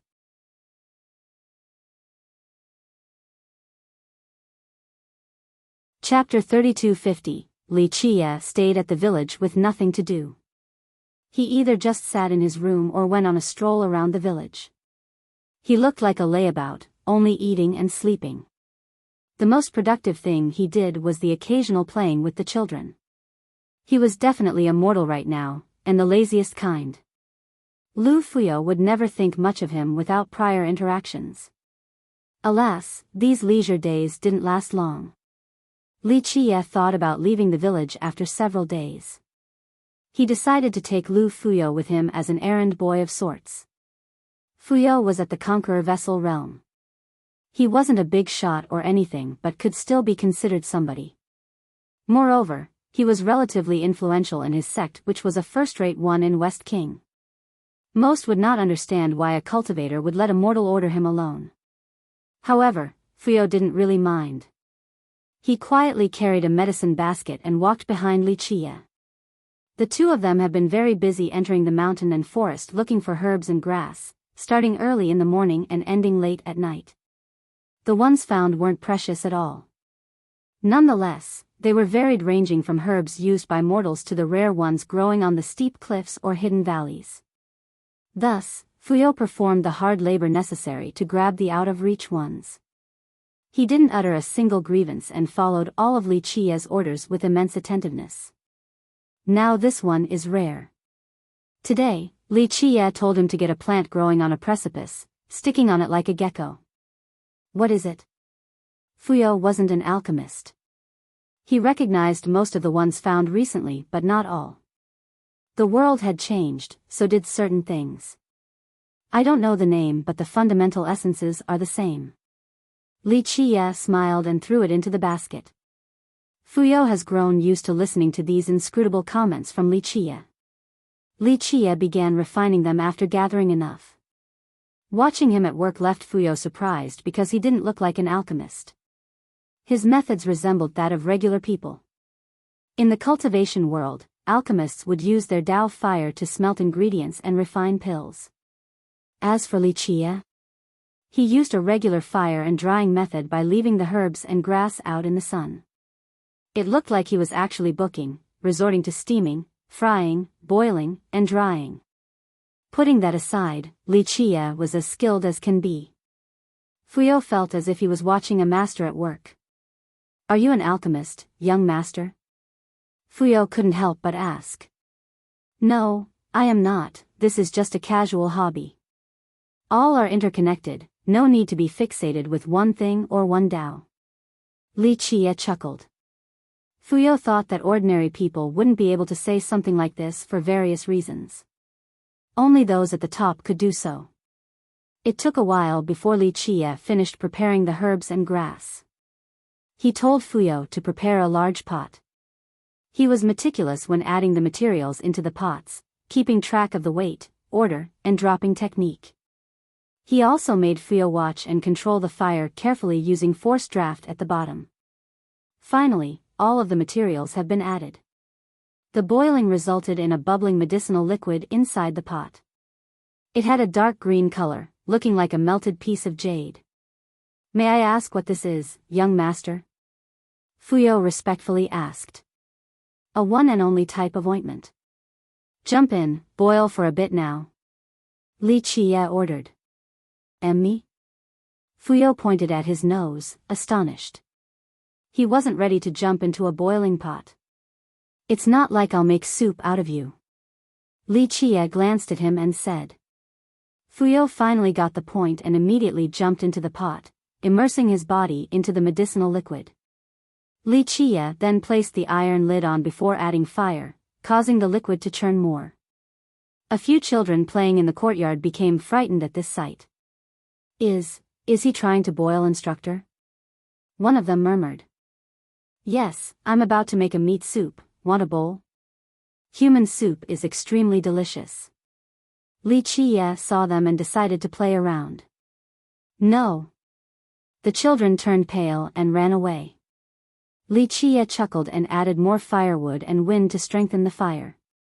Only the sizzling of the fire and bubbles could be heard in the courtyard right now. Eventually, a loud explosion came from the pot, similar to thunder. It was as if the pot wasn't containing medicinal liquid but rather, a pool of lightning and thunder. One could also hear the clicking noises of Fuyao's bones loosening.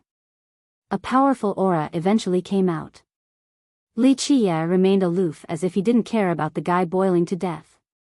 He still added more firewood to strengthen the fire. Eventually, the fire was strong enough to engulf the entire pot. This lasted a while longer because a groan could be heard. Bam! The iron lid was pushed to the side. Splash! Fuyao leaped out of the pot. His bones were cracking as if they were growing larger.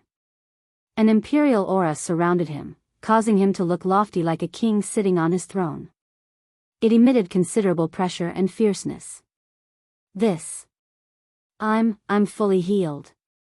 Fuyao felt comfortable from top to bottom. His vitality, grand Dao, and chaos energy were roaring inside like massive waves. He had returned to his peak state. The withered four symbols of the Fate Palace have been healed.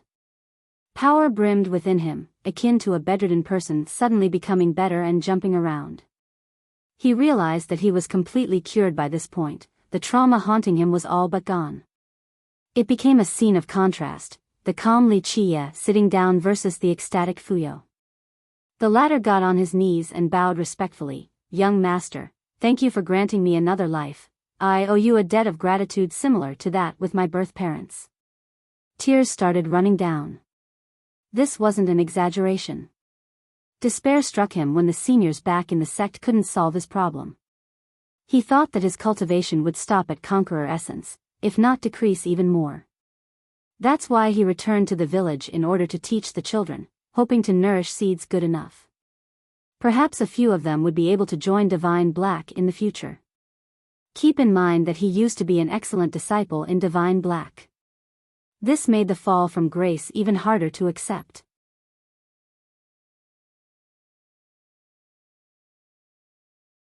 Chapter 3251. Lu Fuyo was moved to tears and continued kowtowing.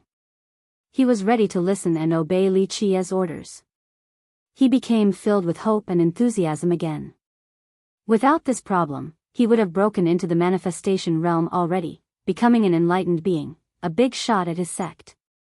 Some of his peers have already reached this level and became very influential. Though he was left behind right now, there was still hope as long as he tried his best. This opportunity was bestowed upon him by Li Qia, so he was moved to tears.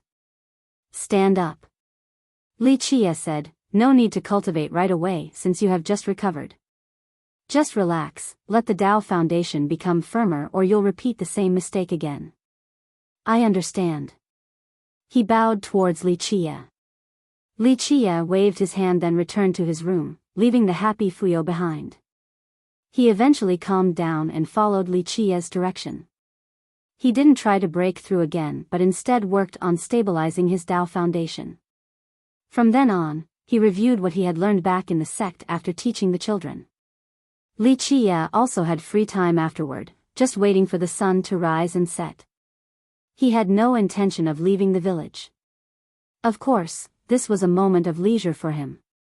This period was nothing, just the blink of an eye compared to the rest of his life. Alas, this wouldn't last forever. He needed to return and couldn't stay as a mortal. Time to get started. One day, he focused and embarked on the cultivation path again. He had no cultivation to speak of, just an ordinary mortal.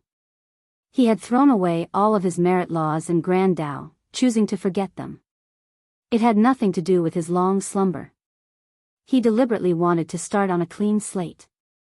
Think of it as a work of art. Once finished, even the best work of art had its limits, it wasn't anything more than itself. However, a blank piece of paper had boundless potential. This was his epoch, so if he were to start again, he would have a new foundation and be able to reach a height greater than before, completely unprecedented. He wasn't picky at first either. The beginning didn't matter since all Tao would meet at the apex eventually. Thus, he simply started with the All Things mantra found at the village's entrance, the most basic mantra in 8 decilaces. It was one of the 7 most well-known mantras and could be found everywhere. There were numerous beliefs regarding the origin of the 7 mantras. One stated that it was passed down by an immortal. Another said that after the initial destruction, these methods descended from the heavens as a blessing to the inhabitants.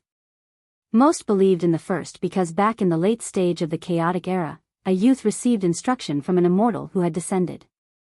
From then on, he became unstoppable and rampaged across the worlds to stop the chaos. He earned his golden avatar and proved his Tao, becoming a supreme Tao Lord with the title of Blessed. The Tao Lord created a sect and spread mantras that later on were known as the 7. Because of this, some of the future generations referred to these mantras as laws of the blessed. However, some scoffed at this belief, especially those with sufficient knowledge. They thought that the true immortal sect was falsely padding their own reputation. Why? Because they knew that the 7 laws have existed before blessed Tao Lord. Cultivators and even Tao Lords have trained in these 7 arts. They could be traced back to the first Tao Lord of 8 decilaces, the duck's egg buyer. The era of chaos really weakened the cultivation world. Prosperity only returned during Blessed's era. He then recompiled and promoted them all over the land. Plus, he himself never claimed to have created the 7 laws. Therefore, those in the know called them the 7 laws of the Golden Age instead. Ultimately, Li Qie didn't give a damn about their origin and names. He knew exactly where they came from already. The 7 were chaos, heaven split, divinization, all things, society, devil, and samsara. At the start of Blessed Tao Lord's era, both the mortals and cultivators studied the 7. As the myriad races found prosperity using the Tao, various Tao lords began creating their own laws and mantras. Thus, people slowly abandoned the 7 laws. The disciples from the bigger sects naturally wouldn't pick these 7. The seniors didn't encourage this either. The 7 were too common and ordinary. Anyone could learn it due to its simplicity. Moreover, both the cultivation speed and efficacy left much to be desired. On the other hand, the new introductory mantras were incredible, especially the ones created by Tao lords. In fact, just a random low-ranked golden mantra was better than the 7. As time went on, fewer and fewer people trained with the 7. Eventually, only the mortals who couldn't join any sect would pick them. Furthermore, people had different interpretations of the 7. This made them worse because the good and bad have been intermingled. Problems eventually arose. In other words, a real original source of the 7 without a single character changed was virtually impossible to find. The one carved on the tablet in front of the village wasn't an original copy either. It has been passed down and modified across the generations. Well, this wasn't a problem for Li Qie.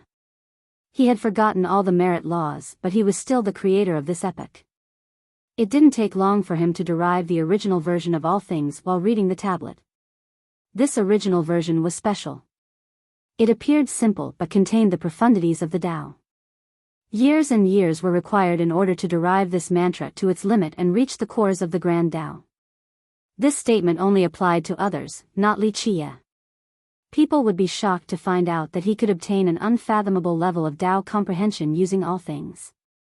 1. This was initially a mortal observer without context. With this context, I'm changing his title to Blessed. 2. Note, since this is an entirely new setting, some translation choices can be difficult. Some titles and proper names can be hard to tell. For example, a mighty peak can be just a mighty peak or mighty peak. As for this duck's egg buyer line, it's as literal as possible since I don't know what's going on. I'm sure the author will explain this later.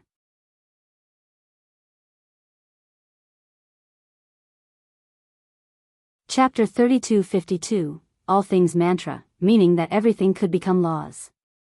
From the grass to the pebbles, all of them contained the mysterious Grand Tao. Each individual path could lead to the rest. This choice was as casual as can be. He simply picked it because it was already right there in the village. He morphed this version into the original one, the purest all things mantra that connects straight to the Grand Tao.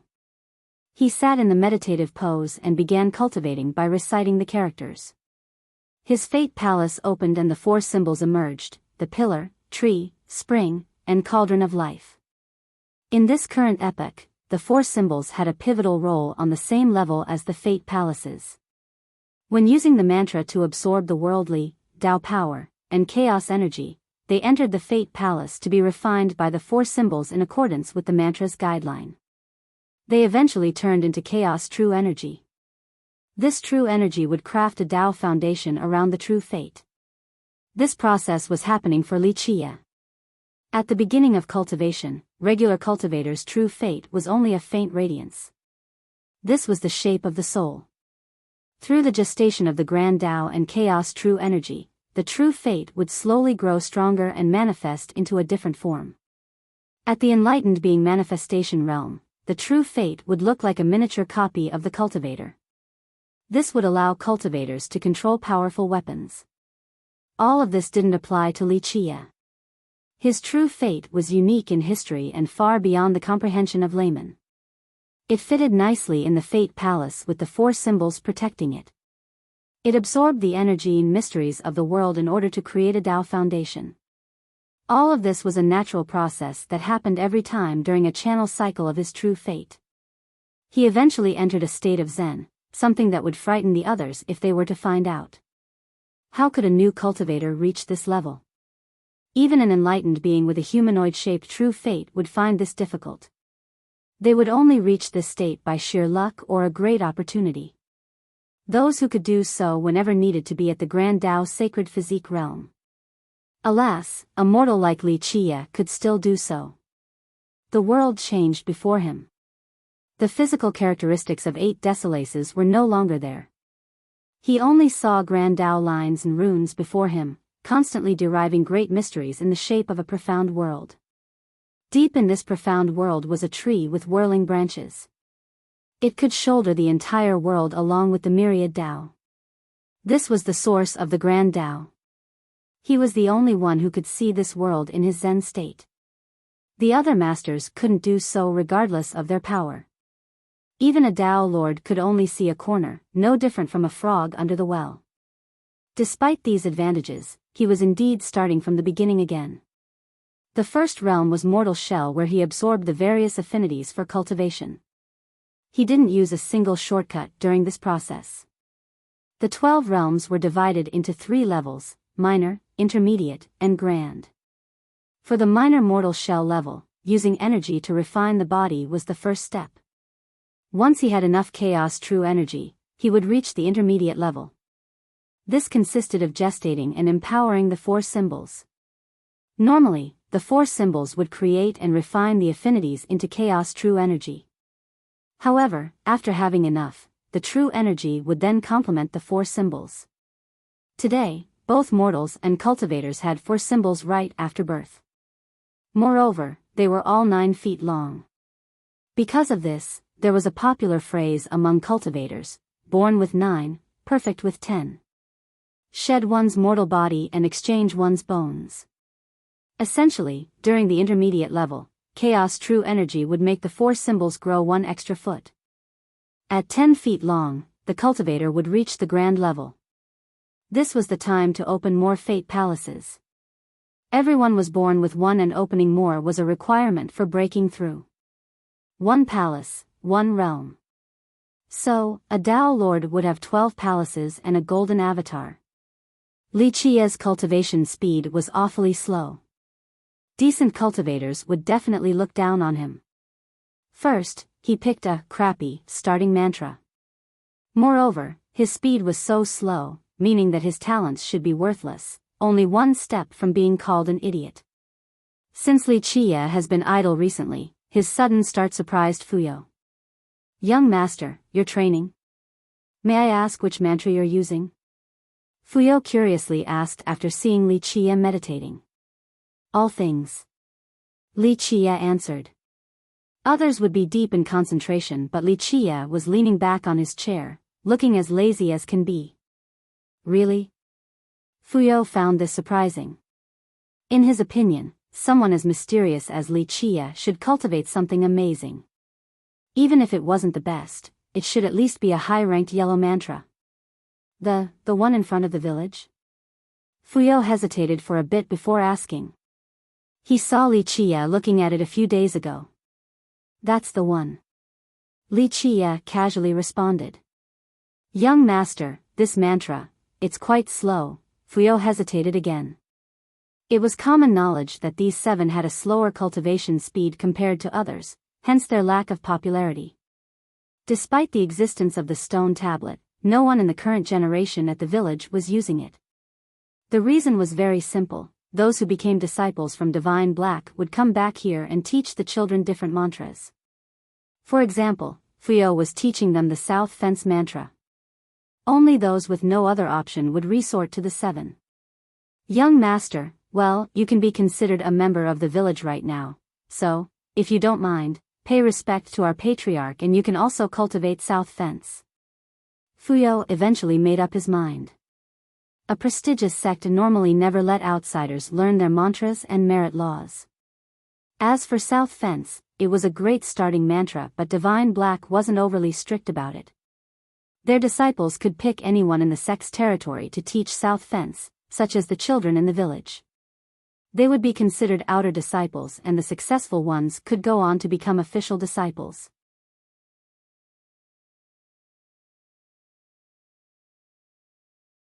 Chapter 3253. Lu Fuyo agreed to pass down this mantra to Li Qia because he owed the guy a great debt. Moreover, he just needed to pay respect to their patriarch in order to become an outer disciple of Divine Black. South Fence. Li Qia smiled while looking at the guy. Yes, it's the best beginner mantra from our sect, a high-ranked yellow mantra created by a forefather for the sake of new disciples. It's amazing at creating a solid foundation. Fuyo hurriedly explained. This wasn't an exaggeration. South Fence was famous indeed, created by South Conk Dao Lord, someone who had revitalized the sect. Virtually all new disciples of Divine Black would cultivate this mantra since there was no better option. Fuyo also did this in order to build his Dao foundation. High-ranked yellow? Li Qia asked. Merit laws and mantras have classifications. There are 4 of them: heaven, earth, black, and yellow. Each also had 3 levels: low, intermediate, and high. There was another thing to note: each of the 4 corresponds to 3 realms. This is a strict rule. Breaking it would result in terrible results. Fuyo explained the common wisdom in 8 decilaces. For example, a bronze tendon cultivator can only train with yellow laws and mantras. If he were to reach silver carapace, the black levels would become available. As for the levels within the 4 classifications, they differed in quality. A high level was certainly better than a low-level one. As Fuyo had said, not obeying these rules could result in chi deviation. Still within the rules, not good and not bad. Li Qia didn't especially dislike the restrictions. He didn't want to see these types of restrictions, but it might be necessary since life was unfair.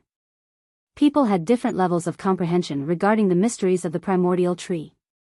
With these laws in mind, cultivators would be able to focus on establishing a strong foundation and taking it step by step instead of rushing, starting with the strongest laws from the Dao Lords. The ones with better talents could stop fantasizing so far ahead and focus on the present. But, young master, you're an exception. You have an inborn true fate, so these restrictions don't apply to you. Fuyo wasn't so sure when making this statement. He based it off the fact that Li Qia was so amazing despite being a mortal. Perhaps he had the legendary true fate. An inborn true fate gave one incredible talent like the favorites of the heaven. Merit laws and mantras restrictions no longer applied. However, there was one thing missing in Li Qia. He wasn't looking down on the guy, but he had seen someone with an inborn true fate before. They had a special aura evident from a first glance. Li Qia smiled and shook his head. Don't overthink it, I don't have this so-called inborn true fate. Young master, I didn't mean to offend you, it's my fault for having shallow dash. Fuyo smiled wryly. It's fine, I'm not angry or anything. Li Qia waved his hand and interrupted. I appreciate your goodwill, but all things will do just fine. Nothing is better than the 7. Are you planning on cultivating all 7 then? Fuyo became surprised. Why not? The palaces store the 4 symbols that protect the true fate used to build the Grand Tao, resulting in the heart scripture with 7 laws to reach the primordial. Li Qia smiled. You know this too. Fuyo found it strange because this was a profound line in the cultivation world. Many geniuses racked their brains trying to understand and implement this line. On the other hand, Li Qia didn't know conventional knowledge, yet he could spout these abstruse lines so easily. It's simple, the fundamentals are contained in all the mantras, all things included. Li Qia said. So your plan is really the 7 together. Fuyo realized something. Certainly doable. To which Li Qia responded. I heard people only cultivate 4 at the most, from lowest to highest. I don't think anyone does 7. Fuyo scratched his head. Cultivators at higher realms would start switching to the higher level mantras for 2 reasons, harmony and power potential. For example, after reaching silver carapace, Fuyo swapped to the Mad Fiery Bull, an intermediate black mantra.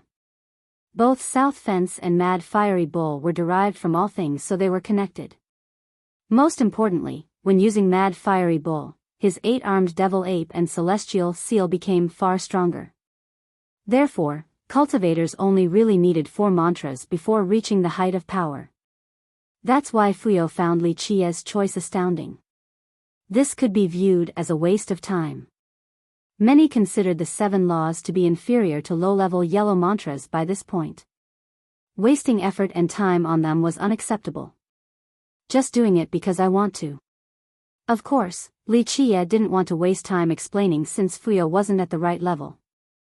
Fuyao was still confused. Nonetheless, he became more curious and paid attention to Li Qiye's cultivation sessions. Li Qiye didn't mind this at all. After observing Li Qiye for some time, Fuyao found Li Qiye's chaos true energy to be majestic and immense. His true energy seemed capable of giving birth to all things. This was something Fuyao had never seen before. He saw mortals trying this mantra out in the past. Their chaos true energy was ordinary or even impure, unlike Li Qiye's. Young master, I was wrong. The all things mantra has been turned into something magical in your hand. He couldn't help but praise. It's not me. All things is this magical and peerless from the start, I'm just following it to cultivate. Li Qiye shook his head. Peerless? Fuyao's eyes widened with skepticism. As a gifted cultivator, he had looked over this mantra in the past. He didn't think it was on the same level as South Fence, a high-level yellow mantra created by a Tao Lord specifically for the newcomers. You disagree? Li Qiye stared at him. Well, Fuyao stood there awkwardly with no response. Didn't you say that they are also called the 7 laws of the blessed? Do you think this Tao Lord spread these laws because he's an idiot? Li Qiye asked. Fuyao became frozen as the words traversed through his mind, causing him to ponder.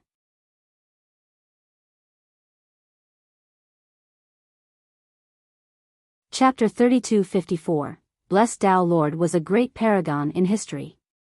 Lu Fuyao wasn't the only one who thought this.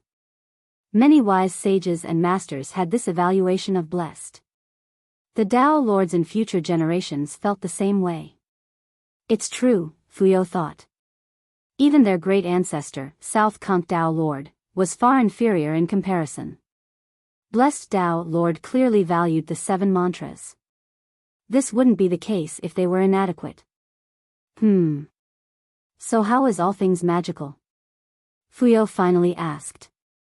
Terrible teachers erroneously taught future generations. Li Qiye said, one mantra can have a million solutions and paths, some just assumed that they had the correct one. Fuyao had no response since he was one of them, thinking that all things was inferior to South Fence. This might not be the case. Nonetheless, he knew that given his abilities, he wouldn't be able to truly understand all things, unable to grasp its essences. Of course, he didn't know that the all things engraving in their village wasn't the original copy. It had been changed by numerous cultivators, no longer containing the same principles. Only those on the same level as Li Qiye could derive the source from the numerous mistakes. Fuyao could see how easy cultivation was for Li Qiye, unlike beginners who usually had troubles. That's why Fuyao knew that Li Qiye was a real master with peerless comprehension of the Tao and cultivation. He naturally became envious as a result. Others called him a young genius once. Alas, he was far from being as carefree and leisurely as Li Qiye right now. Some people were meant to cultivate since birth. He thought about something but didn't dare to say it. His mouth opened several times but he eventually swallowed his words. Spill it. Li Qiye glanced at him and said. He turned red and rubbed his palms awkwardly before speaking, Young master, well, the truth is that the children in our village all yearn for the Tao but they lack a capable teacher. I am foolish and can't educate them well. The truth is that I hope when you have time, you can teach them a little bit. Fuyao was tempted because he saw Li Qiye meditating and showing off his abilities earlier. Li Qiye had only started but it wouldn't be long until the guy surpasses him. Plus, nothing was better for new cultivators than having a good teacher. Li Qiye would do a far better job at teaching the children than him. Li Qiye gave him a stern glare. Of course, let's pretend I didn't say anything if you don't have time, young master. Fuyao became afraid. I don't like teaching. Educating them is your responsibility. I'll just give them a few pointers when I have time. Li Qie said while shaking his head. Thank you, young master, thank you. The entire village will be grateful. Fuyao got on his knees and bowed. Li Qie sat there, accepting the grand gesture. The next morning, Lu Fuyao started his lecture with Li Qie sitting nearby. The field was filled with children sitting down in an orderly fashion. Their black, innocent eyes were fixated on Li Qie. The village was just an ordinary one with members who usually relied on farming and hunting for subsistence. However, a few managed to become disciples of Divine Black. Unfortunately, they had limited achievements and eventually died from old age. Not many returned to the village. Fuyao's case was unheard of. In fact, he wouldn't have stayed in the village if it wasn't for the prior issue. It's a sad fact that many cultivators would eventually leave the mortal world, forever separated from their previous life. This was especially true after their parents passed. There was nothing else worth remembering for them, no point in returning to their home. They would cut all ties afterward.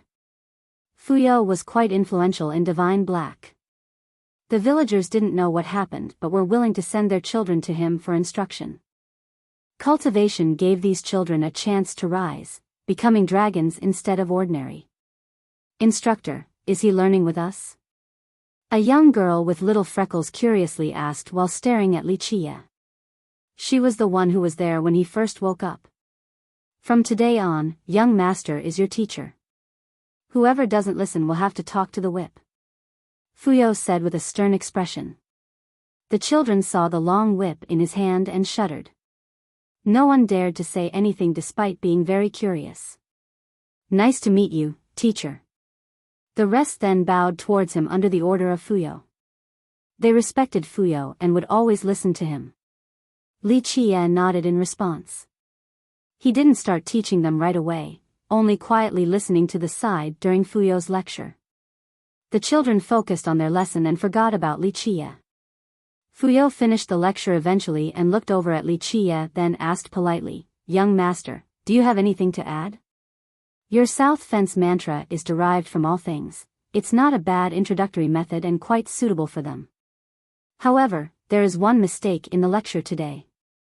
Gaze at the western moon and scale the sun. He had a soothing voice with profound yet accessible explanations, succinct yet penetrative to the core. Fuyao was talented enough to be frightened by the explanations. The way he taught was in accordance with his sect's standard interpretation. He thought that this was the best way to teach South Fence. Now, the disparity between his teaching and Li Qie's was as clear as day. Though Li Qie had never seen South Fence before, it was derived from all things which he had mastered. Thus, South Fence couldn't be simpler for him. Memorize what he is telling you guys. Fuyao understood that Li Qie was many steps above his sect in terms of Dao interpretation. He began correcting the children.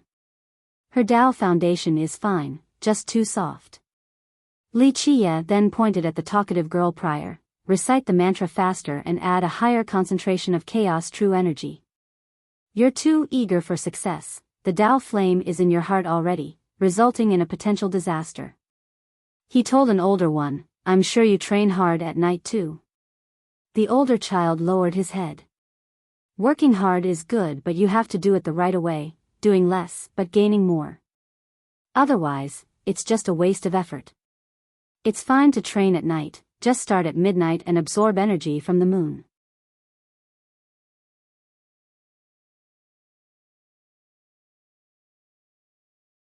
Chapter 3255. Li Qie used very few words to solve the problems of the children.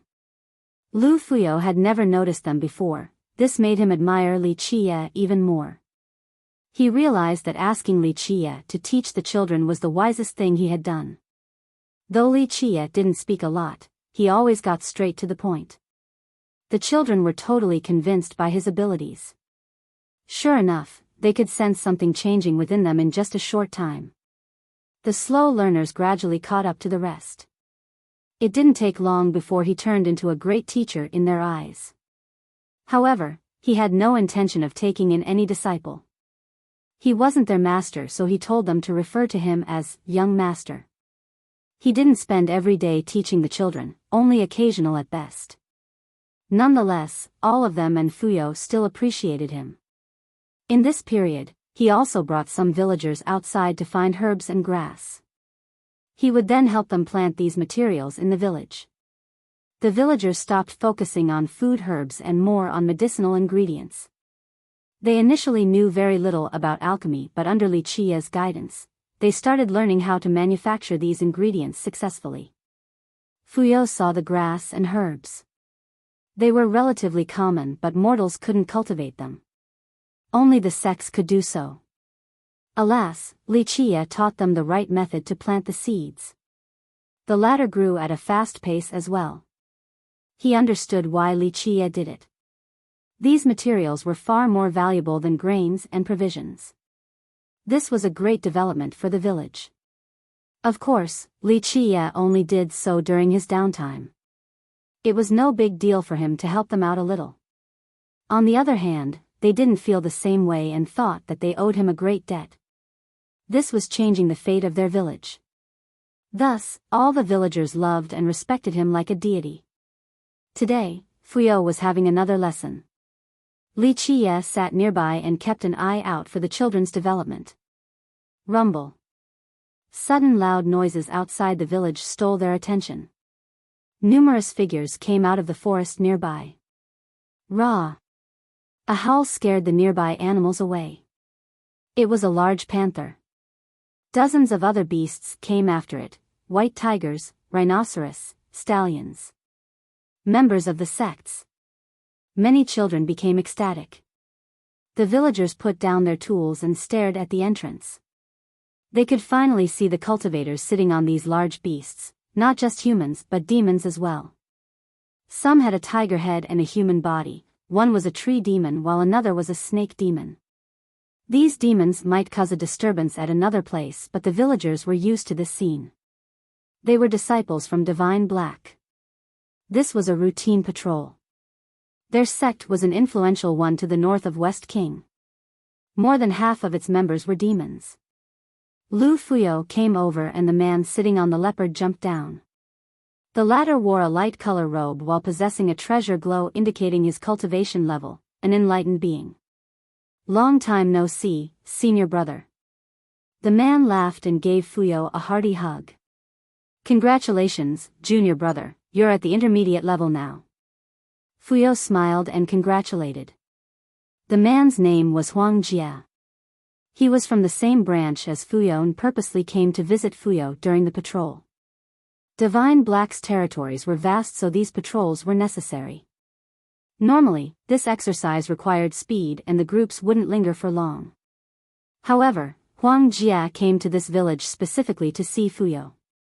The children stared at the beast riders with admiration and hope.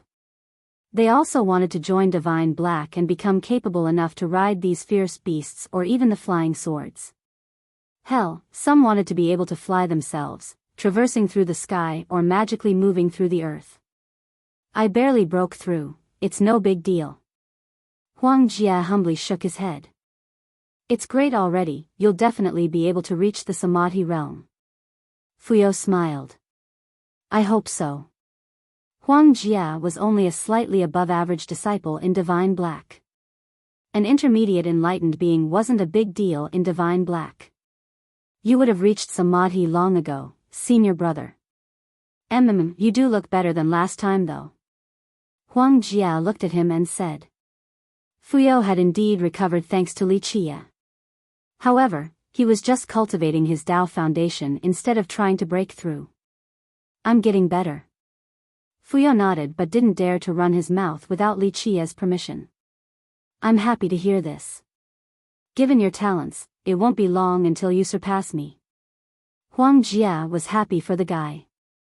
No one can predict the future. Fuyo humbly responded.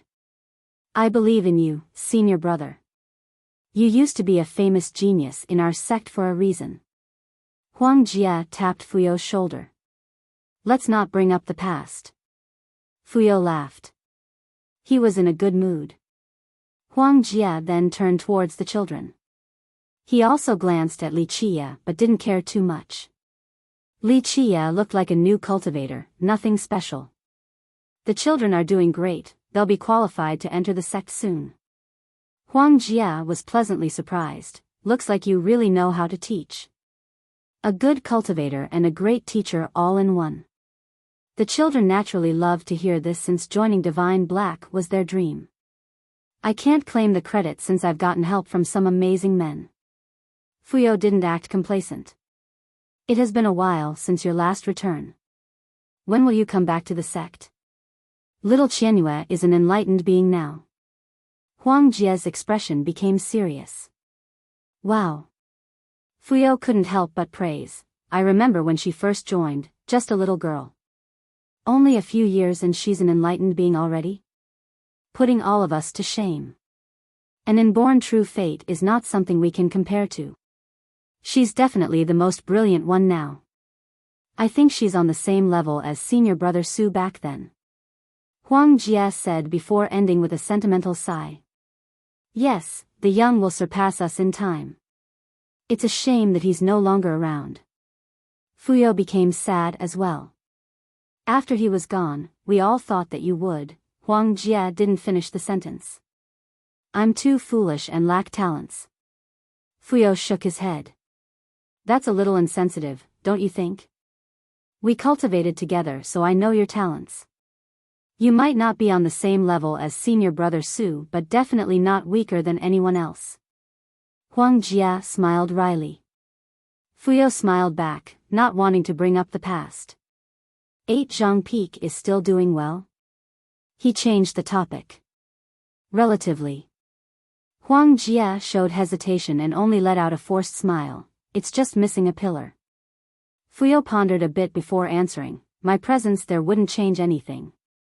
The Peak Lord is doing well but our generation is one person short. Huang Jie said.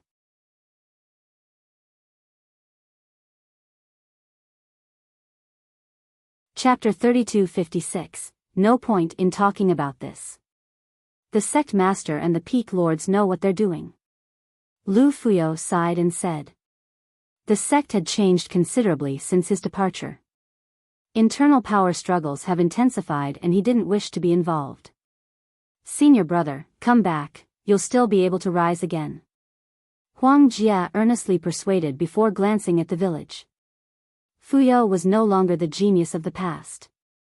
However, he was still a conqueror, enough to preside over a large territory. Staying here like a turtle hiding inside its shell was a waste of his power. Fuyo turned towards Li Qia but the guy was just calmly sitting there, not giving any opinion. He then looked towards the direction of Divine Black. Huang Jie didn't know that Fuyo had recovered completely. This version of him could indeed soar once more. However, he still hesitated about returning. He was confident about reaching a higher level but in his opinion, no one was wiser than Li Qia. Staying with Li Qia meant that he could learn so many more things. We'll talk about this later. Fuyo withdrew his gaze and shook his head, refusing the invitation. I won't force you, senior brother, but our door will always be open for you. Huang Jie had no choice but to give up. He didn't want to stay for long and bid goodbye to Fuyo. He then smiled at the children and said, little brats, keep on working hard, Divine Black is waiting for you. I'll be the one to greet you when you get there. An enlightened being like him being so friendly to the children was because of his relationship with Fuyo. The children's eyes lit up with hope and dream for the future. This was the reason why they had been training so hard. Huang Jie and his group left. Fuyo returned to his spot and told the children to go back to training. He fell into silence. Want to go back? Li Qia asked a while later with a smile. I'd rather stay with you, young master. Fuyo had a wry smile. This was not mere flattery since he was telling the truth. Staying with Li Qia was clearly the better choice. I won't be here for too long. Your future prospect will still be in your sect. Li Qia smiled. Fuyo had expected this because a true dragon would never stay on the ground. He hesitated from speaking his mind and eventually let out a sigh. Our divine black is a great demonic sect. He paused, finding it hard to choose his words. The problem is that you're a human. Your talents resulted in competition within the sect back then. Li Chia added, aware of these mundane issues. Of course, he found them trivial and boring. Fuyao sighed again and didn't dwell on this matter.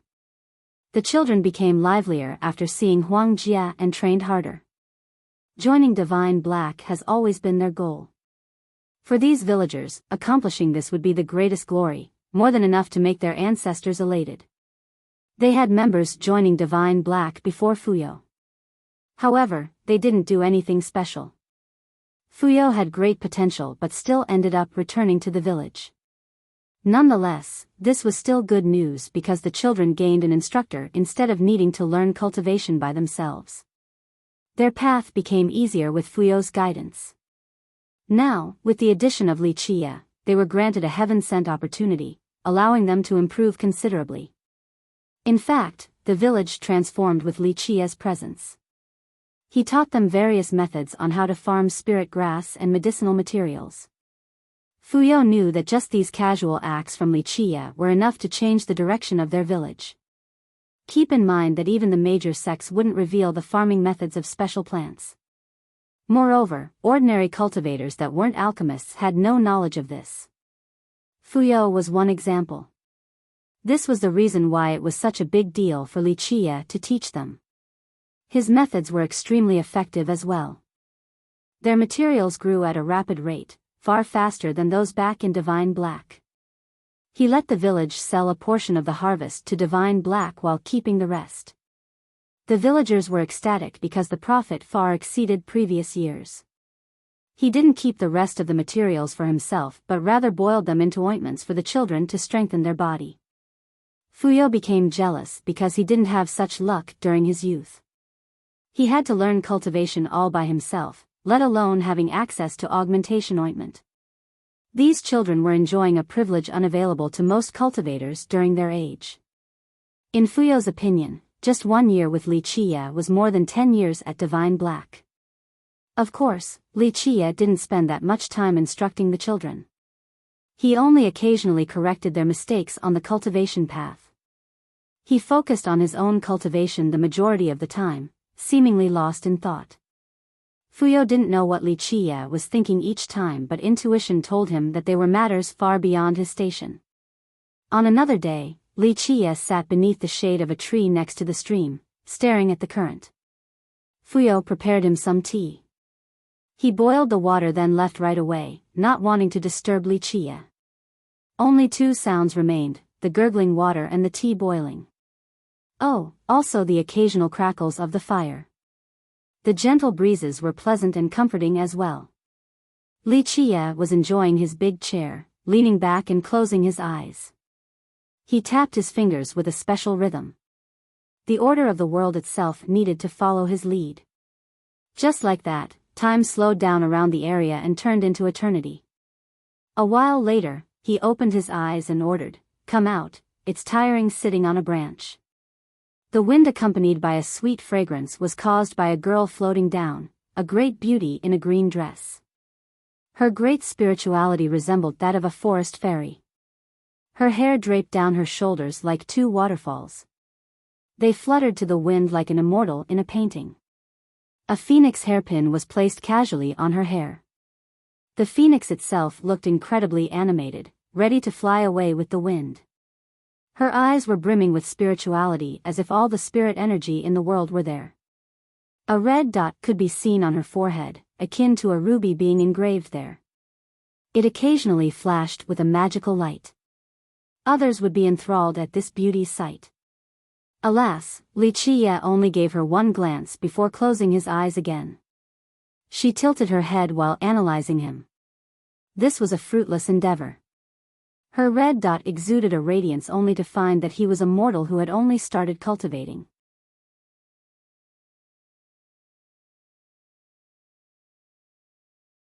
Chapter 3257. This naturally confused her.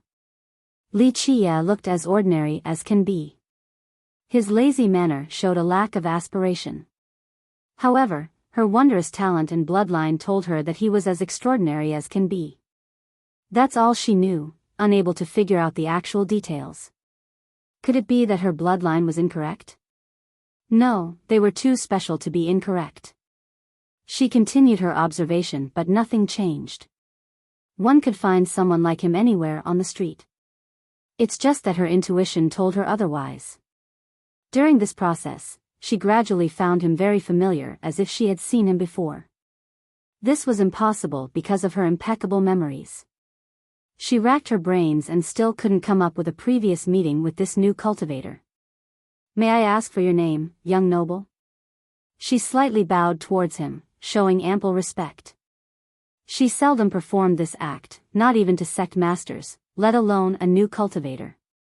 In fact, people wouldn't dare to accept this gesture from her. Normally, they would be the ones kneeling in her presence. For her to initiate a conversation? This was a peerless honor. Li Chia, on the other hand, still didn't open his eyes. He simply asked, "How's the water?" The girl became surprised. This was her first time experiencing something like this. Even the sect master of Divine Black would need to tread carefully in her presence. The great geniuses of West King would be lost in elation and pride right now if they were in this man's shoes. Unfortunately, he didn't even stand up to return the gesture, not bothering to talk to her eye to eye. Perhaps he didn't give a damn about her beauty or status. This was something new to her. Don't just stand there, make the tea. Li Chia interrupted her stupor. She naturally became astounded, thinking that she had misheard. She looked around and there was no one else here besides the two of them. You're talking to me?" She pointed at her nose, astonished. She has grown used to being treated as a jewel wherever she went. Others would be offering the finest tea to her. They would find it an honor for her to take a sip. Now, this nobody was telling her to make tea like a maid? Who else but you? Li Chia nonchalantly responded. You. She became angry right away. No way would she play the part of a servant for anyone. Alas, he ignored her outburst and seemed to be asleep. Maybe he didn't care about whether she would agree or not. She took a deep breath to calm down and kept on staring at him. Only a man of high status would act this way. No, a madman would too. He didn't look insane though. If anyone dared to talk to her in this manner, she would have taught them a lesson. In this case, her talents and bloodline told her to not mess with Li Chia. She wasn't angry enough to the point of losing her reason. Putting her annoyance to the side, she ended up making tea for him.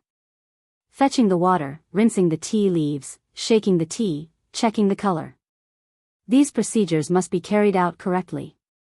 She rarely made tea before in the past since others have always served her. Thus, this whole thing was truly unbelievable.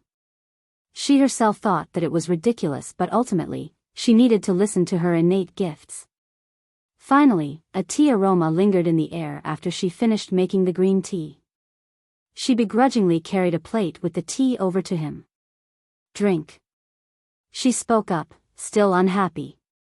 "Call me young master," he casually demanded. The fire in her mind ignited again. She had already acquiesced once by making tea. This was giving him plenty of face. Now, he wanted her to call her young master. This was a case of win an inch and want a foot.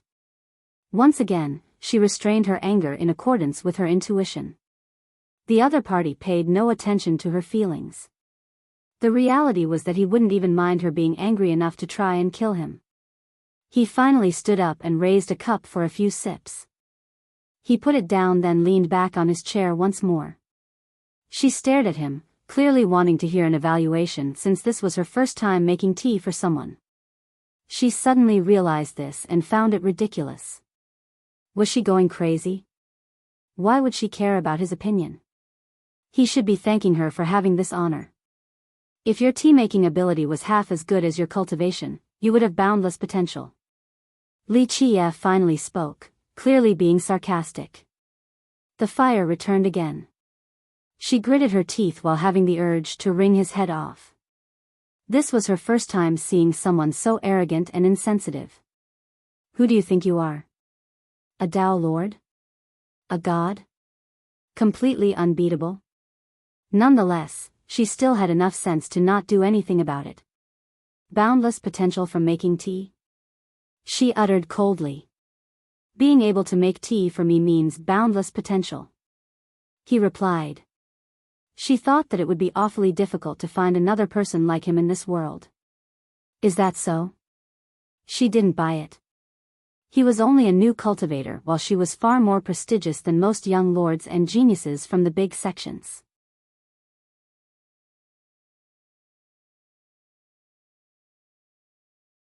Chapter 32:58. His deliberate aloofness of her feelings exasperated her. She felt like twisting him into a fried dough. She didn't know why her bloodline was so afraid of him. It seemed that this instinct has been imprinted into her blood, perhaps from one generation to another. What's your name? She took another deep breath. This was already her lowest bottom line. Any more and she would really explode and take it out on him. Li Chia.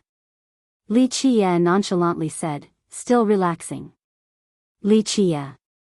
She murmured. She had never heard of this name before, at least not in the northern region of West King among the list of geniuses. She certainly would have remembered. Wait a minute. She kept on thinking about this name and found it familiar as if she had heard it long ago.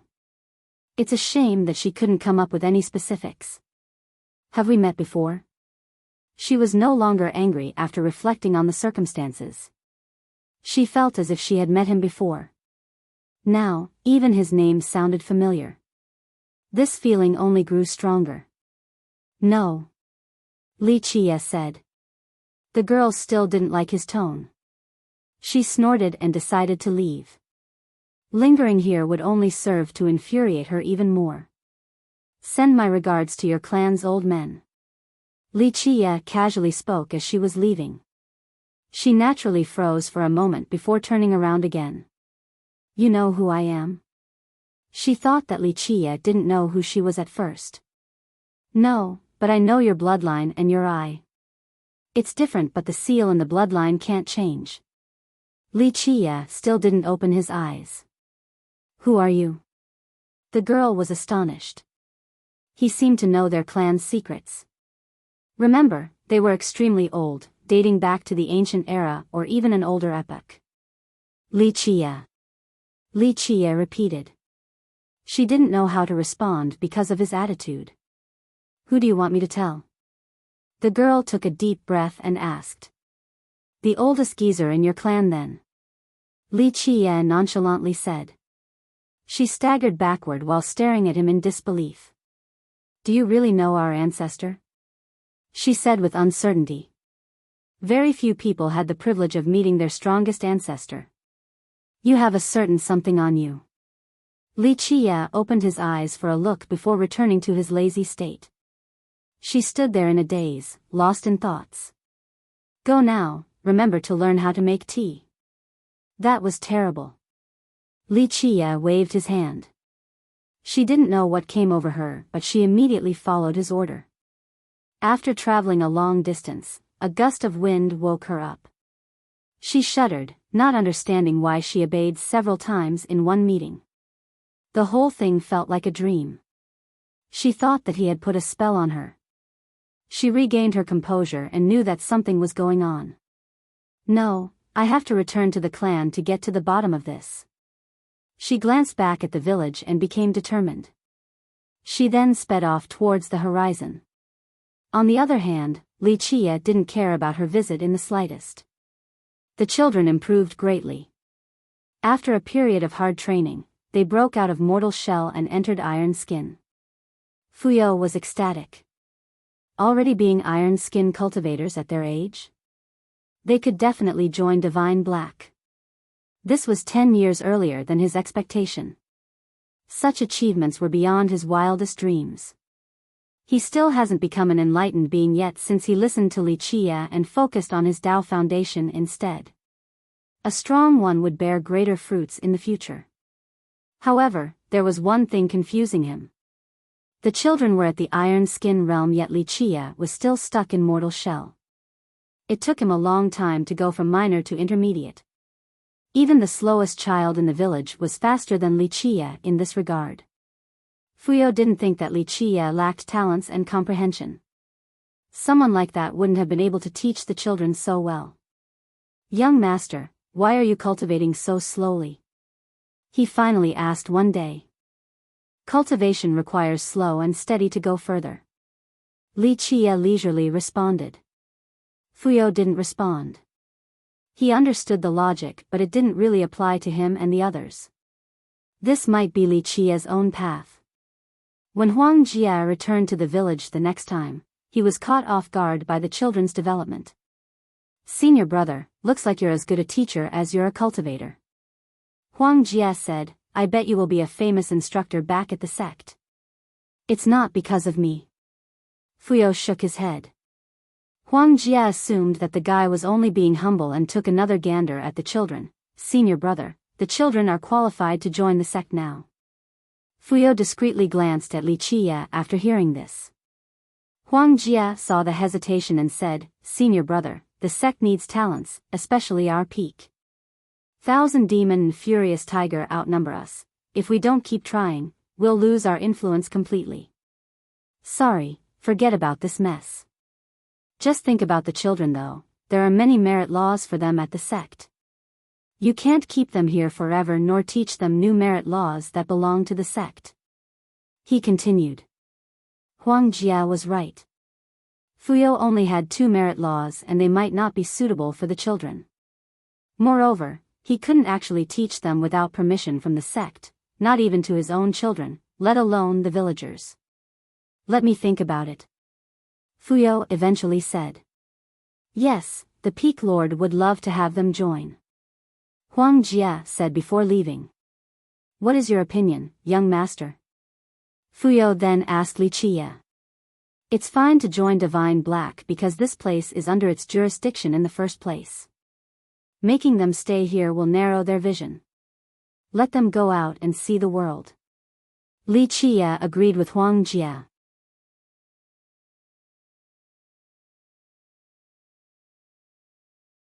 Chapter 3259, You'll be leaving too, young master? Fuyo became disappointed and wondered. Wuxia had taught the children but had no intention of taking them in as disciples. He would leave this place soon or later, probably when the children embarked for Divine Black. "I'll be going too since there's a connection between me and yourself. A visit will be fine."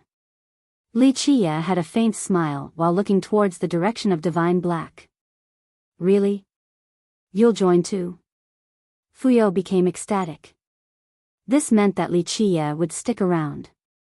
Both the children and he would benefit from Wuxia's teaching for a little bit longer. Wuxia nodded and didn't say anything else. "I'll be going first to see the situation." The happy man bowed towards Wuxia and said. He began making preparations for the children to go. This was indeed the best option for the children. Everyone in this territory dreamed about joining Divine Black. On this day, Fuyo gathered the essentials and returned to the sect. An unprecedented number of children were eligible, so he needed to talk to the seniors first. He returned a few days later with good news: train hard because in just 1 month, the sect will open its door and recruit more disciples. Everyone will get a chance. Don't blame me for being a bad teacher if you're disqualified. You'll need to come back and work on the farm then. He was only scaring them a bit. They were already at the Iron Skin realm and could join the sect. He had talked to the seniors as well and took care of various arrangements. These children would have a great starting point compared to the other recruits. Yes! The children exclaimed and started celebrating. Their parents became happy as well. Joining Divine Black was a proud achievement, bringing honor to their family. This is the biggest event in our village, so many children are joining the immortal sect at once. The old men in the village became sentimental. Some were even moved to tears. After all, this might change the fate of their village. Perhaps it would become a part of Divine Black. The news inspired the children to work harder in the next month, not daring to relax. Fuyo's scare tactic actually worked. No one wanted to be sent back home. Joining Divine Black was their biggest desire. This could allow them to become immortals, something they always saw in their dreams. The month passed by quickly. The children woke up early this day, ready to leave. Their mother's eyes were red from crying, their fathers became sad. They knew that they would rarely see their children again. In fact, maybe only once or twice for the remainder of their lives. Alas, they still chose to let them go. It had nothing to do with the village, only so that their children could become amazing immortals. The children also cried because this would be their first time away from home. Some kept on sobbing the entire time. The man with the thunderous voice, Fuyo, didn't say anything. He let them have their moment since he started vividly recalling his first time leaving home as well. On the other hand, Wuxia had seen this scene too many times and didn't feel much. Son, go, listen to the young master and instructor there. The parents eventually pushed their children forward towards the duo. They knew that the kids were very lucky. In the past, only one or two in each generation made it to Divine Black. Plus, they needed to rely on themselves as well since they didn't know anyone there. Let's go. Wuxia finally gave the order. He got on a mobile chair, carried by the oldest children. No one had a problem with this because Wuxia was the village's biggest benefactor. He taught their children on top of giving them farming methods. He was the reason why these children could join Divine Black so early. Fuyo had no objection either. This type of labor was good training for the children. They would face harsher trials on the path towards the Tao. Divine Black wasn't that far from the village for cultivators. Alas, the children needed several days to get there. Fuyo didn't help them along the way. This was the start of their training. Wuxia enjoyed himself during the trip, seemingly asleep the entire way. Fuyo told them the history of Divine Black and other stories along with important rules and powerful characters there.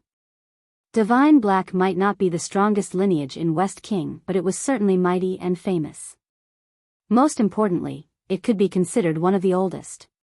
Remember, it originated from the ancient era back in the previous epoch. Their patriarch was an invincible divine beast, a black tortoise. According to the legends, their patriarch was blessed by a great immortal and obtained incredible fortunes and a peerless bloodline.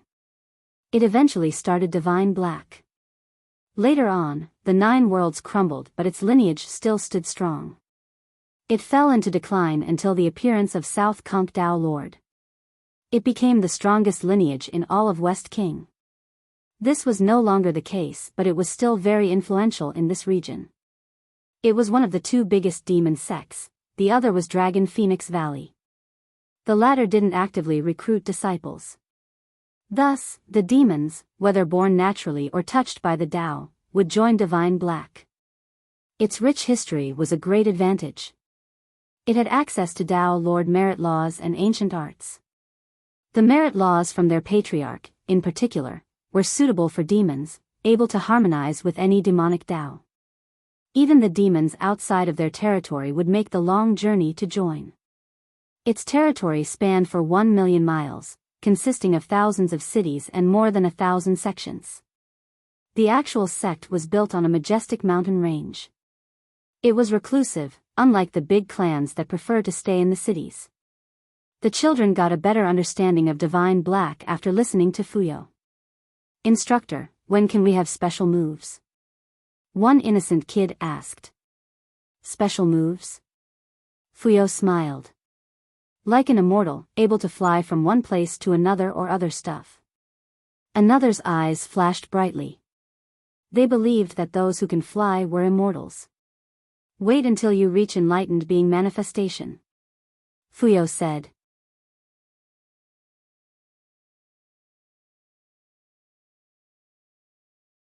Chapter 3260. Divine Black definitely looked the part of a first-rate sect given its majestic landscape.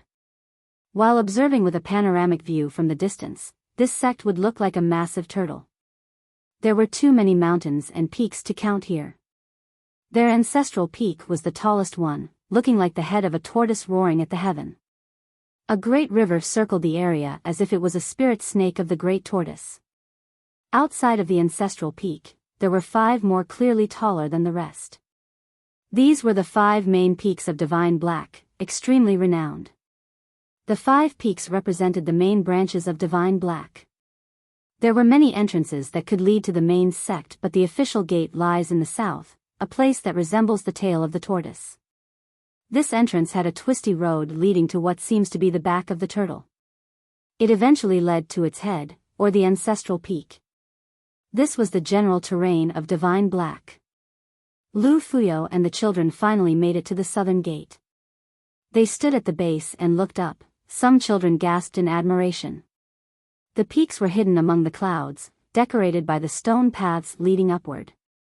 They also saw experts flying around or riding their beasts and treasures. They had imagined the land of immortals to be exactly such. Wow, Divine Black is so pretty. An older child praised and the rest nodded in agreement. See, our sect resembled the divine beast, Black Tortoise. Fuyo said. Our patriarch turned into the land? They became curious.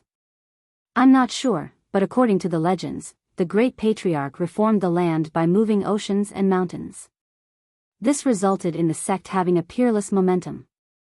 Fuyo smiled and said. The children were lost in admiration, thinking that this patriarch was a supreme immortal who could do anything.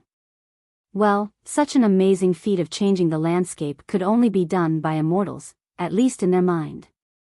Li Chia finally opened his eyes, still drowsy. He took a gander at Divine Black and saw the tortoise shape. Looks about right, how unexpected. Li Chia had a faint smile. Okay, let's go faster, let's not be late. Fuyo looked ahead before telling the kids to move on. They followed behind him. It was good that he was here since they would be lost right now. In fact, the recruitment process had started several days ago. There was a long line below the entrance. These people all wanted to join Divine Black, ranging from ordinary mortals to strange demons and beasts. There were young children around the group's age as well, their eyes brimming with curiosity. The majority came from this area under the direct rule of Divine Black. Some older children came from distant territories. They came for the sake of pursuing cultivation. Young cultivators were among them as well, either vagrant cultivators or coming from the smaller sections. The latter could be considered outer disciples of Divine Black since some sects were created by its members.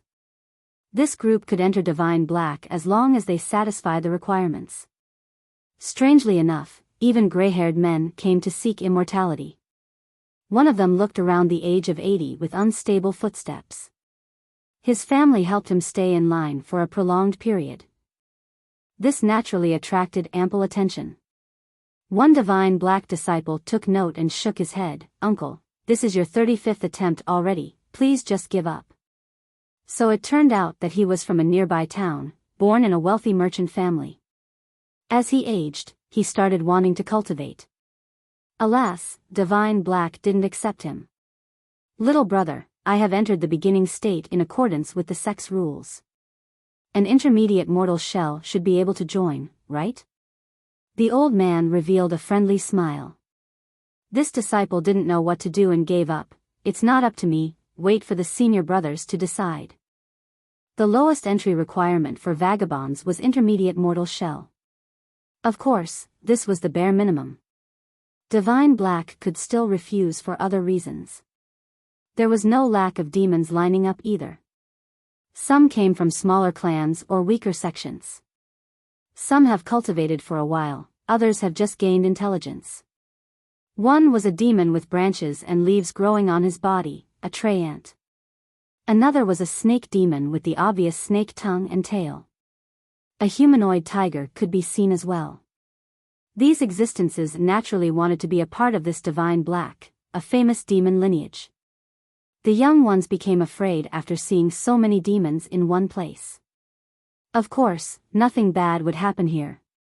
Fear turned into curiosity soon enough. Those from Lu had a big advantage thanks to Fuyo's lead.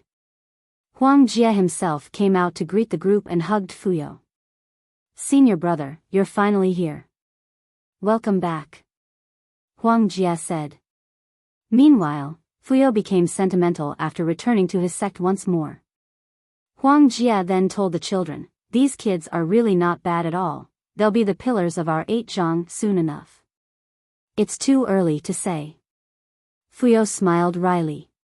"He is." Huang Jie eventually spotted Li Qie on the carriage carried by several children. The guy seemed to be sleeping, looking just like a spoiled young master. "What's going on here?" Huang Jie's expression soured. Entering Divine Black meant experiencing numerous tests and trials later on for the sake of improving. This guy, on the other hand, looked to be enjoying himself. Making the children carry him was utterly ridiculous. Fuyo pulled him to the side while shaking his head, telling Huang Jie to be quiet. "Senior brother, what is happening here?" Huang Jie found this bizarre after seeing Fuyo's serious expression. He had seen Li Qie during the previous visits at the village. However, Li Qie was too ordinary on top of being too old. The guy would have been an intermediate mortal shell at best given his late start. His haughty showing was the complete opposite of his actual abilities. "That's young master," Fuyo whispered. "Young master? What?" Huang Jie didn't understand. His senior brother never acted in this manner before. "Be respectful," Fuyo added. "I'm a little confused, senior brother," Huang Jie said. His senior brother had experienced many things and wasn't one to be intimidated.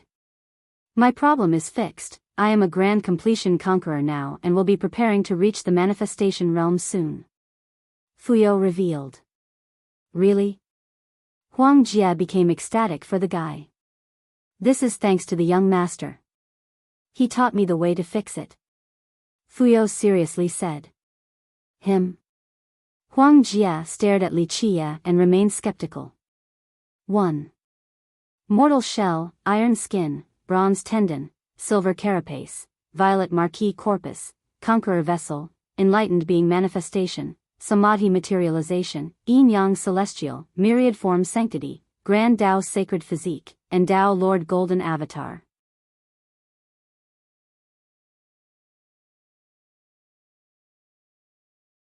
Chapter 3261, How Can This Be? Huang Jie wouldn't believe it if he didn't hear it from Fuyo himself. Only a selected few knew about Fuyo's problem, mainly the seniors. Huang Jie was another. They too had deep ties, so he knew everything about Fuyo's circumstances. The guy with a bright future suddenly started becoming weaker. A genius was ruined just like that. The seniors tried their best, even the sect master, Ping Suowen, didn't know the source of the problem. How could a new cultivator like Li Qie fix this issue? "Why would I lie?" Fuyo quietly said, "Look, I didn't do anything for the children. My teachings can't make them improve so quickly.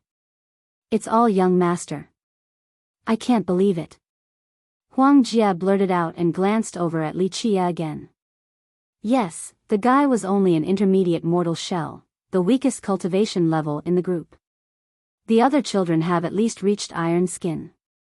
This meant that his talent must have been rotten. Alas, he managed to teach the children well on top of curing Fuyo's problem.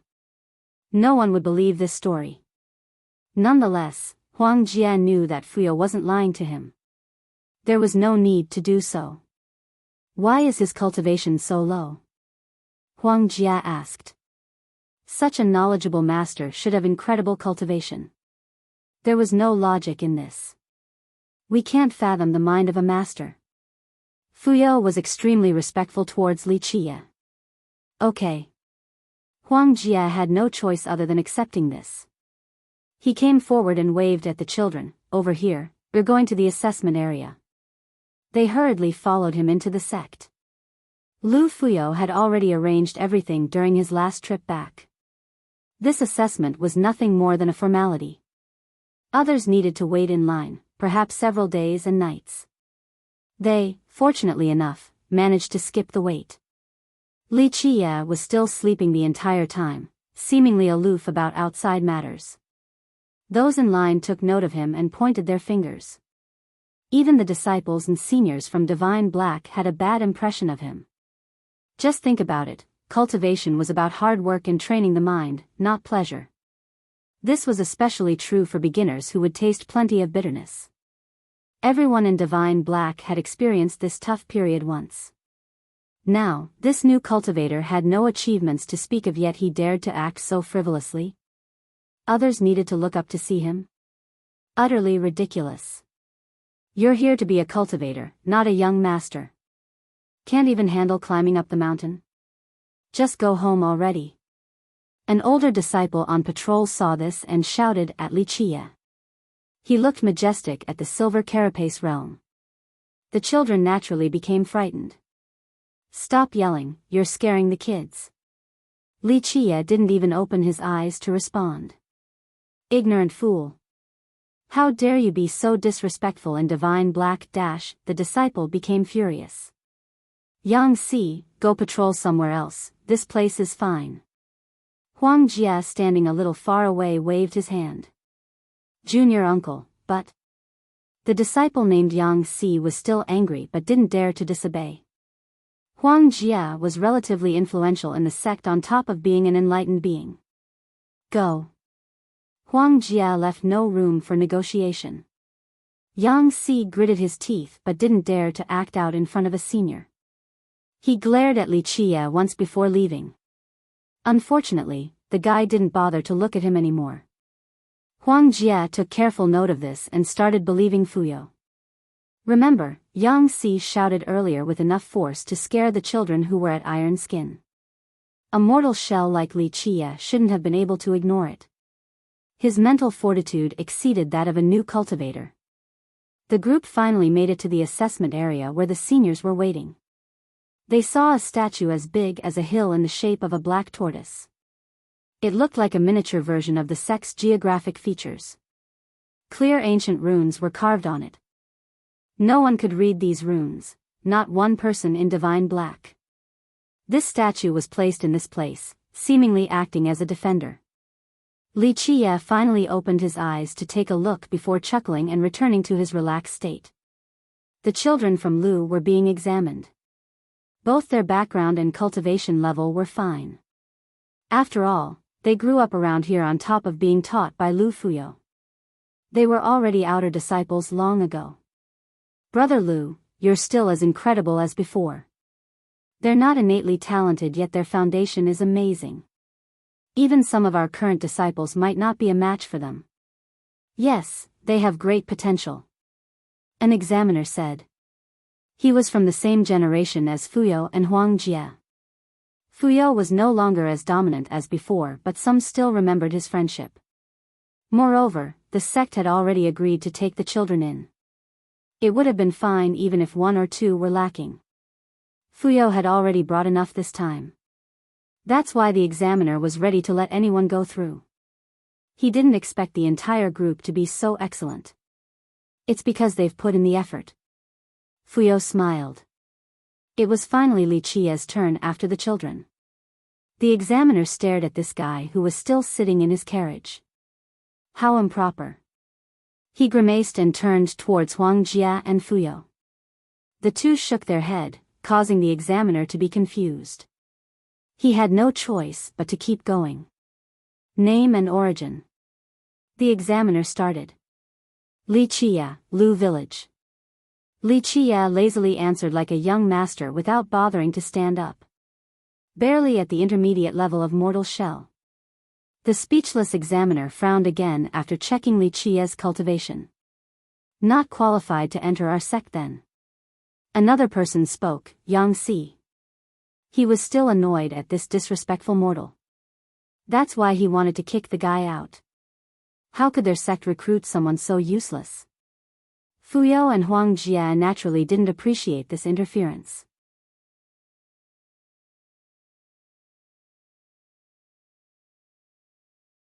Chapter 3262, The examiner didn't like this either. An intermediate mortal shell could still join the sect. To do otherwise would be rude towards Fuyo because they have discussed this prior. Fuyao had given the sect so many seeds, so 8 Zhang Peak was definitely on his side. Both Divine Black and 8 Zhang Peak wouldn't mind taking in 1 or 2 pieces of trash along. Thus, this whole examination was only a formality. Now, Yang Si had brought too much attention to this deal. An intermediate mortal shell is fine, the start of cultivation. He can still join. The examiner said. With all due respect, junior uncle, our sect is looking to recruit some talents today. An intermediate mortal shell is simply the lowest requirement. In my opinion, he has a mortal fate, mortal palace, and mortal body on top of being too old. It's not worth it. Yang Si purposely raised his voice so that everyone could hear.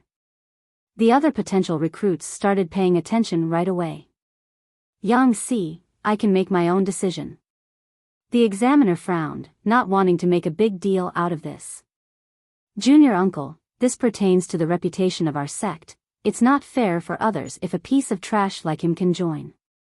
Yang Si had no intention of letting this die down. Many eyes turned towards the examiner with skepticism. His expression soured, thinking that Yang Si was trying to force his hand. Fuyao's brows furrowed. Normally, the hierarchy was respected in Divine Black. In this case, Yang Si was being too aggressive and overstepping his bounds. You've been gone for too long. Huang Jia shook his head. This Yang Si kid is not bad among the first-generation disciples. Most importantly, he has been chosen by Furious Tiger Peak, that's why he's so haughty. Fuyao understood right away and snorted.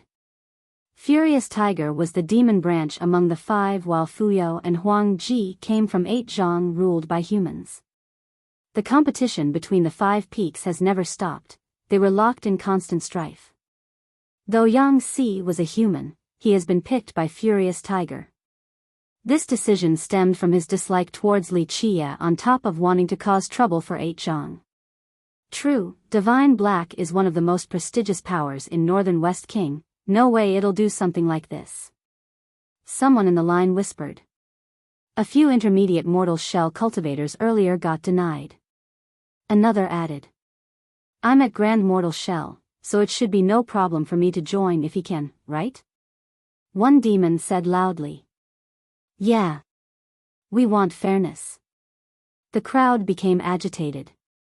Silence. The examiner roared thunderously. He was quite powerful, so the roar was enough to intimidate and make people dizzy. A few nearly fell down.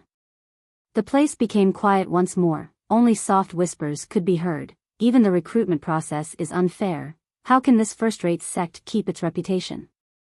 I'm sure Divine Black will be partial. Another said. The crowd only spoke quietly among themselves now while staring at the examiner. He was in a tough spot. Not dealing with this wisely would affect his personal reputation and the sect's. If he were to let Li Qia in, he would be the one receiving all the criticisms from the terrible optics. He glanced at Yang Si, but Yang Si wasn't afraid. The latter had his own backings. He shifted his focus over to Fuyao and Huang Jia. He wanted to help them out, but everyone in line knew about the potential unfair recruitment now. Change the assessment. Fuyao said. The examiner agreed. Divine Black also recruited disciples for other reasons, such as potential alchemists or knowledgeable scholars. What are you good at? The examiner asked. Li Qia was still sitting lazily in his carriage to the examiner's chagrin. He didn't know why the other two wanted to help this unsavory fella. He would have kicked the guy down long ago without this special circumstance. I can eat and sleep. Li Qia responded. The examiner nearly vomited blood. The other disciples from Divine Black naturally didn't like this answer either, the same for those waiting in line. They started becoming rowdy again, looking down on Li Qia. Anything else? The examiner's patience was running thin. He has never seen someone coming to join the sect in this manner before. Try stone placing. Huang Jia told the examiner his idea. Stone placing? Fuyao turned his sight towards the turtle statue near the gaze, stopping at the runes. Really? The examiner hesitated and asked Fuyo for his input. Not many new recruits can do this. The other disciples became surprised. Only the truly gifted can do so. An older disciple quietly said, the last person to do this was senior sister Qianyue. Yes, nearly everyone would rather do something else than stone placing. A younger disciple nodded, senior sister's talents are peerless because of her inborn true fate. That's why she wanted a challenge. Those in the known have turned their attention towards their patriarch statue. They knew that it consisted of numerous ancient runes. They were part of a Tao chapter unknown by all. The sect had a special stone. If one were to correctly press this stone against the corresponding rune, the latter would light up. They could then move up to the next. There were a total of 13 runic sections for 13 stones. Activating the embedded runes in all the 13 sections meant winning an unthinkable reward. So how about it? Fuyo asked Li Qiye. Over there? Li Qiye glanced at the turtle and its runes with a smirk. Yes, use an ancestral stone to activate the first rune. If you pick the right one, the rune will flash and you'll have another try. The examiner elaborated. Is this a joke? He has no chance because doing so requires extreme comprehension. Someone with extreme comprehension wouldn't have such a low cultivation. A disciple on the sideline commented. So why does junior uncle Huang Jia want him to try? Another became confused. So that he would get the hell out of here instead of acting like a young master. I think junior uncle is very annoyed at him. A friend answered. This was naturally not the case. Huang Jia simply wanted to see if Fuyo was right about Li Qiye's abilities.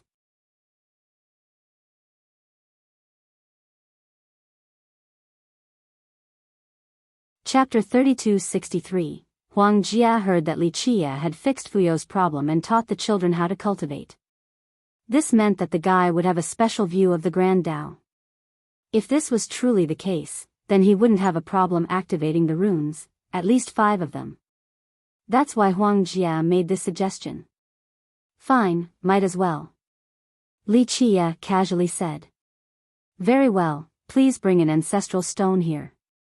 The examiner immediately agreed. He himself didn't buy it. In essence, activating one section meant connecting the runes together into a mantra, something extremely difficult and requiring great comprehension not seen in the average new cultivator. By this point, a disciple brought out the ancestral stone. It fit snugly in one's palm with an ashen color. It also had ancient profound runes carved on it and was made from an unknown material. It felt heavy at first, then a cool feeling would come. A few disciples became serious because using this stone was normally reserved for the special geniuses. Ordinary newcomers wouldn't experience this test. The examiner wouldn't have done so without Huang Jia's suggestion. Of course, they didn't object to this either. In their eyes, Li Qiye was no different from a piece of trash, nearly 20 yet still stuck at intermediate mortal shell. The whole thing was a joke. He had no chance of success and would have to roll down the mountain soon enough. Yang Si gloated with a sneer, thinking that this ant was about to learn a lesson for acting haughty in front of him. Fuyo didn't say anything since he was completely confident in Li Qiye regardless of the test. Huang Jia, on the other hand, remained tense with a touch of anticipation. Was this man as mysterious as described by Fuyo? What if I activate all 13? Li Qiye glanced at the stone and casually told Fuyo. All 13? Yang Si burst out laughing. Do you know what you're saying? Not to mention you, who knows if anyone in Divine Black can actually do so, ignorant fool. How many have done so in the course of history? I can't believe the gall on this guy. Another joined in. Yes, even senior sister Qianyue only lit up 5 sections, that's amazing enough. One more said with a serious tone. Don't compare him with senior sister Qianyue. She has an inborn true fate and is already an enlightened being. Him? Mere trash. Another sneered. Most disciples from Divine Black viewed Li Qiye as a clown by this point. You just need to light up 5 runes in the first section, that's enough. The examiner also felt the same way and even pointed at the first section for him. Activating all 13 was nothing short of impossible. Those in the sects capable of doing so were extremely powerful. Fuyo smiled wryly. This was indeed a tough task, but he believed in Li Qie and nodded, go for it. Very well, then I'll do all 13, don't be stingy after. Li Qie casually tossed the stone towards the statue. The examiner frowned in response. There was no way this would hit the right rune. Gong Qianhua back then contemplated for a long time before making her first move. Nonetheless, he felt better because this was Li Qie's fault for failing the examination. Lu Fuyo and Huang Jia couldn't blame him for this since he had tried his best. The brat won't even get a single one. One disciple said with disdain. Boom. Boom. Boom. The stone actually bounced up from the statue and started leaping from one spot to another. People couldn't keep up with its amazing speed. Boom. Boom. Boom. Runes lit up from every single impact, then the first section, the second section, the next. Everyone was stunned, including Fuyo's group. 1, 2, 3, a disciple started counting. 5, 5. Another shouted after the 5th section lit up. Impossible. No one could believe it. Among the first generation of Divine Black, only Gong Qianhua managed to activate 5 sections. 7, 8, 9, the previous disciple was still counting. The leaping stone didn't stop at all, activating one rune after another. 9 sections had been fully lit. A turtle shell had a maximum of 13 sections. This was also the case for a black tortoise. Am I seeing things? The other examiners came to watch the show earlier. They were simply astounded by this illogical development. 10. The spectators shouted. He's a monster, Huang Jia quietly murmured. Though he was prepared for some outlandish events, this still fully stunned him. He thought that lighting up just 5 sections would have been amazing, let alone 10. It'll be 13. Fuyo sighed. He didn't need to watch to know the outcome since he was Li Qie's biggest believer. 11, 12, 13, he got 13. One disciple started shrieking towards the end. No way, just no way, there must be something wrong. The seniors of the sect couldn't accept this. The entire crowd was stunned because no one could remember the last time this happened. Does our sect have anyone who has done this before? One expert quietly asked his peers. Not when they're young, no. His friend mused before answering, only after they became accomplished, but that's 2 different matters. Buzz. The statue itself became radiant. The reward. One disciple cried out. All eyes were on the turtle's mouth, wanting to know what the reward would be for 13 sections. Buzz. A plume of light flew out with a scroll inside. It issued a roar that made everyone's legs go weak. That's the 9 immortal primeval laws. Huang Jia recognized the roar and became startled. That's one of our strongest merit laws. I don't know what to think. The first examiner became speechless. These supreme merit laws were passed down from the Great Black Tortoise to the sect.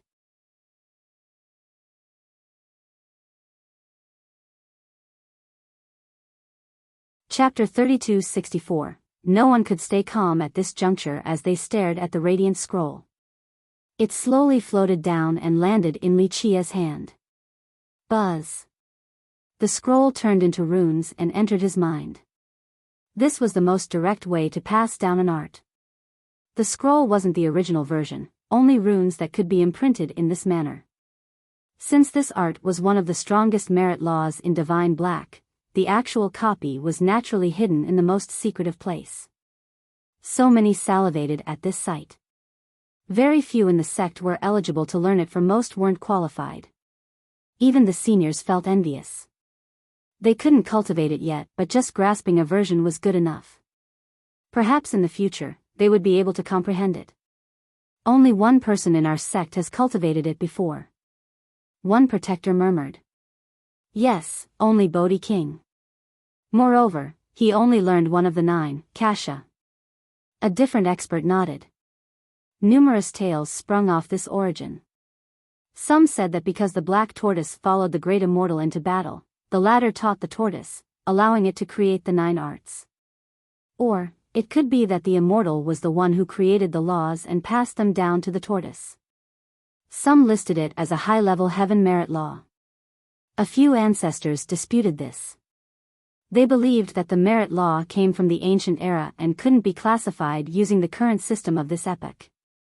Nonetheless, its mighty power was beyond doubt. It didn't take long before people stared at Wuxia with both envy and jealousy in their eyes.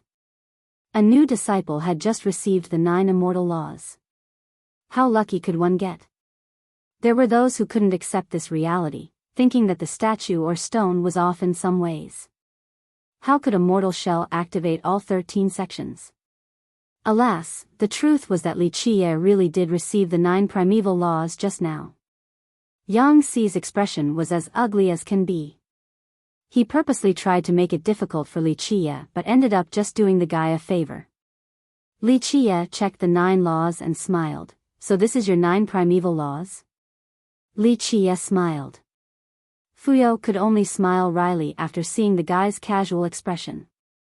He had just gotten their best merit laws yet still acted as if it was no big deal.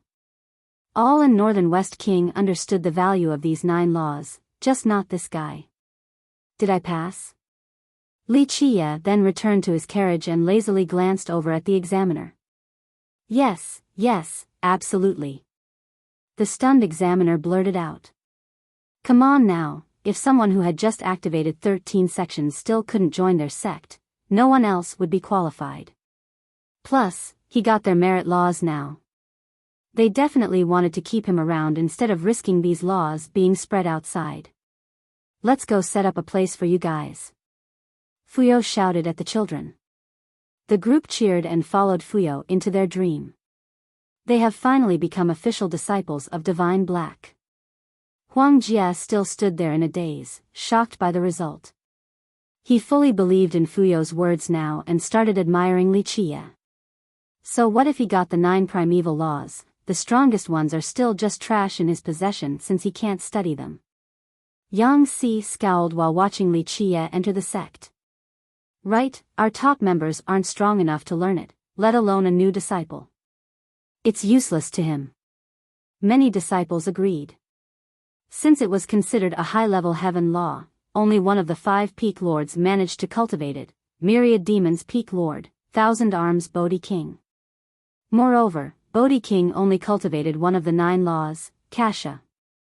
Rumor has it that he was actually not strong enough for these merit laws. However, his unique bloodline allowed him to bypass this requirement for Kasha. Maybe there's something wrong with the ancestral stone? One expert asked. The main examiner glanced at the stone and said, "We'll find out soon." His eyes locked onto the runes on the statue. They seemed to have changed a bit compared to before. Go. He released the stone and it started leaping, eventually lighting up 3 sections. It's fine. The examiner said with confidence. So he really got 13. The seniors stared at the statue, their expression varied. They didn't know whether this was a sheer stroke of luck or the will of the heaven. Some immediately ran back to report to the higher-ups. The news of this examination traveled through the sect like a storm. Most couldn't believe it after hearing the first time. They still felt the same way after confirming it. In the main peak surrounded by clouds and mist, Ping Suowang stood by the edge and stared at a floating sword. His eyes didn't move in the slightest. An ordinary disciple able to activate all 13 sections. He pondered after receiving the news. Maybe it's just a coincidence. The messenger said. Definitely not, this is a Supreme Tao chapter with ultimate profundity. No luck, only comprehension. Suowang smiled and shook his head. That's even more outrageous. The messenger responded. Suowang didn't respond and continued staring at the floating sword. His powerful aura made him look unfathomable. The messenger had nothing but respect because their sect master was also the strongest member of their sect, always wise in his choices. Myriad Demons Peak, a place of verdant trees and beautiful valleys. There seemed to be a Bodhi tree growing on the pinnacle facing the recently risen sun, absorbing the mists and clouds. This was their peak lord, Thousand Arms Bodhi King. The 9 primeval laws? His eyes became profound. Yes, peak lord. A disciple respectfully said. The peak lord used to be the only one who was training the 9 primeval laws. Now, a newly recruited disciple has obtained the full version. The protectors, elders, and even the peak lords took this matter very seriously. A miracle, really. Even little Qianyue only activated 5 sections. The Bodhi King found this astonishing. It has to be luck, he can't possibly compare to Qianyue. The disciple speculated.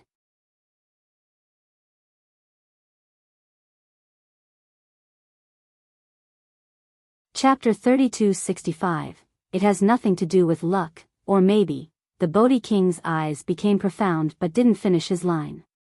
The disciple stared at him with respect. Everyone in Divine Black knew that their sect master was the strongest, but some believed that the Bodhi King was hiding his true abilities. The human's prosperity in this generation is the sect's fortune. He eventually added. What should we do? The disciple asked. The competition between humans and demons wasn't a secret in Divine Black. All disciples and their seniors knew about it. No one was lucky enough to stay neutral either. Just keep watching, a tall tree will always face the strongest wind. The king eventually concluded. He was quite inscrutable, so his followers always had a hard time grasping his intentions. Furious Tiger was the most majestic among the 5. Its main peak pierced through the azure like a tiger fang. One could hear the howls of beasts, wild auras permeated across their territory. The majority of disciples from Furious Tiger were demons, mainly originating from regular beasts and birds. Their peak lord had the title Iron Rod Demon King. His eyes turned frighteningly cold after hearing the news, causing the messenger to tremble in fear. How can a new recruit activate 13 sections? The Demon King would have considered this rubbish if it wasn't for multiple confirmations. Yes, it's too bizarre. Could it be that the examiners are conspiring together to make this up? The messenger immediately supported. How? The 13 sections can be faked, but what about the scroll? The Demon King glared at him. Well, the disciple had no response. This was indeed the case. Faking the light on the statue might be possible, but not the actual scroll. Taking out those merit laws was a serious matter requiring the agreement of the 5 peak lords. Idiot. The Demon King concluded. The disciple hurriedly stood to the side with his hands straight down, no longer daring to state his opinion. A mortal shell cultivator capable of this, devilish indeed, far more devilish than that girl Qianyue. He rubbed his chin in rumination. Qianyue's activation of 5 sections back then caused quite a stir due to her age and inborn true fate. Some believed that she was comparable to Su Su. Now, this Li Qie activated all 13 at the mortal shell realm. Worst of all, his 3 constitutions were at the mortal level. If his innate talents were better, then this would be understandable, but just at the mortal level? There's something strange about him. He went on. Yes, a sinister plan, perhaps. The disciple couldn't help adding. Gong Qianyue first, now Li Qie. What is the goal here? The Demon King wondered. In case of foul play, the first person he thought of was their sect master. He was the only one capable of activating all 13 sections. His expression became serious.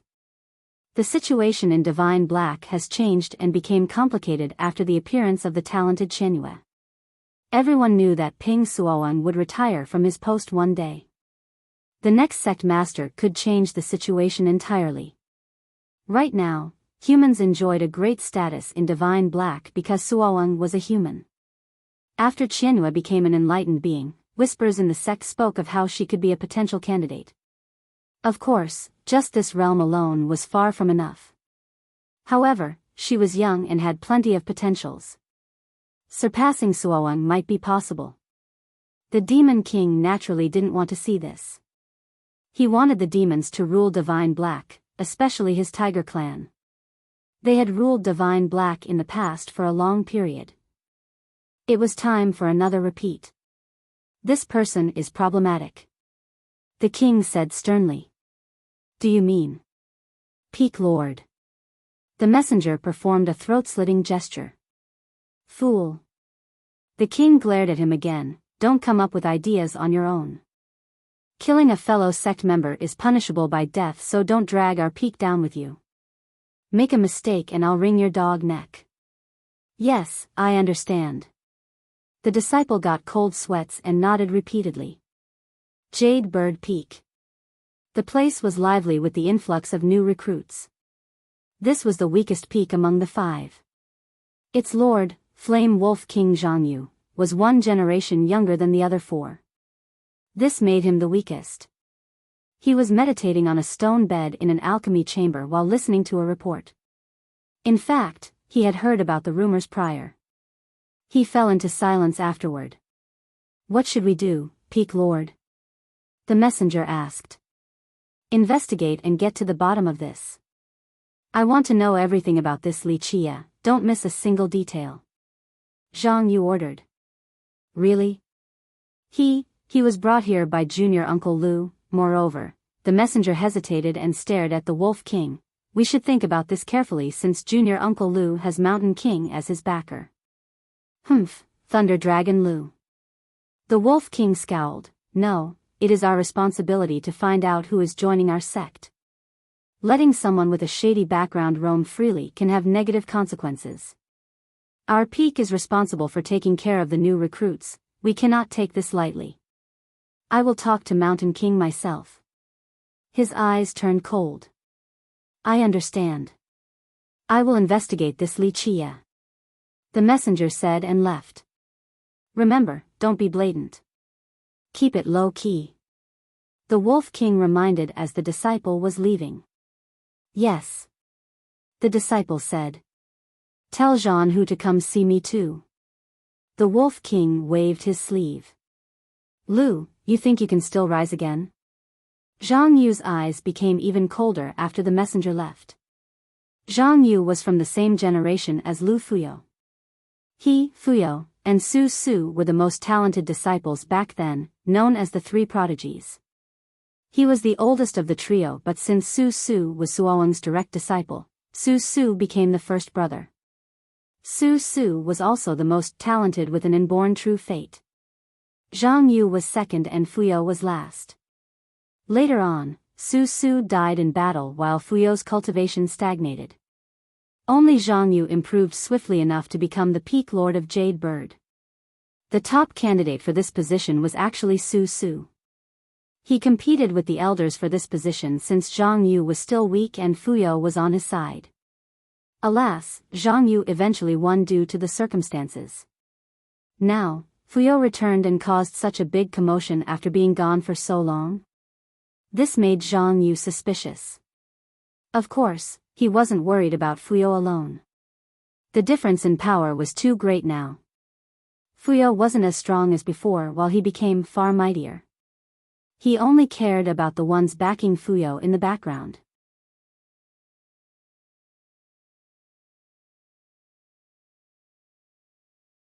Chapter 3266. Lu Fuyo prepared a place for the children and was eventually summoned by none other than his master, the peak lord of 8 Zhang, Mountain Bearer King. He was from the same generation as Ping Suoang but still looked quite young. In fact, others would think that he was younger than Fuyo. Appearance alone can be deceiving. He didn't have a tall and sturdy build contrary to his title. He looked rather elegant and scholarly. Only his impressive and awe-inspiring aura indicated his power. He looked like a strategist that could eventually become a lord. After Fuyo arrived, the king paced steadily around the chamber. 8 Zhang Peak was surrounded by clouds. As he was walking around, it felt as if he was pressing down and torturing this great mountain because of his mighty presence. Fuyo, the children are excellent.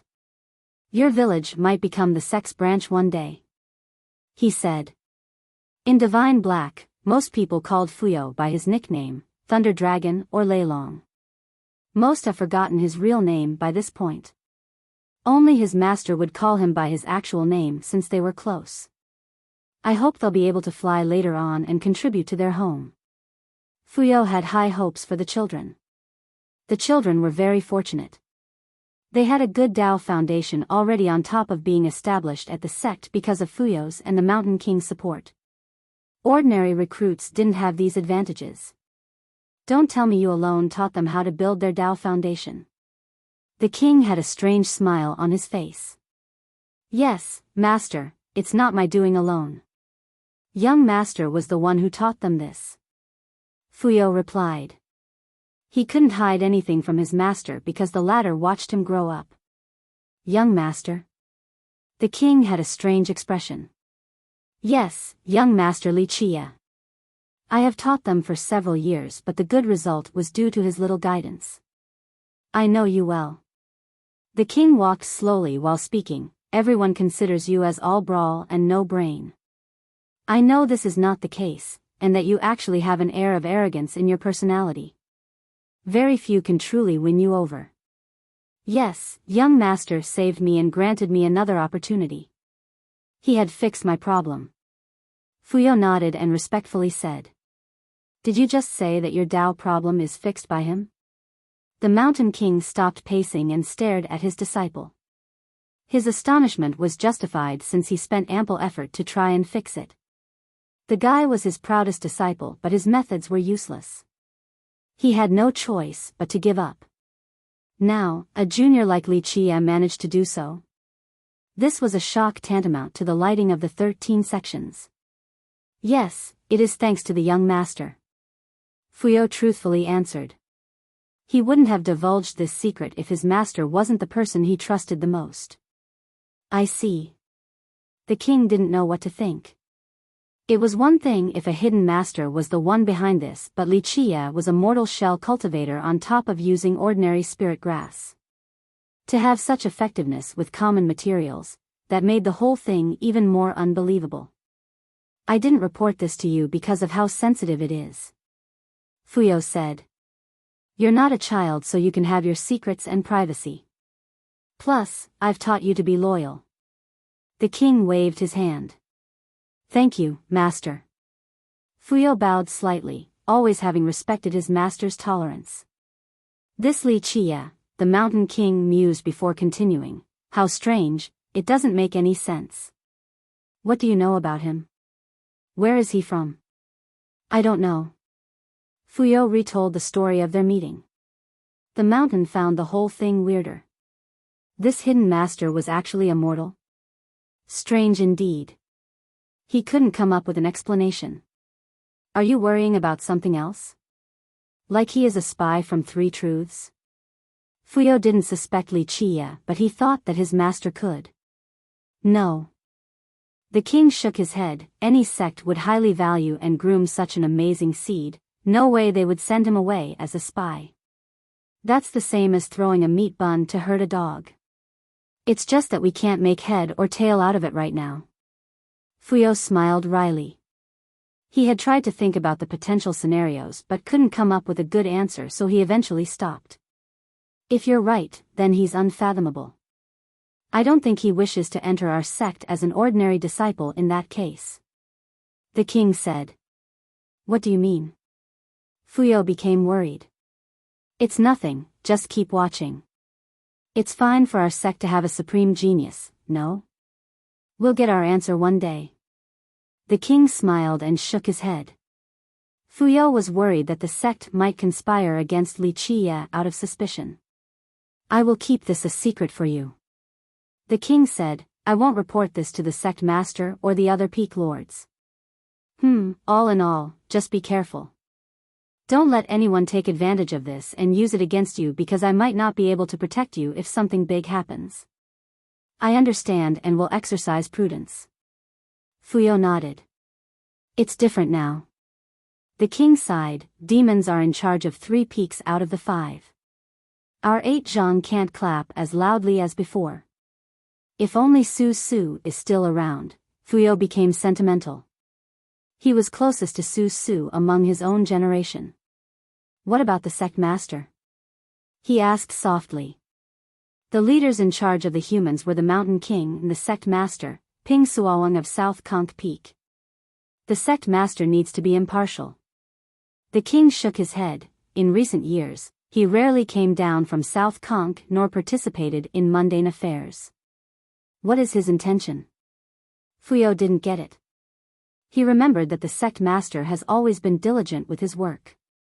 We can't guess what he's thinking. Or maybe he has higher aspirations since he has become a saint for many years now. The king said. A heavenly sovereign? Fuyao was shaken. Suawang was the only person at the Grand Dao sacred physique realm in their sect. This made him the strongest here. The next step would be the legendary heavenly sovereign level. However, it has been a long time since their sect had one. A successful breakthrough would have immense significance for the sect. His status as the sect master would be untouchable then. Maybe. The king wasn't sure, but if your problem is cured, you will have to shoulder heavy responsibilities later. I can rest easy now that 8 zhang has a successor. This branch has been lacking a potential new leader ever since Fuyao left.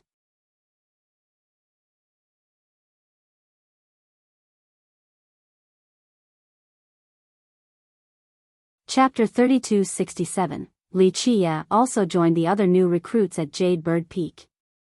This place served as the starting point for newcomers. The majority of disciples at Divine Black had cultivated here before. Li Qia lived alone thanks to Fuyao and Huang Jie's planning instead of staying with the other disciples. Fuyao knew Li Qia's personality and temperament. The latter simply didn't like being bothered. Plus, a secret was hard to keep when many were in the know. That's why it's better for Li Qia to have his own peak. The place was remote, but at least no one was around to bother him. Jade Bird was one of the 5 branches, so it had nearly 100 peaks under its jurisdiction. Jade Bird was simply the name of the main one here. Li Qia had a peaceful and comfortable time at his own place. He didn't go to lectures like others and only stayed here, cultivating his merit law and reading books. Jade Peak had several libraries, so he would borrow from them. The majority consisted of entertainment and leisure reads, at least in the eyes of the others. Activating all 13 sections made him famous in Divine Peak. Both the new disciples and older seniors knew about him. However, he was even more well known for his laziness regarding cultivation. He would only read books, something frowned upon. Many gossiped and criticized him for doing so since they didn't want to waste time doing anything other than train. Li Qia also didn't join any seniors banner. The teachers at Jade Peak were told to let him be by Huang Jia and Fuyao. Plus, he had 3 mortal aptitudes. No one wanted to take him in because it was difficult to teach someone like him. They didn't want to ruin their reputation. Li Qia ignored all the gossip and simply focused on doing his own things. He read about the history, legends, and conditions of 8 desolaces. From these things, he could derive certain truths and origins, such as the background of a Dao Lord or the existences behind the forbidden grounds. Ordinary disciples couldn't spot these details, only someone at his level. The libraries here were impressive with books passed down from the epoch called 9 Worlds. After reading plenty, he gained a deep understanding of 8 desolaces. Today, he picked the main library on Jade Bird Peak itself. It had few entry merit laws compared to the other peaks, just an ample selection of other books. His arrival attracted plenty of attention. Look, that Li Qia is here again. One whispered. They knew that he was a frequent visitor to the libraries, focusing on entertainment instead of merit laws, a strange breed compared to the other disciples. What a shame that someone like him would have the 9 primeval laws. Many were jealous of him, some even gritted their teeth with animosity. Just think about it, the 9 primeval laws were essentially their sect's strongest laws. Anyone would be immersed in training if they were lucky enough to obtain these laws. If they weren't strong enough now, they would do everything to get to the level where these laws became accessible.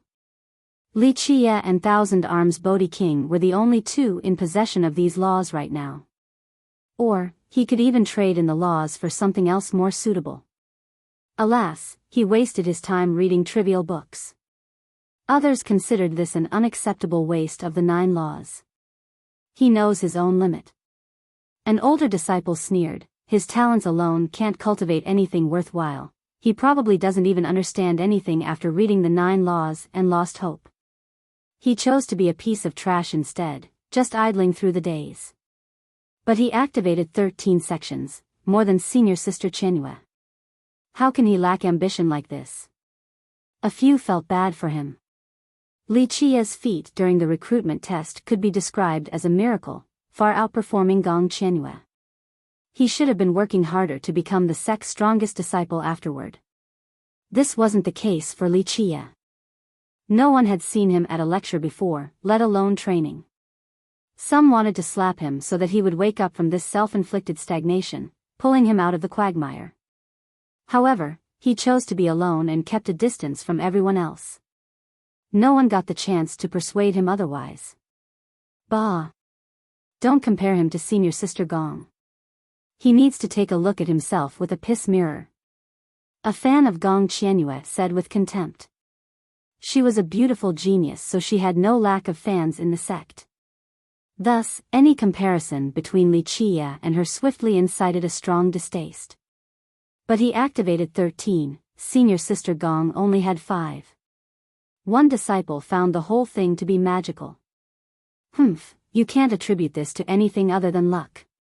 How can a mortal shell cultivator with the worst innate constitution activate 13 sections? It's impossible. A fan dismissed the feat. The first disciple had nothing to say. It became a near consensus that the activation was nothing more than a stroke of luck. After all, Qianyue and her inborn true fate only managed to get 5. The lack of logic resulted in doubts. Li Qie ignored the negative whispers and headed for the library. There existed a large statue made from an unknown material. It had a gray color while exuding a cold chill. It depicted a person riding a black tortoise flying towards heaven. It told a story of domination, one of a ruler surpassing all else. Other existences would need to prostrate before him. His peerless aura and style allowed him to ride on the great divine beast. The presence of this statue commanded respect and reverence. Other disciples would quiet down when walking by this area. Li Qie wanted to laugh every time he walked past this place because of how amusing the statue was. He stopped by each time to take a brief gander. He had to admit that whoever made this statue put in a lot of thoughts and efforts. The patriarch created this statue. A disciple got near and quietly told Li Qie. He was young with a tiny pair of antlers on his head.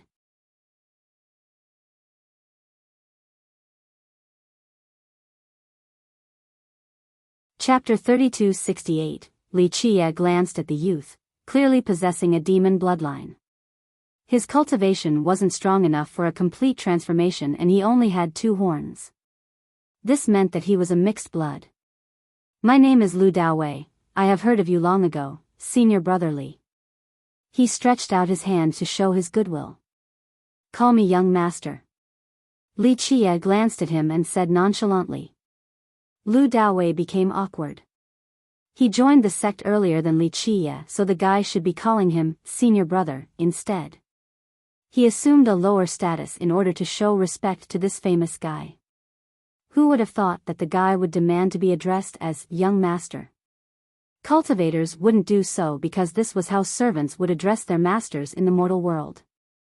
Who would want to assume this position? Not to mention, Li Qie was weaker than him. Well, Daowei scratched his head, confused. For some unknown reason later, he still acquiesced, young master. He heard the children from Lu village call Li Qie this before, the same with senior uncle Lu. It might not be that bad to do the same. Li Qie acknowledged and turned his sight towards the statue. Daowei saw his interest and immediately elaborated. This statue depicts the great immortal, the ultimate existence in our world, Peerless across the ages and in the ancient era, he dominated everyone and earned the reverence of all. I see. Li Qie chuckled, finding the whole thing amusing. The patriarch traveled with the great immortal across the lands of immortals and saw wondrous paradise. Dao Wei had a look of aspiration, eager for an adventure. You believe in the existence of this immortal? Li Qie couldn't help but smile after seeing the guy's appearance. Dao Wei didn't expect Li Qie to actually make small talks. People have been telling him that Li Qie was a cold person who didn't care for anyone outside of the children from the village. The immortal is real, there are numerous records in the sect, plus our patriarch has met him too. He taught and gave many wondrous things to our patriarch. Some scrolls contain the patriarch's oral recount, written by his disciples. This is as reliable as can be due to the abundant evidence. Dao Wei said seriously. I see. Li Qie nodded. A few stories have gradually changed after many generations. The records of Divine Black were close to reality despite a few exaggerations and embellishments here and here. Most were still based on actual events. I read that this statue has a special significance too. Dao Wei could see that Li Qie was interested. Go on. Li Qie said. The statue depicted a young man riding a black tortoise. Of course, it wasn't a black tortoise back then. So, the great immortal was an erudite scholar and knew everything. The patriarch created this statue in order to encourage our sect's disciples to read more and learn about the world instead of just focusing on cultivation.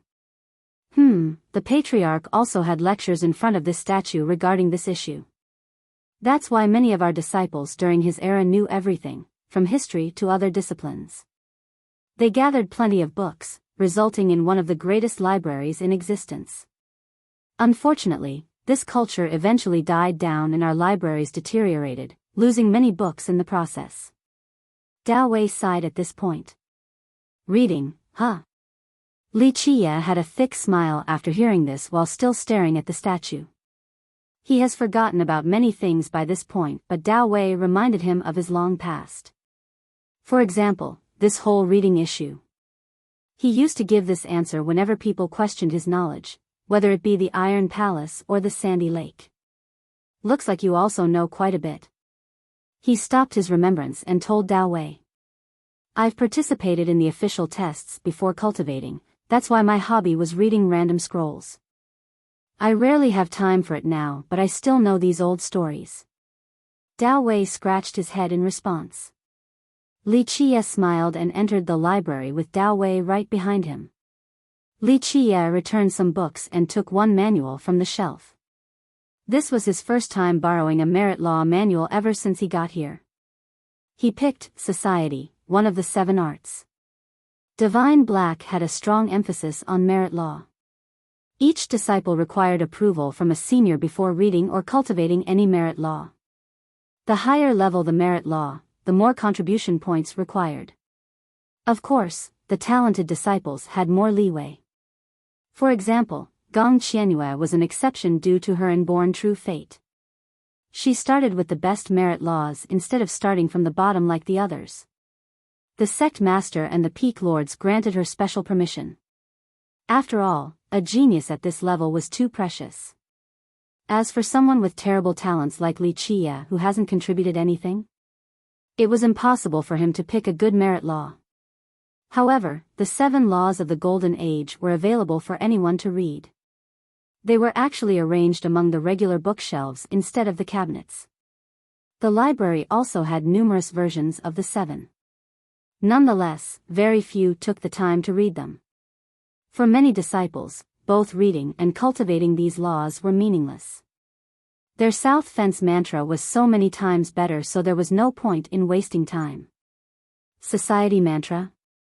Dao Wei became surprised after seeing Li Qie take this scroll off the shelf. You want to use it to break mortal shell, young master? A cultivator could pick one mantra at each realm, but they wouldn't do so. The majority would stick with one mantra every 3 realms along with matching high-level merit laws. Soon, I'm done with all things, so it's time for society. Li Qie patted the dust off the cover and smiled. It has been many years, so this manual was filled with dust. Your first mantra was all things? Dao Wei's astonishment increased.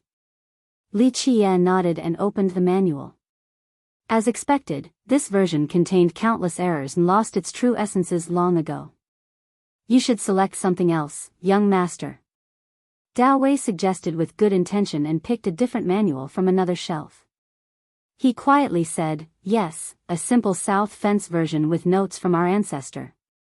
The senior said it was developed from all things and is one of the best for new learners. Since you started with all things, choosing south fence now will be perfect.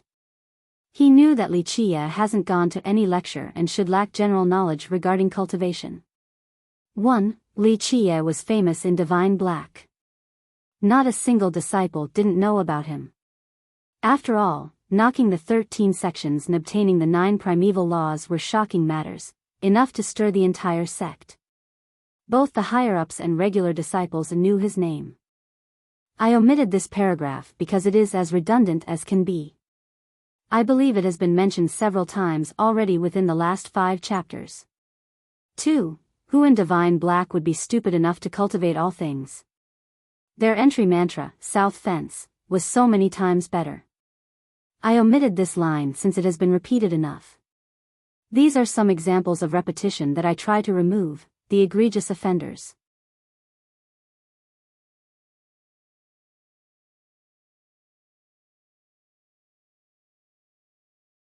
Chapter 3269, No Need, I'm Fine with Society Mantra. Li Qiye smiled and shook his head. Dao Wei naturally didn't know that South Fence couldn't compare to the 7 laws, at least the original versions that Li Qiye wanted. He wouldn't be the only one confused by this choice. Virtually everyone wanted the best mantras and merit laws possible.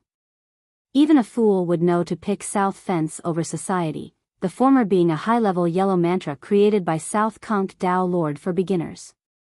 Don't you have the immortal laws? Dao Wei pondered before suggesting, you might not be able to cultivate them now, but you can still exchange them for other merit laws, definitely some really strong ones. He was referring to the 9 primeval laws. The sect allowed for exchanges if one couldn't cultivate something they already had. It's fine. Li Qiye shook his head. Others needed to take it step by step, going from low to a high level for the merit laws. This didn't affect Li Qiye. Oh, the famed cultivator of our sect is here? A sarcastic voice suddenly interrupted them. It was no other than Yang Si, who had tried to cause trouble for Li Qiye previously. His posse also laughed right away.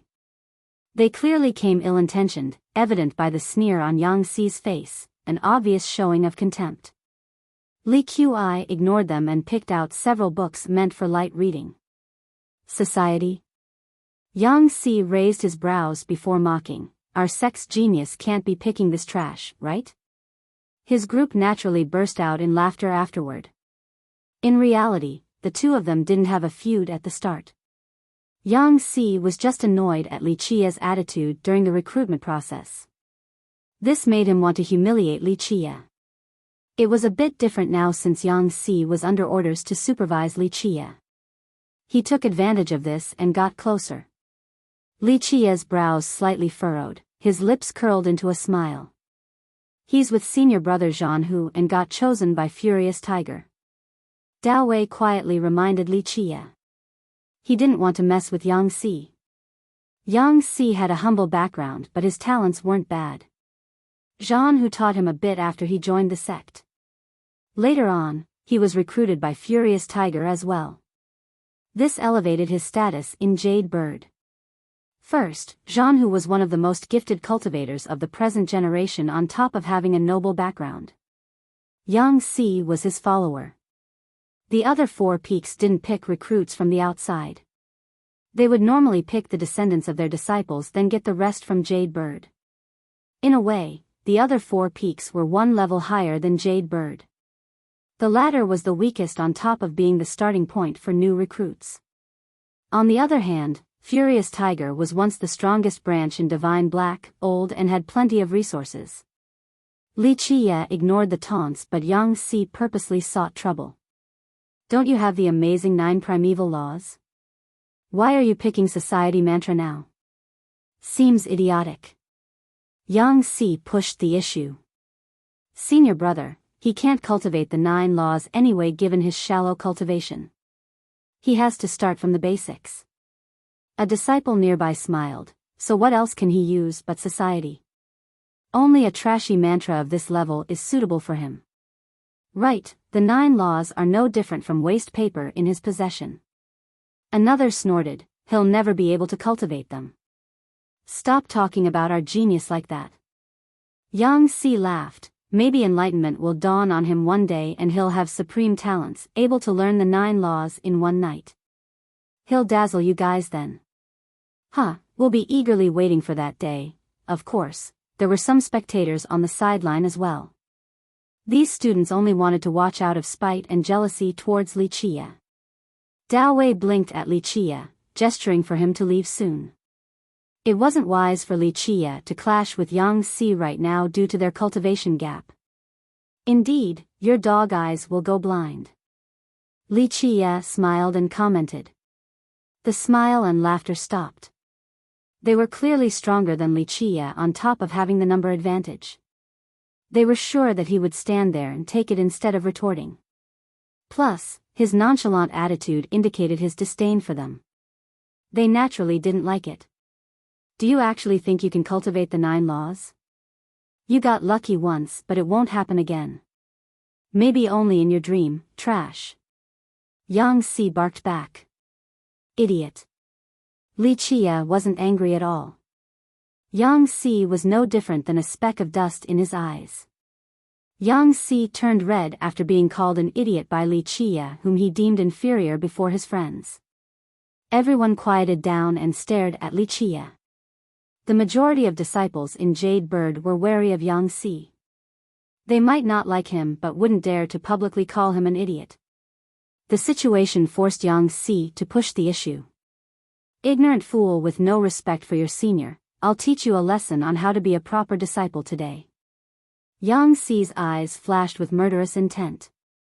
Dao Wei tugged on Li Chia's sleeve, once again telling him to leave lest something unfortunate were to happen. You're finished.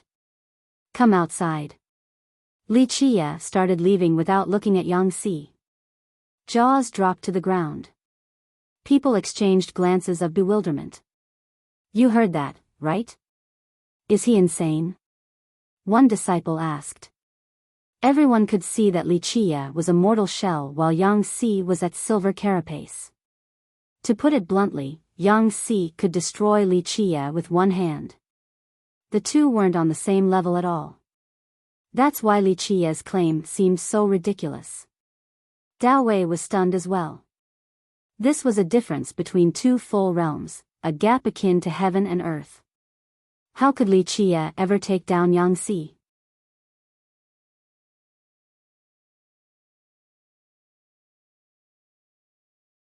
Chapter 3270. Nearly everyone stood in a daze while watching Li Chia leave the library. Few among the first generation of disciples dared to challenge Yang Si. Those with lower cultivation definitely wouldn't do so. The difference of a realm was insurmountable, to say the least. Challenging those above was akin to courting death. One needed a special innate skill or peerless treasures to overcome this. Now, Li Chia was 2 realms below Yang Si, a mortal shell versus a silver carapace. The disciples here found this ridiculous, especially Li Chia's claim to take down Yang Si. Who will kill who? This brat is crazy, he can cultivate for another 10 years and it still won't be enough. One disciple shook his head, thinking that Li Chia had gone mad. He's tired of living for wanting to fight senior brother Yang. Another snorted. Ha ha ha. Yang Si himself guffawed after calming down, not expecting this outrageous development. Take me down, huh? Yang Si was actually furious by this public disdain from an insignificant disciple. I want to see how a mortal shell will miraculously overcome 2 realms to kill me. Senior brother, teach this ignorant guy a lesson. A disciple cheered. Yes, let him know about the proper hierarchy at our sect, that he can't act haughty and need to tuck his tail between his legs. One more said. These disciples had a good relationship with Yang Si, so they naturally cheered him on. Hurry up, I have to go red after I kill you. Li Qie stood outside the library with both hands behind his back. Others in Jade Bird have heard the news and immediately came to see the fun.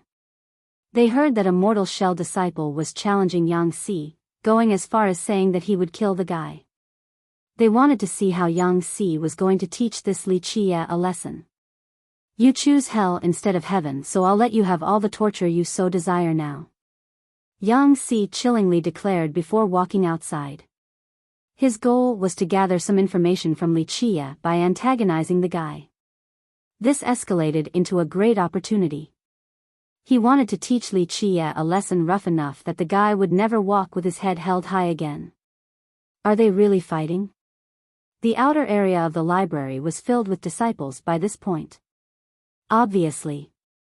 An older disciple said, that Li guy ran his mouth, so now, he has to face the consequence. Senior brother Yang is among the top 10 in Jade Bird while he's a new disciple. This is what he gets for being disrespectful. His ego swelled after getting lucky at the recruitment trial. He probably thinks he's a great genius. That's gonna stop today, senior brother Yang won't hold back. Another gloated. Li Qie didn't have many fans in Jade Bird because they were both jealous and envious of his luck.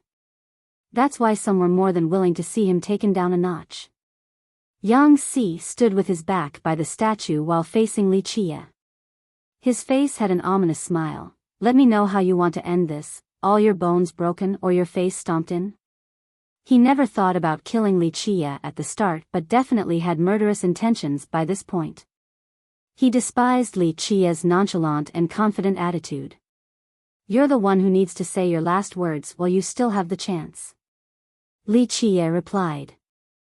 Ha, last words? You can't be serious. Where is this confidence coming from? Do you think you're an actual young master or something? No, you're nothing more than a village boy stuck at mortal shell, an insignificant ant. Yang Si laughed from being too angry. The others thought that Li Qie didn't know what he was doing as well. He definitely didn't get enough sleep last night, trying to fight someone 2 realms higher. One student coldly uttered. He'll wake up soon enough, but it'll be too late then.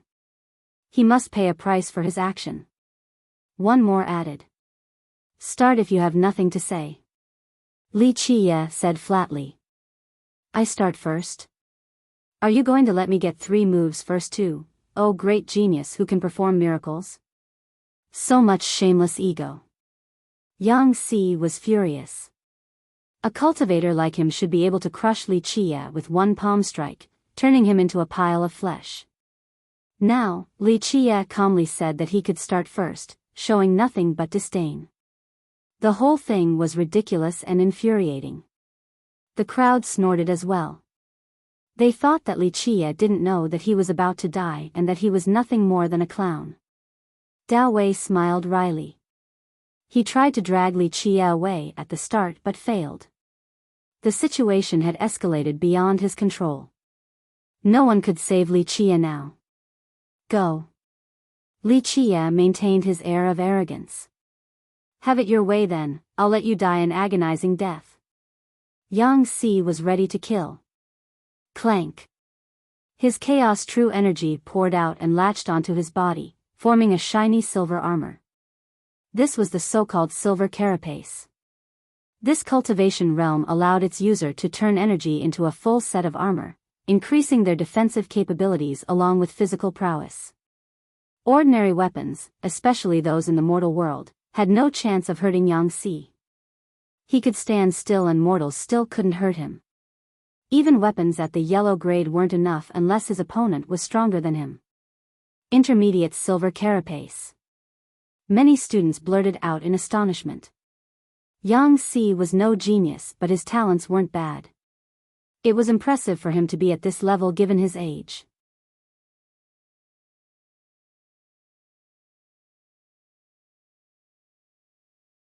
Chapter 3271. The spectators didn't need to watch to know the outcome of this fight. Li Qia had no chance at all. They were only watching to see how he would die. It's gonna be bad, extremely brutal. One disciple snorted. Clank. Yang Si pointed his sword at Li Qia and taunted, "Brat, which arm should I cut off first? Time is running out if you don't make a move soon." Li Qia didn't bat an eye. Let's see what you can do then. Cutting off your limbs might be too merciful, I'll take my time ripping them off. Yang Si actually put his sword away. Li Qia still didn't give him the time of day despite the threats. This only served to infuriate him further. "You're mine." Yang Si lunged forward, wanting to grab Li Qia's right hand with a tiger claw technique. He's done. The spectators thought that Li Qia wouldn't be able to dodge due to the power gap. Even if he managed to evade the first blow, it would only be a matter of time. Is he scared silly? A few saw that Li Qia wasn't reacting and thought that he was paralyzed with fear. Li Qia retaliated by simply raising his finger in focused energy, resulting in a quiet noise. Ordinary disciples didn't think much of it, but those who could understand this sound would become shocked. It contained the orders of the world and could be heard everywhere to the keen listeners. Ripples formed in the air and an invisible force of an unparalleled magnitude erupted. Unfortunately, no one here realized what he had done and its profundity. They did notice something. The statue in front of the library suddenly fell down on Yang Si. Crack. His silver armor broke off. What? He bellowed in fear while trying to lift the statue off him. Alas, its weight was incalculable as it pushed him down on the ground. Ah! His scream echoed across Jade Bird before he turned into meat paste inside the newly created pit. Some blood flowed out and stained the statue and mud. Its stench permeated at the tip of everyone's nose. They became slack-jawed by this sudden development. This simply didn't make any sense.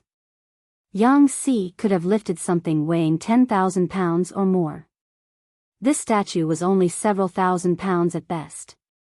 Not to mention killing him, it shouldn't have been able to crush his silver armor. Everyone would think that this was a bad joke. How could a silver carapace cultivator be crushed by a statue? Alas, this was indeed the case. What's left of him was below the fallen statue. Strangely enough, the statue has always been here without a problem. Why did it fall down today without any warning? Moreover, Li Qia did something with his finger right before. Yang Si's death was too much to be a coincidence. This was the first time seeing someone dying for some disciples, especially when it was their senior brother who was perfectly fine earlier. They started vomiting, overwhelmed. "He's dead, he's actually dead," one pale disciple murmured. Lu Daoi's complexion turned pasty, thinking that he was just dreaming. Li Qia, on the other hand, didn't show any emotion unlike the rest of the crowd. It was as if in his eyes, only an ant had just died, not a person. Dao Wei noticed this and trembled. Clang! Clang! Clang! Gongs could be heard around the peak as a group rushed over. It consisted of elites wearing a stern expression, enough to intimidate the spectators. The death of a disciple was a big deal, so the disciplinary members were very serious. The disciplinary enforcers. Many retreated to the side to make way for them. What happened here? A youth asked with a deep voice. He had a human body and a tiger head. His eyes had a frightening glint that could deter anyone. His regal aura left others breathless. Senior brother Zhanhu, someone recognized him.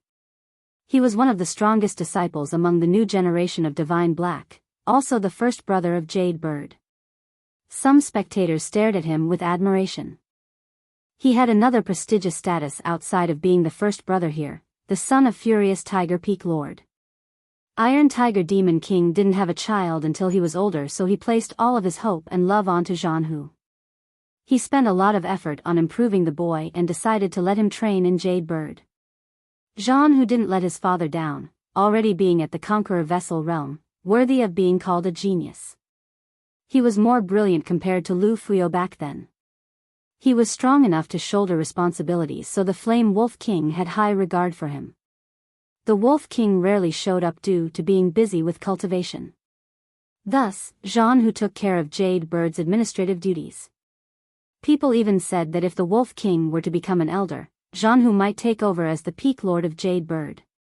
That's why he had a special authority and status here, the most influential figure in Jade Bird in the absence of the Wolf King and the elders. What the hell happened here? Zhan Hu finally saw the statue and the blood. He did it. One disciple pointed at Li Qie while shaking. So many were afraid of his wrath. Senior brother Yang wanted to fight with Li Qie, but for some reason, the statue fell on senior brother Yang. A different disciple stammered while recalling the event. Zhan Hu's expression changed, thinking that this statue had never fallen down in the past.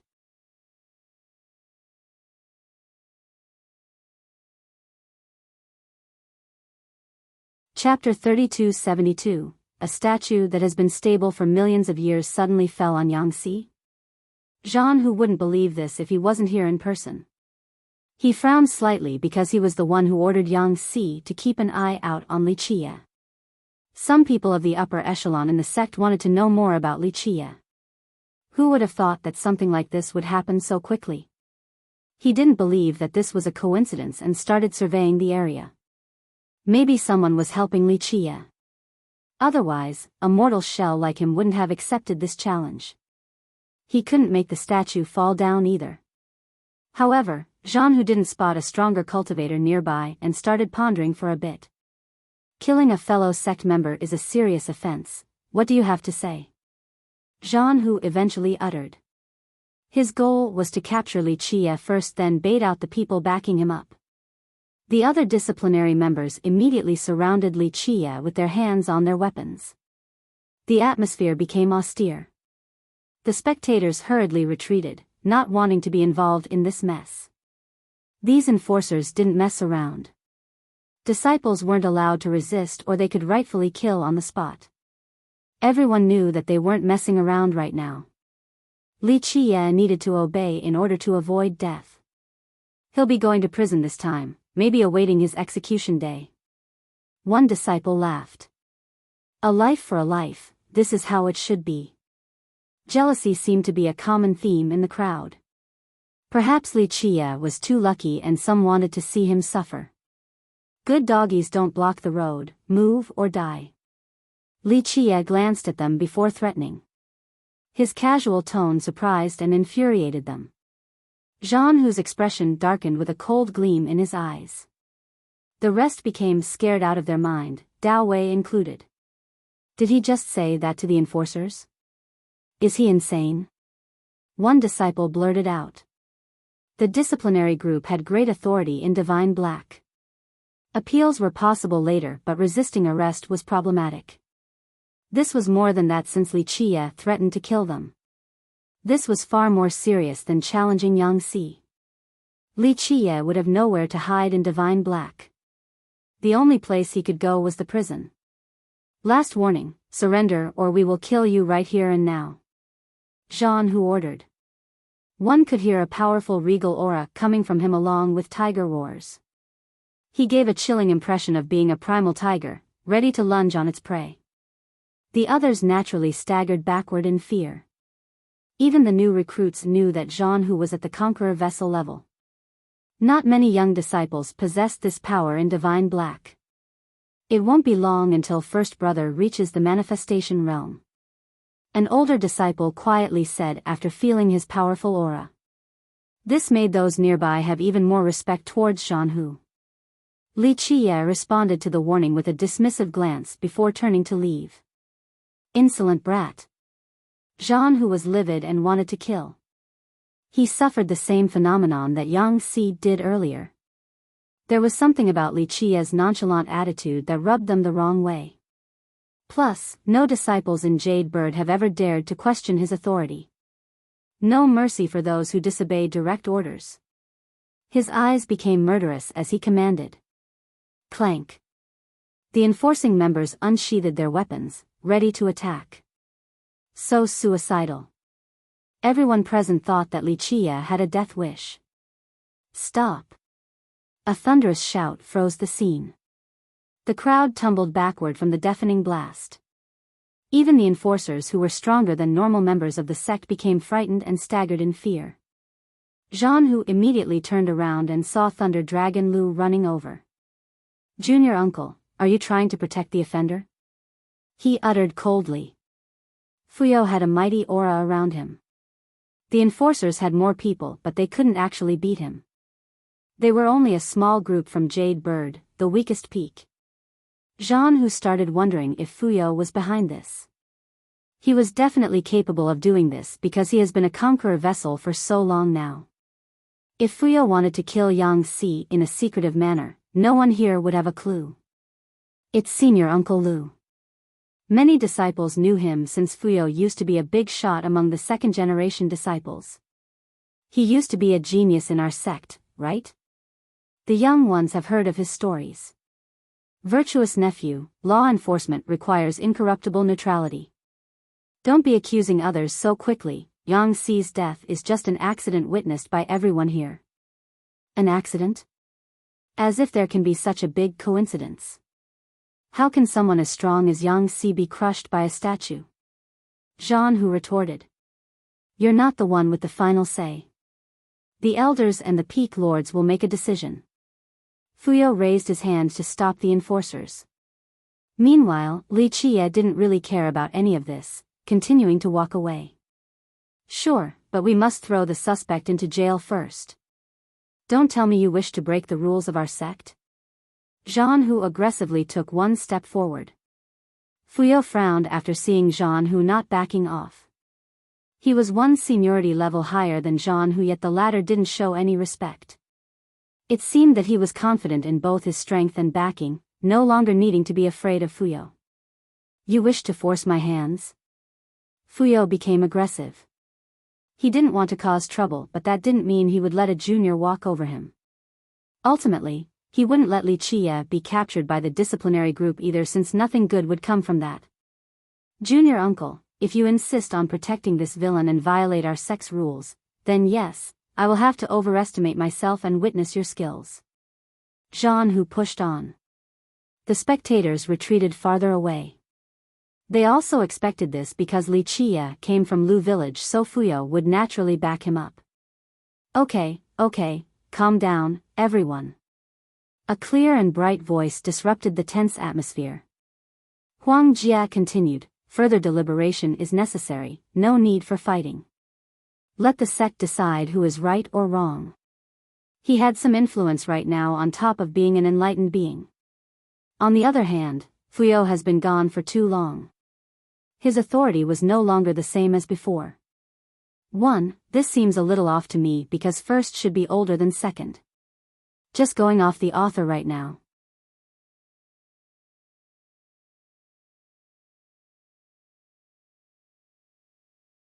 Chapter 3273, Huang Jia's support of Li Qie made it difficult for Zhan Hu.